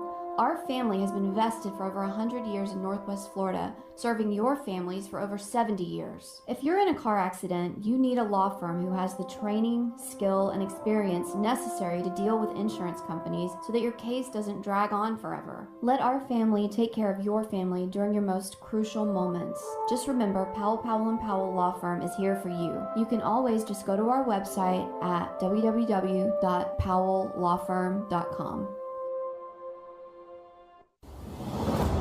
If you're in the market for a brand new custom home, maybe you have some commercial work that needs to be done or remodeling, there's one place to call, and that's VLM Construction Services at 850-305-2959. Lonnie Miller and his crew has been working in Florida and in Alabama for over 30 years. If you're within the sound of my voice, they have plenty of home sites available in Crestview and Baker. Don't hesitate to call for any of your construction needs. 850-305-2959. And while we were going for break, we had a little handoff here to the near side. Picking up a few yards. It makes it, what, 4 than about 5 or so? I can't see from here. Rogers gets it down to the 5, gain of 7 on the off tackle to the near side. 4th down and goal from the 5. Dogs obviously going to go for this. Field goal, I'll be honest, would cut it. You know, where the next time you got the ball, if you held them, you'd score and you're up and have the lead, but we're going to go for it. I don't mind it. 5 wide receivers, McQueen all by himself in the backfield. Here it is. Has the snap, looking far side. Now scrambling, chasing down the end zone. Touchdown, Dogs.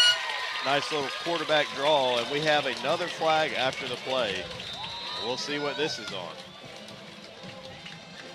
That was after Scott. Did that come after the fact? Yeah, it was way after he scored. It's 21-20. Is it a celebration? I don't know. I just don't. They're just calling so many flags after the fact. I don't know what that could be. Every one of them seemed like it's like that. Man. Bill just texted me Escambia. I'm sorry. Niceville 35, Escambia 7. We got both those teams, but we got Niceville in 2 weeks. Here comes the penalty. Extra. I assume it's unsportsmanlike. They're going to take it on the kickoff again. We still haven't got a signal.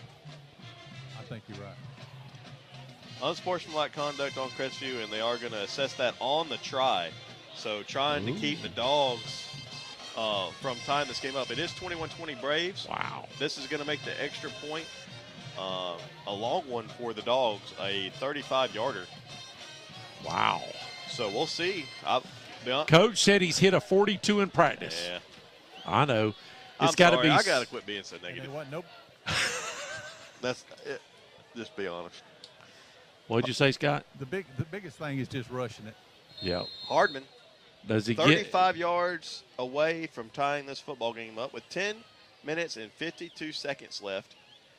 Snap and hold's good. The kick is up. Gosh. And it's good. It's good. Hardman ties the game with 10:52 left. We got a tie ball game, 21-21. Wow. Be right back. Hey, my friends, this is Tara. When you choose Whitehurst Powell Funeral Home and Crematory, you're choosing a partner who cares deeply about you and your family during this difficult time. Our mission is to provide comfort, support, and a sense of closure as you celebrate your loved one's life. Contact us today to learn more about our services or to speak with one of our compassionate staff members. Let us help you honor the memory of your loved one with dignity and respect. Whitehurst Powell Funeral Home and Crematory, where compassion and care come together. And we are back. How about that kick? Hadn't seen one of those in a long time. 35, was that 35? Yeah. 35-yarder. Extra point. Nice kick. Nice kick, and he had a few yards extra. Would have been good from 45 or 42. 40, at least 42. Yeah. Here we go. Bulldogs get ready to kick this off. And that's been anything but uninteresting tonight. We've seen onside kicks, kickoff returns for a touchdown, a little bit of everything. And we're just going to kick that ball off right down the middle. They're going to field it at the 15, and they got the wall set up. And this time, a nice job by the Bulldog. Well, my goodness, we're going to drag him out to the 35. And a fumble right at the end, and the Dogs say they have it. Oh, my goodness. And they do. How about it? As soon as I say I'm going to I know it. They heard you say, I'm going to stop being negative. The Walton return man looked like he was going to be tackled about 5 yards before that, and the Dogs just kind of keep him up and strip that ball away right at the last. And they'll take over at the Braves 38-yard line. This is huge. If the Bulldogs go in and punch this right here, I'm going to say this could be a season turnaround. And I'm looking for them to really make a statement. They push this in. Let's punch in a 2-point conversion. Yeah. Scott, what did he say? I said this is what the penalty was from the referee. For clapping? Wow. McQueen taking a shot, has Phillips, and it's intercepted. He's going to get tackled around the 10 or the 15. The Braves get the ball right back. We'll be right back. At 10:31 left to go in the game. Still tied 21-21. I've been around long enough to not be shocked by anything anymore. But this, well, this takes the cake. 38%. That's all. Only 38% of your electricity actually makes it to your home. Just think about how much is wasted.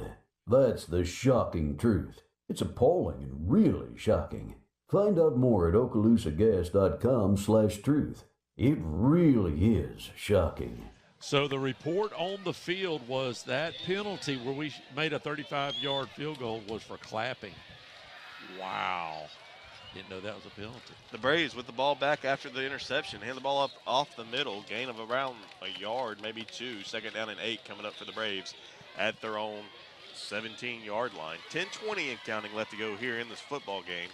The Dogs get a turnover and then turn the ball right back the next play on the interception. Now the Braves have the ball back, albeit deep inside their own territory. Bettenhausen has the snap. He hands the ball off again. This time a little more room up the middle. He's going to have enough yards for a first down. Gain of maybe 7 or 8 on the play. First down and 10 out to the Dog 25-yard line. Bulldogs have got to hold on right here for dear life. Hold on for dear life. Out to the Brave 25-yard line, rather. Trying to turn things around. That if we could have not have thrown our interception, I thought that was a momentum for our season right there. Bettenhausen looking to throw, throws far side, has a completion, makes the initial tackler miss, has a gain of about 9. 2nd down and 1 coming up for the Braves at the Dog 34-yard line, 33-yard line, somewhere in there. 2nd down and 3, we'll call it. Marked him just short of where I saw it.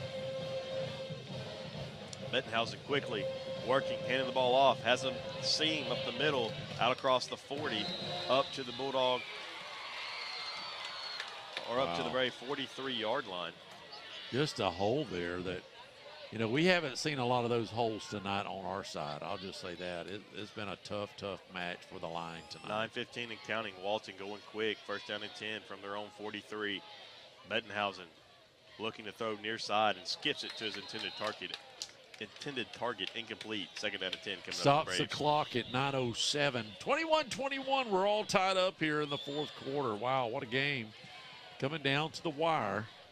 Bulldogs next week has Choctaw. I'd love to get a 2-0 start going to Choctaw. I'm going to be honest with you. They're up right now over Navarre. Bill from Milton, 21-0 over Navarre. Navarre's down right now. They got raped by Nicefield, like a few other teams. Bettenhausen. Play action, rolling out to the far side, looking, and nice tackle there by the Crestview defense right around the line of scrimmage. Going to bring up third down, and we'll call it 11. Yeah. Loss of 1 on the play. Nice pursuit there. Holding Bettenhausen. He didn't actually, I think what caused that was good coverage by our DBs. I think he was looking downfield and nothing was there.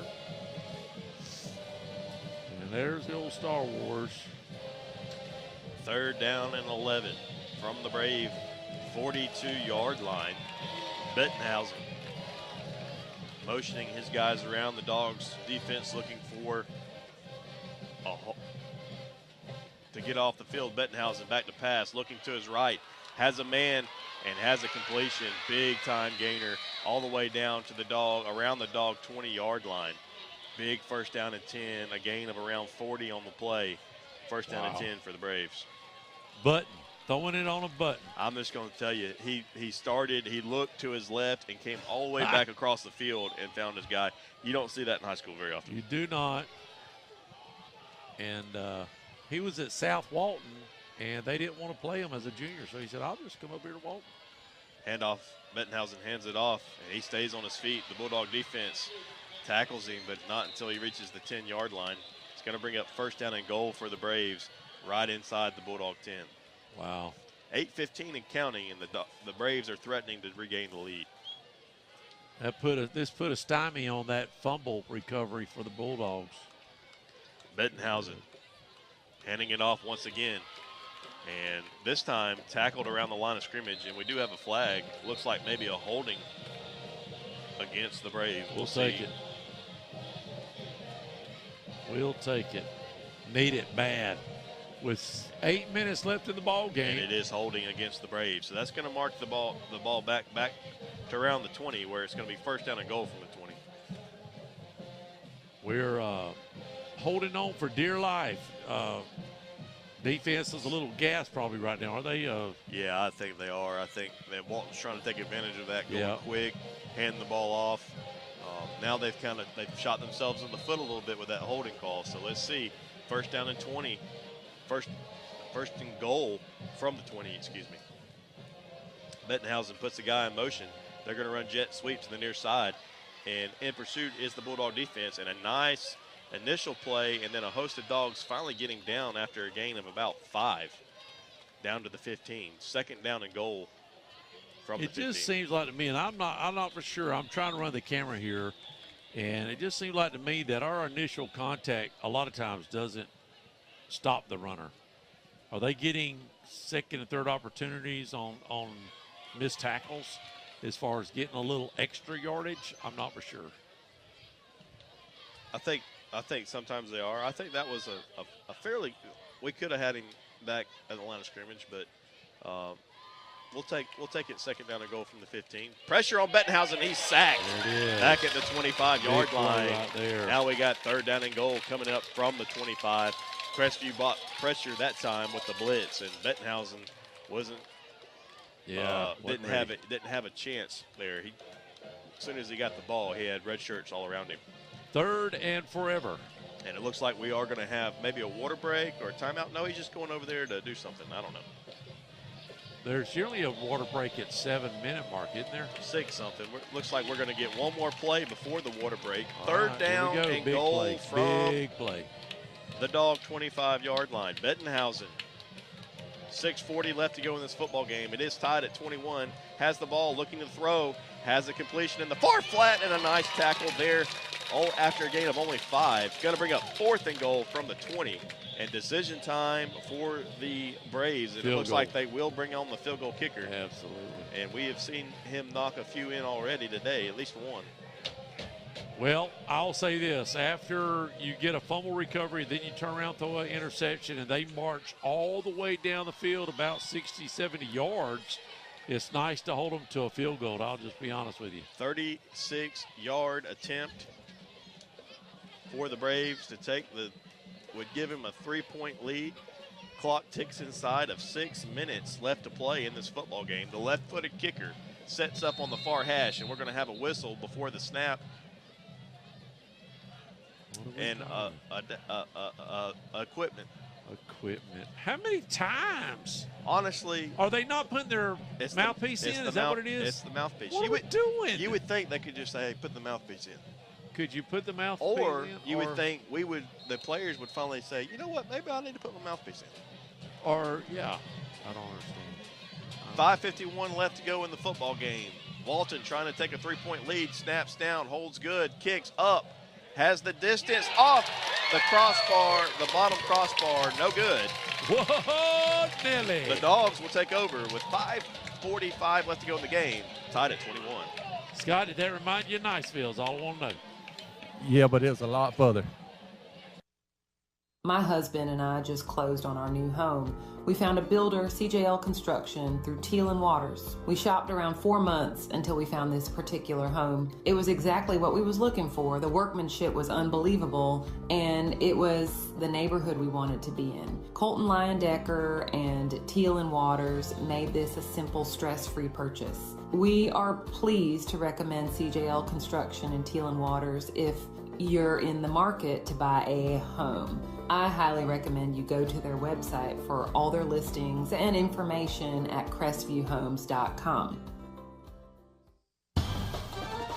Hello, this is Dixie Dan Powell. Just like in the courtroom, you got to be bulldog tough. It takes teamwork to get to the goal line and to win the game. Go Bulldogs. Call us, Powell Injury Law, 850-306-2667. That's 850-306-2667. And we are back. This is a big possession with 5:45. It is tied up. Bulldogs moving left to right on your dial, and they start at their own 20-yard line. That was a 12-possession series for Walton, and they come out with nothing. 4 receivers for the Dogs. Starting at their own 20. McQueen handing this ball off, and nothing up the middle for Robinson. Much like there's nothing been there. Other than, aside from a couple runs, we've had nothing going on the ground. Dusty, I've got bad news. Milan's keeping us updated on Baker. They're down 21-20 over Destin. Yes, Destin's up 21-20. Very surprising. Very surprising. McQueen motioning his guys around. 2nd down and 11. Coming up for Crestview. 5:15 and counting left to go in the football game. Score is tied at 21 apiece. Seems quiet to me. I don't know. Maybe the band. I don't know. McQueen, quarterback power, bounces it outside, has a 1st down and more across the 40, stays on his feet across the 50, and finally tackled down at the Brave 45-yard line. How about that? A gain of 35 yards on the play. 1st down, Dogs. Yes, sir. And that right there is a fresh of breath air and life for the Bulldogs. And I think you may feel or sense maybe the tide sway. And we've got water break. We'll be right back. Don't touch the dial. It's a tie ball game. Guys, listen up. Did you spend too long out on the boat this Saturday fishing? Have you been on the links a little too much? Do you need to get out of the doghouse? Let me tell you where you need to go. Joey the Jeweler. He's on Main Street right by Desi's. He's got tons of beautiful jewels to win your girl back over. And make sure to go like and share his Facebook page. He's always doing great giveaways, so you have a chance to win something free for your girl. So head on over to facebook.com/Joey the Jeweler. Or you guys could just ask Siri what the phone number is. Hey Siri, what is the phone number to Joey the Jeweler? Joey the Jeweler's phone number is 850-682-1980. And we are back. Here we go, Bulldogs. McQueen, 1st down and 10 from the Brave 45-yard line. He's going to run, or no, that's Tassin. He runs quarterback power. He has the edge across the 40, tries to stay on his feet, slips down around the 35. That's going to be close to a Bulldog 1st down. We'll see where they mark it. Appreciate y'all dealing with us. They should be. And it is going to be a dog first down. Gain of 10 on the play. First down and 10. Inside Braves territory, down to the Brave 35-yard line. 4:20 in counting. Score is tied at 21. Oh, I want you to look at there. Dogs in a heavy set. McQueen back in the game at quarterback. He runs quarterback power. He breaks free across the 20. Stays on his feet inside the 10, tackled at the 7. First down and goal, Dogs. 4:02 left to go here in the game. The Dogs are threatening to take this lead, or take the first lead that we've seen in a long time in this football game. Dusty, did you play that? Look at that picture at the old course. Look at that. Inside of 4 minutes, McQueen in the backfield. They've gone to a heavy set. They've kind of taken the middleman out of it. The snap rolls back to him. He picks it up and still on his feet, fighting for the goal line and scores. Touchdown! That was Rogers, I believe. It was Rogers. There's a helmet. Snap rolled back, and he picked it up off the ground and just drove Braves defenders into the end zone. Touchdown, Dogs. 27-21 with an extra point coming up. A snap that's supposed to go straight to Rogers. It rolled to him. He picked it up with a little momentum and just run over a couple of players, say, I'm getting in. And he did. I tell you, if it were me, I would think about 2 here. 3:40 left. Hardman on to make this a 7-point ball game. There's plenty of time left. I don't think we have to worry Braves about it. band have started the chop. They have started the chop. This is big, by the way. I'm not going to put no pressure on the kicker. And we're going to have a whistle before the snap. I'm sure it's a mouthpiece situation. If it's a mouthpiece. Mouthpiece. No. Yeah, it's a mouthpiece. On the holder. The holder has to come out of the game. We may not have another holder. We're looking for a holder. Anybody can hold. Here comes Phillips. Oh. So now we got a new holder. I tell you. I'll be honest with you. How many guys have got to put? I would get rid of the dangling thing and make them keep it in there like a pacifier. Yeah. No dangling. So this is big. Phillips comes in to hold our backup holder. Our holder had to come out because of the equipment situation. High snap, gets the ball down. A nice hold and a nice kick. Woo. Up and good. Dogs 28, Braves 21. 3:39 left to go in the football game. Listen up. We have a big event coming at the Crestview Community Center September the 8th from 10 a.m. to 6 p.m. And that is the Barber and Beauty Expo 2024. This is presented by Factory Cuts. This is one of the largest barber and beauty expo events in this part of the country. There will be barber competitions, exhibitions, there will be classes. For more information, call 850-306-6229. It's at the Crestview Community Center, September the 8th. That's a Sunday from 10 a.m. to 6 p.m. It's the Crestview Barber and Beauty Expo 2024. You don't want to miss it. To get tickets or more information, go to the website, CrestviewExpoEventbrite.com. And we are back. What a game it has been. 28-21. Bulldogs are on top. And I'll be honest with you. Heart attack central right here. Here comes Hardman to kick this ball off. Please don't kick it deep. Well, we kick it deep. To the same guy that has been burning us. Trying to get down there to cover him. And this time, a nice play on the kickoff. Number 10. Number 10. Sean Johns, the junior defensive back, tackles him Johns at the 15-yard line. So nice play by the kickoff team there for Crestview. 3:31 left. Wow. And the Braves find themselves down for the first time in a while, Tim. Well, guess what? It is 4-down territory, unless it's right here. I mean, if we hold a quick 3-and-out, maybe, but I think it's 4-down territory. It's got to be. Well, yeah. I mean, even if I would say past the 25-30 is 4-down territory. I don't know. Let's see what happens here, but I think it's 4-down territory. Bettenhausen looking to engineer a drive here down 7. That is on 15-yard line. Has the snap, looking out to the far side, throws, has a completion out there right around first down yardage, just short, gain of 9 on the play. 2nd down and 1 coming up for the Braves. That last drive that they had, 12-yard drive, produced zero points, and that's what we need right here, 0 points. Bulldogs got to come up strong right here. Defense have got to step it up. Stops the clock at 3:26 as the receiver went out of bounds. Bettenhausen takes the snap, hands the ball off, and he's going to be tackled in the backfield. Tackle for a loss. What are they doing? Loss for 2. 3rd down and 3 coming up for the Braves. Can you say Andalusia? What are they doing? You've got to, I don't know, maybe they're setting up something, rope-a-dope. 3rd down and 3, a big 3rd down for the Braves. Just ticked under 3 minutes left to play here in the game. Bettenhausen, the quarterback for the Braves, takes the snap, hands it off, and they has a nice run across the 25-yard line. Good enough for a first down. Gain of 4.5 to 5 on the play. 1st down and 10 for the Braves out to the 32-yard line. Well, it just seems like to me the extra 2 or 3 yards is coming on some of these plays that shouldn't be. Scott, your thoughts on that? Yeah, I think our defense is absolutely gassed. Gas, yeah, that's what I'm thinking too. And you got several of them playing both ways. Yeah. 2:30 and counting left to go in the game.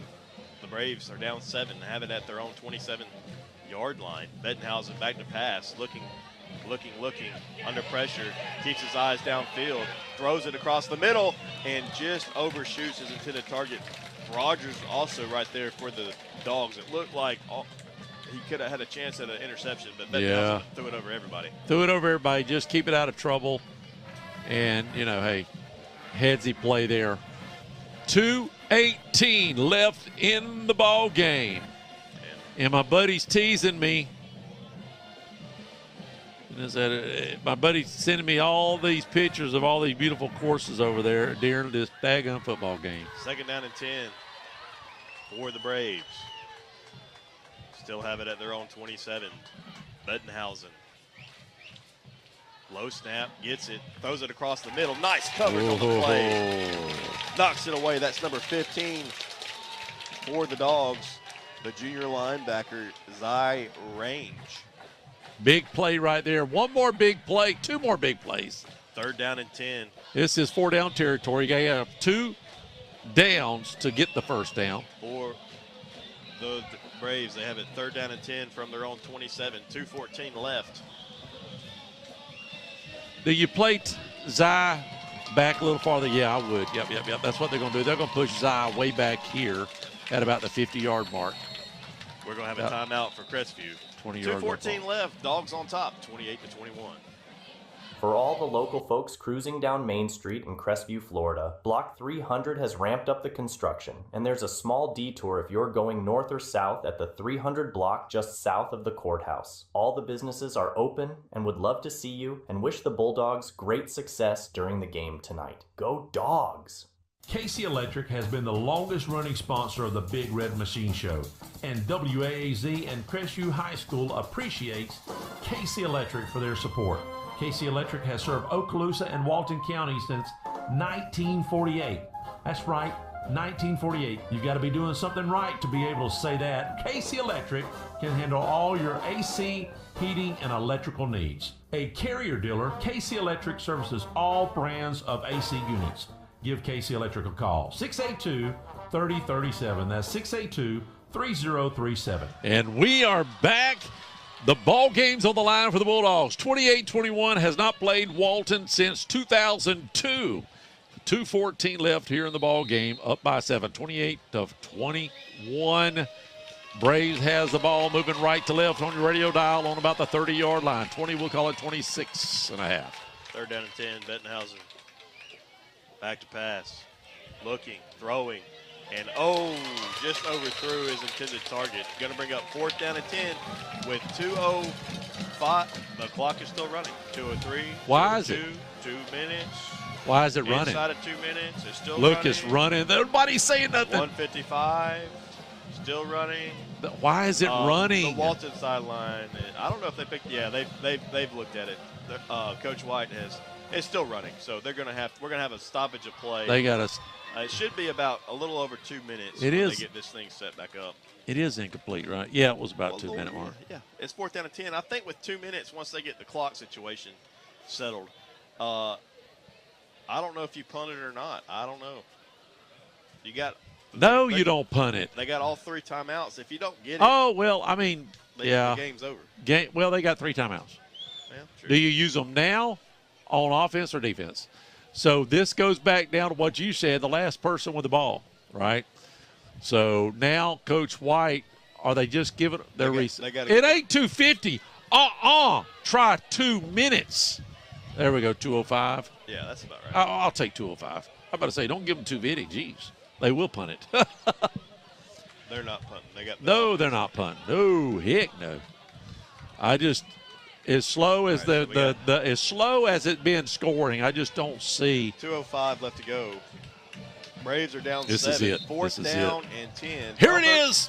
They're on 27-yard line. I'm just a little excited. I'm not. I haven't. I know you're not. Bettenhausen. Back to pass. Looking. Under pressure. Scrambles. Has a man. And that ball is going to be incomplete. The Dogs will take over at the Brave 27-yard line with 2:02 left. Now, let me ask you this. That was a long 5 seconds. There's 3 timeouts left for White, correct? For Walton? Well, here's the thing. At the 27-yard line, You're trying to score. If we're Crestview, if we score a touchdown, the game's over. The game's over. That's right. You would hope so. You are trying to score, Scott. I'm sorry, Scott is not up for scoring right now. They got 3 timeouts. I don't think you're going to be able to run this clock out. I don't think we haven't shown we've been able to run the ball that effectively. Can I just say this? At 7.5, you're going to have a winner or loser. I'm just saying, Scott. I need a little rabbit foot situation here. Key is holding his breath. Jesus. My key in my pocket is about ready to go. McQueen takes it on the quarterback power. Gets it inside the 25, down around the 23, and they're going to spin one. Gain of 5 on the play. So and the clock is still running. Help me, Jesus. 1:52 left. All right, 1:52. So timeout. I will take another 5 yards and then another 5 yards and the game's over. I know, but I'm just saying. Absolutely. I know what you're saying. You're right. Yeah, you don't want, Yeah, no, they got 2 timeouts left, so a first down. They burn. On the first, if we get a first down on the next play, I think we got to get one more first down. You know what I'm saying? Yeah, 24 times 2. Yeah, we got to get 2 first downs. So, yeah. For it to be over because they can burn. If we got 3 yards here and they call a timeout, then we get the first down. Then, that's right. That's right. So, right now the Bulldogs are in control of this game. They have the ball. They've got to keep it out of Walton's hands to win this game. What a game. They're going to keep it on the ground. That's right. You would think. Well, yeah. And somebody, we got a new runner. I got white shoes and white pants, Cobb. He hasn't run that much tonight, has he? No, I haven't called his name very often tonight. All right, here we go. McQueen, look for quarterback power. That's what it is. McQueen looking for something, bounces it inside, spins, and close to a first down. They got to burn it. Okay, so there you go. But it's only one. They only burned 5 or 6 seconds off the clock by doing up the middle. See, if you run an outside, if you run something and boot it outside, you burn a lot more time. It's close to a first down. That's really the big issue here. I haven't seen you haven't seen a market. Scott, you're on the side. Yeah, it's first down. First down. Oh, it's first down? Okay, first down it is. So now they've got one more timeout. They'll take it on second down, correct, if we don't make a first down. They got one more timeout, yeah. So then at third down, you run time off. I still say for us to be sure to win. Stick it in. One more. Yeah, stick it in the end zone, the game's over.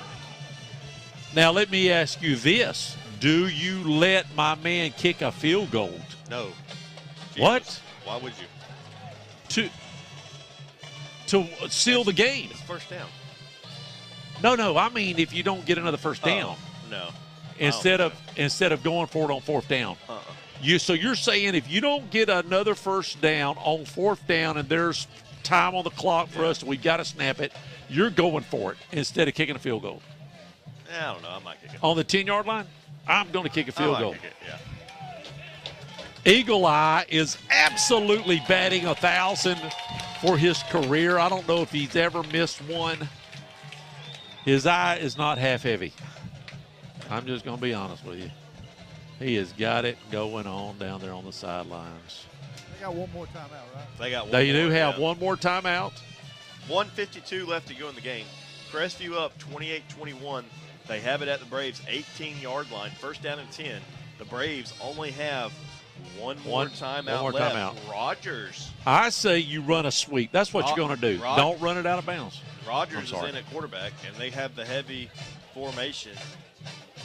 And here he goes, quarterback power, and he puts his head down and gets 3 or 4. Second down, and give him 5. Second down and 5. Now they're going to kind of let this clock, or second down and 6, they're going to let the clock run with only one timeout left. They're not going to burn it here. And this is kind of where, not having the play clock is kind of big. It's huge. When do you start the play? I mean, how does the Bulldogs know? That's a good question. I mean, this is not good. I'm going to talk to Coach Grant about the play clock, and because he said last week it was working. Staying in the heavy formation. Rogers staying in the backfield at quarterback, has the snap, runs it, puts his head down, gets maybe, don't give him anything on that play. They're going to set third down, and like you said, Tim, if they stop us here, they have that timeout. They're going to be able to have some time on the clock. Yep. Do you kick the field goal? You kick it. I don't know, Scott. What do you think? Silent crickets. It's he tough. don't want. Scott can't say it. What is it? That may be what he's lining up. That's exactly what he's doing. I don't know. The boy just hit a 35-yarder. He's going to give him a chance to seal the deal for the Dogs. If he misses it, guess what? They've got to go 20-yard line. The Dogs are 6 yards away from winning this football game. That's right. We're running this thing all the way down. I'm not sure. We're just going to wait until they throw a flag. No, we're going to call a timeout. 21 seconds, 20 seconds, and we called a timeout with 19 seconds left. Remember, Walton still has a timeout. So when we come back, the Dogs will try a 3rd down and 6 with 19 seconds left to go in the football game, up 28-21. I want to share a quick story about Brackney Funeral Home. We recently lost our grandmother, and thanks to the kind, professional, and caring staff, it just felt like being with family. She had made all of her decisions in advance, so it was a very seamless process. So thank you, Brackney Funeral Home, for treating our family like yours. If you don't know where they're located, they're at 480 East James Lee Boulevard. That's Highway 90 right across from Twin Hills Park, and their phone number is 850-683-9898. We highly recommend Brackney Funeral Home. Hello, Bulldog fans. This is Greg Watson, the Bulldog basketball coach and real. Sorry, Greg. Greg, I'm sorry, buddy. You just got cut off. Bulldogs come back, and here's the game right here. Almost. Here we go. 3rd down. Let's call it 5 from the Walton 14-yard line. Here 19 seconds left to go on the clock. Rogers takes it, and he's going to stay on his feet. He's going to be close to a 1st down, I think, Scott. And first down for the Dogs. If it is a 1st down, that's going to put icing on the cake. That's going to put this game on ice, and they do motion a 1st down, and we'll take a knee, couple of knees down, and the Dogs will escape with a 7-point win. And Scott, you sound like the wrestler. Who is that? Who's the wrestler? Woo! Oh, man, I don't know that. Ric Flair. McQueen back in the game at quarterback. Does he go for it? Looking to put the knee. And maybe, no. One knee. Let's see if Walton calls a timeout. They won't. That'll be the ball game. Dogs survive after being down at halftime, 18-14. Hey. Come back and get the 28-21 victory. Hey, and Scott, get them at the 50 on the sidelines. We'll be right back. Don't touch the dial. We got Coach Grant coming. This is Dusty Holloway, owner of the Holloway Agency, and we are proud supporters of the Crestview Bulldogs. The Holloway Agency is your locally owned and operated independent insurance agency, and we offer a full line of coverages for all of your home, auto, business, and life insurance needs. Our offices are located at 168 West Woodruff Avenue in historic downtown Crestview. Feel free to drop in, or you can give us a call at 850-682-1900, or you can go to our website at www.thehollowayagency.com. Go Dogs. CQ Roofing, your hometown roofer since 1999, is state licensed and insured. Chris Coyer, the owner, is born and raised in Crestview, North Okaloosa County. Family owned and operated for 24 years of local service, specializing in shingles and metal roofs. Re-roof repair specialist. If you have any roofing needs, you can call them at 850-683-4169 or visit their website at cqroofing.com. I'm Jenny Powell. I'm one of the attorneys at Powell, Powell & Powell Law Firm. Our family has been vested for over 100 years in Northwest Florida, serving your families for over 70 years. If you're in a car accident, you need a law firm who has the training, skill, and experience necessary to deal with insurance companies so that your case doesn't drag on forever. Let our family take care of your family during your most crucial moments. Just remember, Powell, Powell & Powell Law Firm is here for you. You can always just go to our website at www.powelllawfirm.com. If you're in the market for a brand new custom home, maybe you have some commercial work that needs to be done or remodeling, there's one place to call, and that's VLM Construction Services at 850-305-2959. Lonnie Miller and his crew has been working in Florida and in Alabama for over 30 years. If you're within the sound of my voice, they have plenty of home sites available in Crestview and Baker. Don't hesitate to call for any of your construction needs. 850-305-2959. And we are back. We have Coach Grant. Coach, I just got to say, what are you doing to the fans, man? We're trying to get more fans out here. That's right. Friday night. That's right. Okay, so let's go back. This was the craziest. Have you played a crazier first half than that right there? I don't think so. I mean, it was back and forth. I have never. Like mistakes, and but I'll tell you this: the two teams left everything out there tonight. I mean, look, Walton and Coach White. Look, that's a hell of a team, and they're going to give a lot of people trouble. Yeah. Both teams left everything out here tonight, and that's what high school football is about. Two teams from their own community just giving everything they have for their community. That's right. Coach, that one of those the second to the last drive, they had 12 plays, tried the field goal, and came away empty. I think that was a game changer, don't you think? Oh, absolutely. Just give us a fresher breath of air. And look, yes. At halftime, we challenged our guys to make plays, and we had a little bit more energy in the second half. That's what we've been talking about, all off season. Eventually, teams are going to be equal with you, and the mentally toughest team is going to win. Okay, so we sort of had a wager up here. If we hadn't have made the first down and it's fourth down, they call a timeout. Do we kick a field goal there? Absolutely not. Thank you. Absolutely what? Not. Oh, you was right. I thought we would have kicked. The man just kicked the 35-yarder. That's okay. Look, because you got to think, in that situation, on a miss, it goes to the 20 no matter what because it's touchback. So by going for it and not getting it, we would have actually kept the bet with them in worse field position. True. All right, so Choctaw beat Navarre, eyeballs out. Yes. So we got them next week. Your thoughts about that game real quick? I'm going to be honest. I'm kind of old school. I don't watch any film on the opposing team until – now I'm going to watch it tonight or whenever they trade film. But, I know they have a great defense. Coach Beasley, he does a terrific job. So, look, it's going to be another war. Give me two players that stand out for you tonight, Coach. I'll say this, he did not have his best games. I thought J.J. McQueen, I think he had a total of 3 or 4 turnovers, but the way he bounced back and handling adversity, we talk about that all the time. Every game's not going to go your way. So I thought he stepped up. He grew as a man tonight. I'm very, very proud of McQueen. I thought Patrick Rogers. Oh, yeah. Look, I can't say enough what he did in coverage on Aid and Sean Johns. I thought defensively. Had a real big play there at the end. Yes, I think defensively we held him to 1 touchdown the whole game, I believe. Yes. You had overall, there was interceptions, run backs. I didn't understand. So help us understand the penalty. So the flag that was thrown, we went back and watched it on YouTube. It was thrown during the play when they made the touchdown. Okay? Now, it was only marked off 10 yards. Was that a holding call? It was a 10-yard penalty. I think he called holding, and they said he scored, and then they did it. So, how do you hold after the play's over, or you can still do that, or? I guess. I was trying to lobby during the play to get the touchdown call back.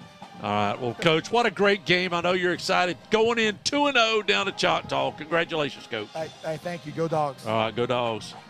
Well, all right, real quick, Corey, let's wrap this up. We got the band on the field giving us a little music in the background. I think we come away with a little stress. Great game. Crazy game first half. Compare the first half to second half. I think, like we talked about at halftime, and Coach Grant just said, what I saw was just sloppy the first half. Yeah. A lot of mistakes, and then came out and played clean. Was down 4 and ended up winning the second half by 11. And really got a couple turnovers there. A couple big plays on defense when we needed them. Really a nice team effort in the second half. Walton, a class act as far as talent. They will go all the way into the playoffs in their division. Now, when you're facing a team like Choctaw, they just beat Navarre's eyes out by 35, okay? So what do we have to do? I'm assuming we got to play a little differently against a Choctaw team. Well, we can't come out and have a first half like we had this week, or we're going to find ourselves down more than 4.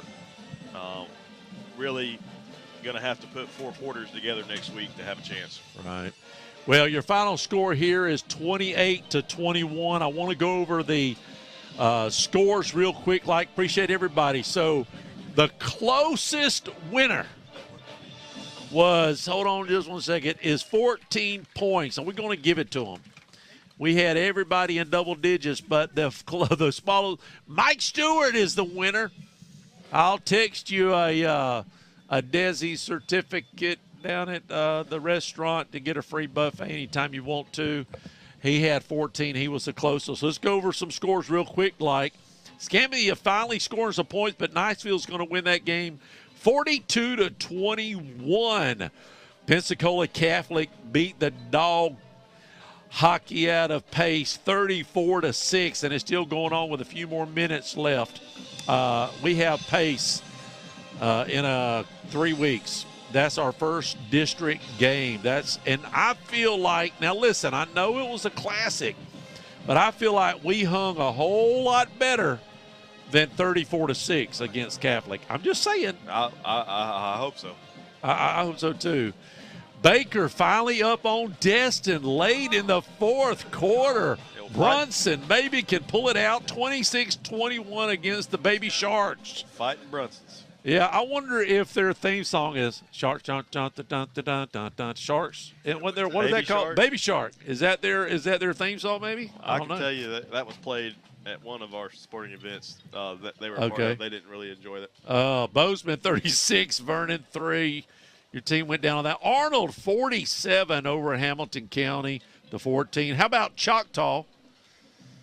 35-0. Final score. Finally finish that. All right, your final score: Fort Walton beats South Walton 9-7. I think you had mentioned that in the kickoff classic. You thought they was going to win that game. Holmes County beat Port St. Joe. That's a big win for Holmes County. 44-36. Mosley beats Bay big time, 53 to. Away in that one. Yep. Looking at Chipley, 24-18 final. They win their game. Andalusia lose to Hillcrest. Northview loses big to Opp, 34-7. We do have Pine Forest for homecoming. Listen to this. Daphne 34, Pine Forest 7. Now, Daphne's a big team, so I'm not going to. Yep. And then the final, a couple more in our area. West Florida Tech and a barn burner, 34-33. Final score there over Booker T.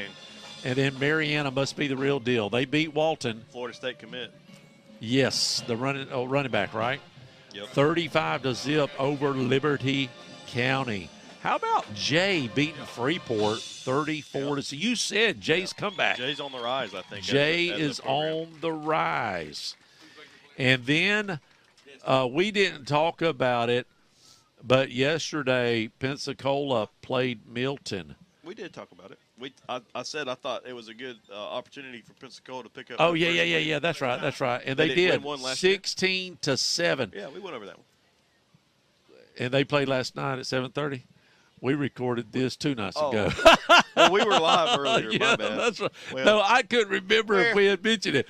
Pensacola 16, Milton 7. So Pensacola gets their first win in a couple years.